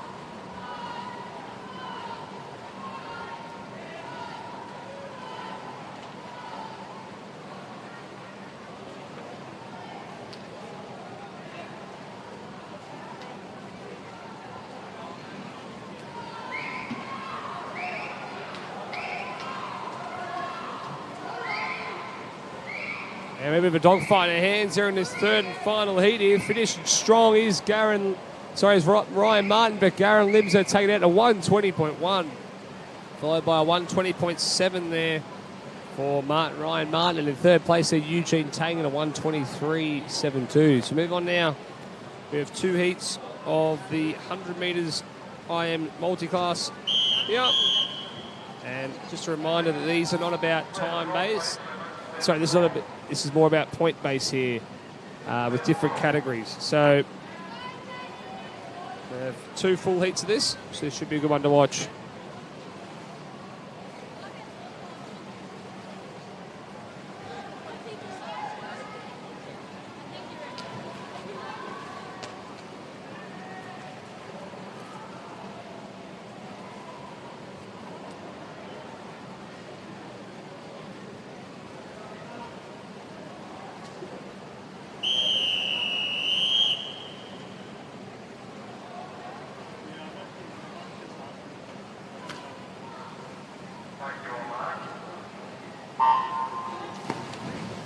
Alrighty, and heat 1 here is underway of this multi-class mixed 100 IM.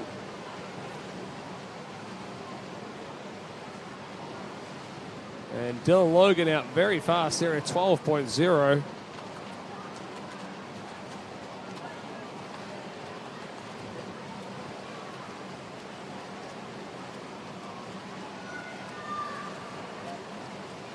He's got some good skills there, turning at 27.3. And second place, looks like Anna Lighton there.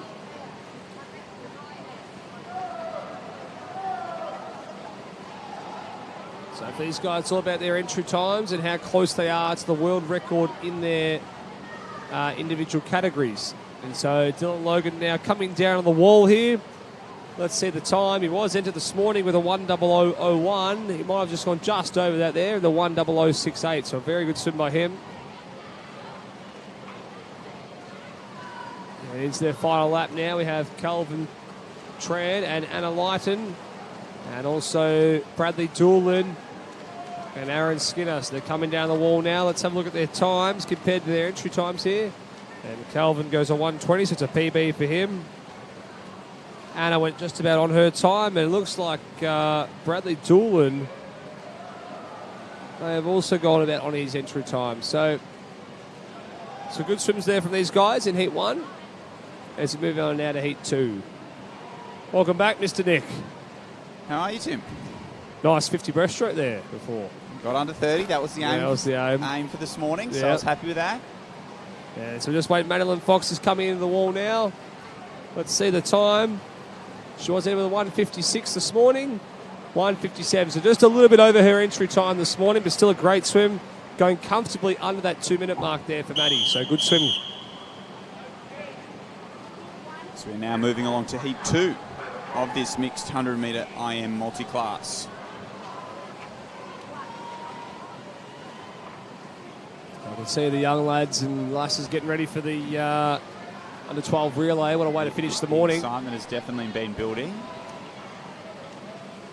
Yeah, it's good to see. It's exciting times for some of these swimmers.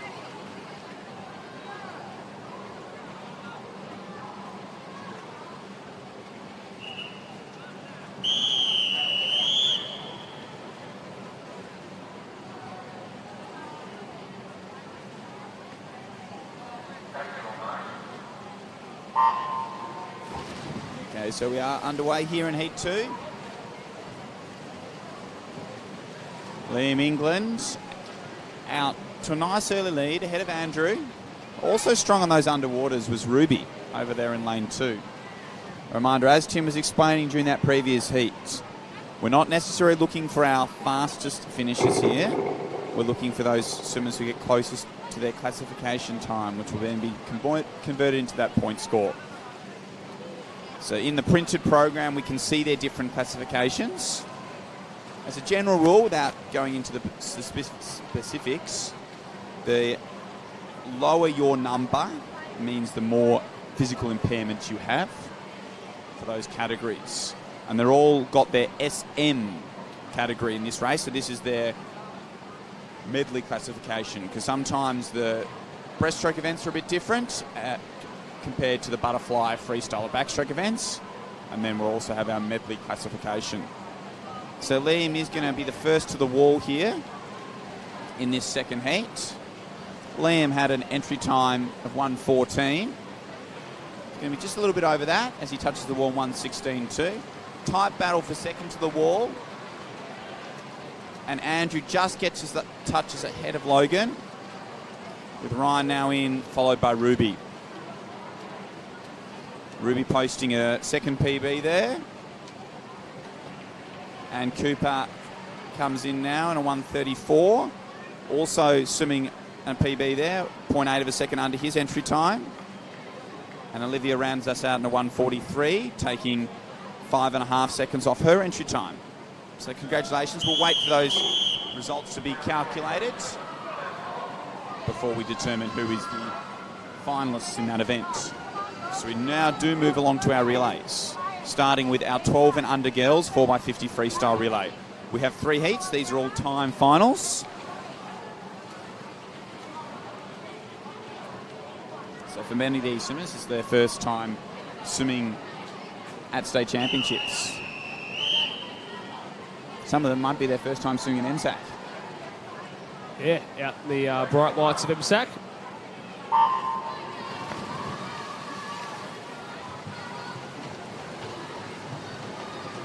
Strong start from Ringwood in lane 3. And they're our early leaders here in this opening heat, as well as Swimland over in lane 0. Well, Nick, we always like to do this, the hot seat.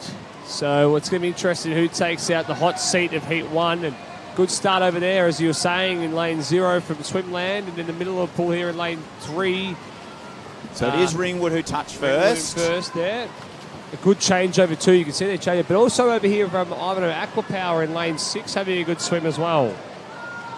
So Ringwood continue to lead. Ivanhoe Aquapower has now moved into second, ahead of Maccabee Ajax. Yeah, Ringwood's increased their lead slightly, but Ivanhoe Aquapower having a really good swim there now into second place. Probably alongside them here will be Maccabee Ajax, as you were saying, Nick. It's a tight battle for second and third.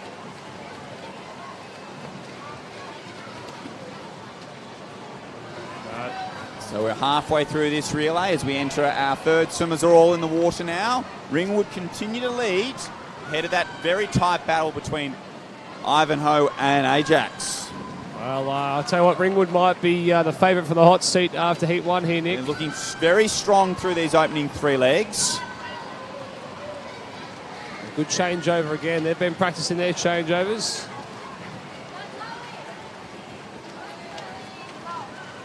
So Ringwood continue to lead by about 3.5 metres.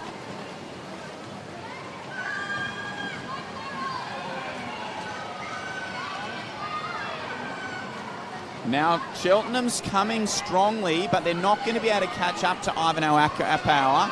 Ivanhoe Aquapower clearly in second. Could get into and first here, strong I reckon finish. they might get the hot seat here, Nick. I think Ivanhoe Aquapower are going to get it on the wall. They do. Ivanhoe Aquapower takes it out ahead of Ringwood and very tight for third. So our touchpads are all mumbled up here. Yeah, our touchpads. But it was Ivanhoe Aquapower in first, and they are in the hot seat in a 2:08.22. We're just going to wait to hopefully the touchpads do a bit of a reset. Now, for some reason, lane 9's touchpad's been automatically touching first after every single lap, regardless of what the swimmer is. So I don't know what's going on there. As we move on now to heat 2. So it looks like 2:08.2 is the time to beat. So in heat 2 we have lane 0 St Leonard's, lane 1 Geelong, lane 3 Furbank Aquastars, lane 4 Flyers, lane 5 Bayside, lane 4 Bayside, lane 5 Melton, lane 6 Nuttawading B, lane 7 Canberra Grammar, lane 8 Western Aquatic Academy A, and lane 9 MLCA, which is a couple of absentees here, but starting off well for the Flyers and Bayside in lane 3 and 4, also swimming well out for St Leonard's in lane 0. Those are the 3 teams that lead through the opening 25. Good swim out there from St Leonard's, Nick, in lane 0, but it looks like now middle of the pool, Bayside and the Flyers might be touching first, second. No, it will be St Leonard's. So St Leonard's continues to lead in this second leg, ahead of the Flyers and Bayside. Furbank's now moved into 4th, just ahead of Western Aquatic Academy. So maintaining that body length and a half lead out in front, St Leonard's, through this second leg as we approach our next lot of changeovers. So St Leonard's lead through in a 1:00.30. It's a good lead now. With Flyers in second, Bayside third, with Furbank closing the gap in 4th.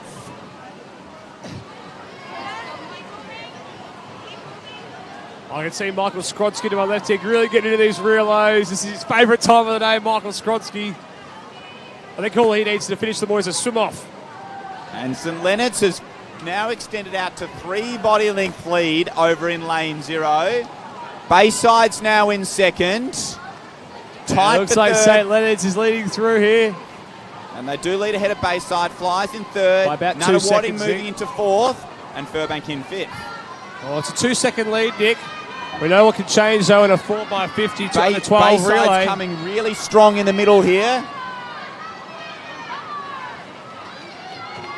Oh, it's a good swim by Bayside. Keisha Lockwood. She's coming home strong. I think Keisha Lockwood's going to get him. Bayside's moving to second. Nuttawading's Nuttawading's storming home as strong well. So Bayside's going to take this out. Nuttawading's moving into second. And tied for third with St Leonard's just holding on. Ahead of Flyers. Whew. All right, we've got the final heat here of the girls. So it looks like Bayside's in the hot seat in the 2:07.7. So in heat 3 we have Traralgon lane 0, Surrey Park lane 1, Geelong A lane 2, Surrey Park A lane 3, Melbourne Swimming Club A lane 4, Bayside A lane 5, Melbourne Vic Centre A lane 6, Nunawading A lane 7, Yarra Plenty Waves A lane 8, and Loretto A lane 9.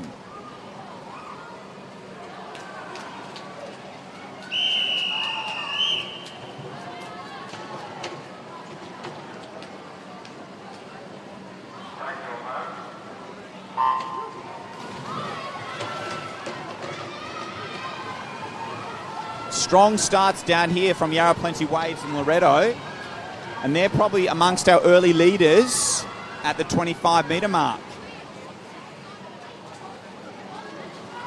So Yarra Plenty Waves does lead through this opening leg for Kiara. Just marginally ahead now, moving into second is Bayside. Might be out wide here. Yeah, you're right. It is Yarra Plenty there, leading through at a 28.61 from Kiara Jeffs. Good change over the middle pool by Bayside, though, from Octavia Marnie. I reckon they're up in the first place now, Nick. Yes, those two have just got about a half body length lead over the rest of the field. As they turn nice and tight halfway through this second leg, our third swimmers are all on the blocks preparing for their changeovers. So Bayside and Yarra Plenty Waves maintain that half body length lead over the rest of the field, and it will be Bayside who leads ahead of Yarra Plenty Waves, with Melbourne Vic Centre in thirds. Good changeover by Yarra Plenty Waves to pull back alongside Bayside after the changeover. Bayside and Melbourne Vic Centre look to be swimming the fastest Bayside a little bit of in lead this leg. now. Yeah, well, Melbourne Vic Centre are really starting to come through there in that 25. They're up into second place now, but Bayside holding on to it slightly, but Vic Centre is closing with every stroke here, Nick. This is going to be a good last 50. Final changes. Bayside leads from Melbourne Vic Centre, moving into third now, Melbourne Swimming Club. Oh, it's a good breakout from Bayside. Don't sleep on Melbourne either. They're coming home pretty strong too. Melbourne might be in the hunt here with 25 to go, but it looks like Bayside's still holding on to that slight lead. Yeah, so Bayside are maintaining that body length lead, but now it's very tight for second between Melbourne Vic Centre and Melbourne. Melbourne's coming nice and strong. Bayside will take this heat out in a 1:56.9, with Melbourne getting the touch for second, just ahead of Melbourne Vic Centre. A bit of a celebration for Team Bayside there. We'd like to see it. All right, so now moving on to the boys. We have three heats of this. In heat one, we've got Furbank A in lane 3, Swimland Swim Club A in lane 4, and Geelong B in lane 5. So just three teams in this first heat. In fact, it might be just two teams, if I'm looking at it here. No, Geelong's there as well. They are. They were just... Swimlands. Oh, yep, sorry, those caps are very similar. They are almost identical.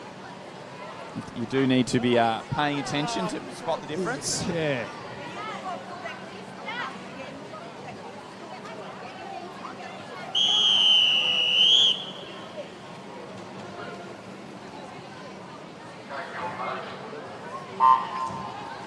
Okay, so we're underway here in Heat 1. Furbank Aqua Stars through Alfie off to the best start. We'll ignore what it says on the boards, because I think that board's already got a bit excited and changed the names. We're on to our second swimmer, are we? Yes. Okay, so now it is Swimland Swim Club that is moved into the lead ahead of Furbank, with Geelong in third as we approach this opening change. So Swimland lead ahead of Furbank, Geelong in third. Now Furbank has taken over the lead through Will Morrison. And it's a tight battle between Geelong and Swimland for seconds. So Will Morrison putting together a really good swim has moved Furbank out to a 5-metre lead as we approach the halfway. Geelong has swum a really good second leg and has moved into second, with Swimland in third. So now Nate Charles in the water for Furbank. Now, what's going on here? A couple of swimmers have been called to skedaddle from the pool. Yeah, so they're making their way now. Swimmers sometimes forget in a relay they do need to move once they've completed, and it's safe to do so. They need to clear the water until the last swimmer finishes, and then standard procedures happen there. Exactly right. So the gap is narrowing with Geelong coming strong. Furbank still holding the lead. They'll touch pretty much even into this final changeover. So can Geelong reel them in here in heat 1 and take the hot seat? Good changeover by Furbank. Re-extended that lead out to body length. Geelong and Swimland are coming strong, though.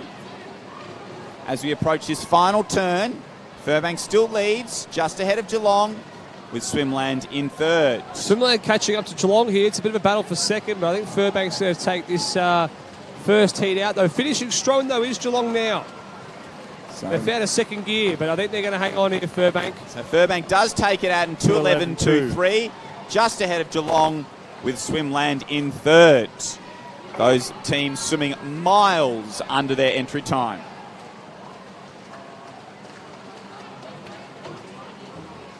Okay, so we now, behind the blocks, we have Heat 2 in Lane 0, Loretto Aquatic B. Lane 1, Seymour and District A. Lane 2, Flyers A. Lane 3, Yarra Plenty Waves A. Lane 4, MLC Aquatic A. Lane 5, Surrey Park A. Lane 6, Laverton Wyndham A. Lane 7, Surrey Park B. And in Lane 8, St Leonard's A.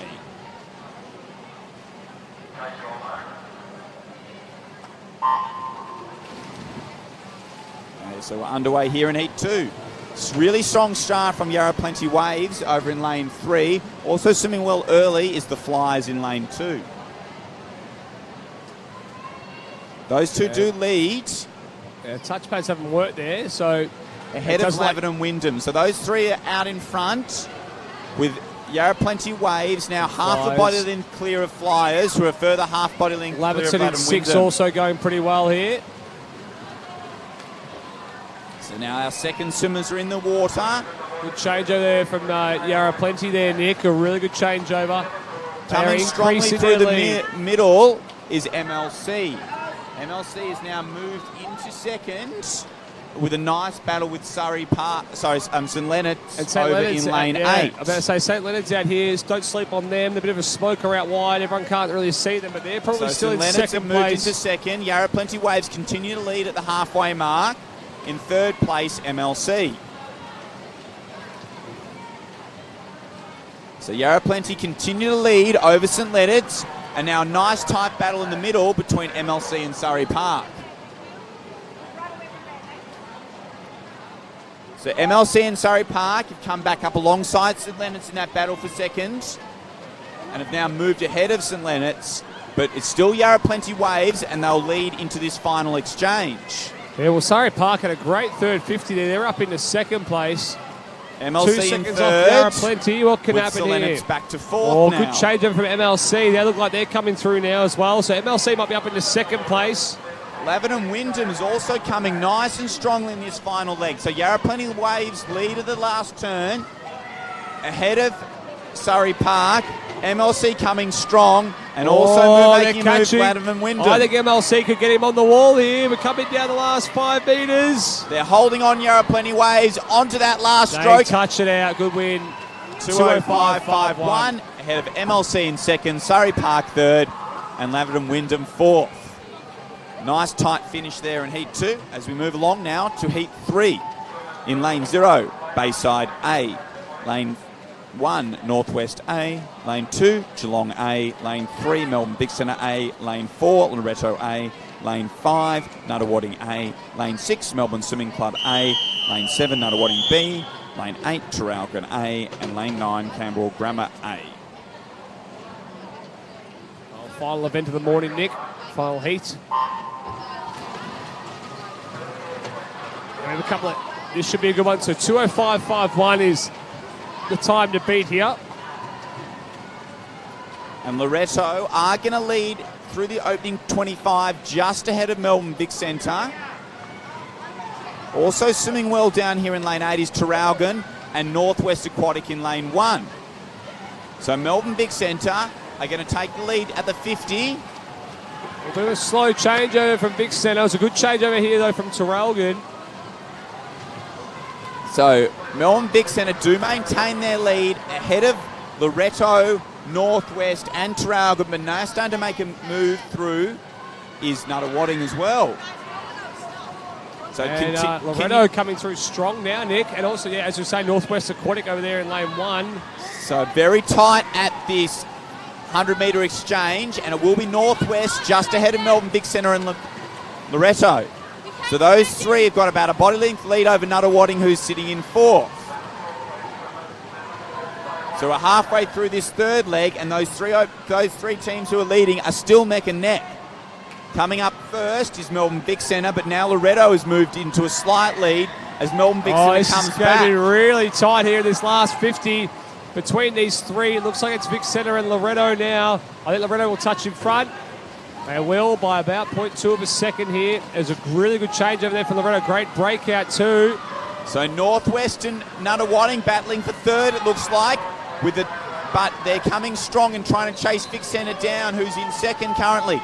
Loretto has pulled clear in this final leg and is going to take the 12 and under boys 4x50 freestyle It's a title great out. last 50 here. Melbourne Vic Centre's hanging strong in second.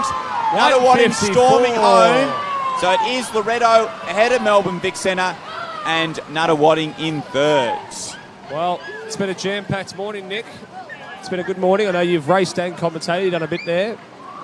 It was a fantastic morning swimming. Lots of good swims from both our age groupers who have been backing up from last week and our open athletes. Yeah, it's great to see our 11 and 12-year-olds get their taste of short course as well. We look forward to this evening's sessions, which will recommence at 5 o'clock. I know a few of us in between time have to frock up for the Swimming Victoria Awards. Oh, you got the awards there, Nicholas. And, they will be happening at 2 o'clock. But we look forward to rejoining you at 5 o'clock this evening. We'll see you guys all then, and let's hope we see some fast times tonight in the finals. Thank you.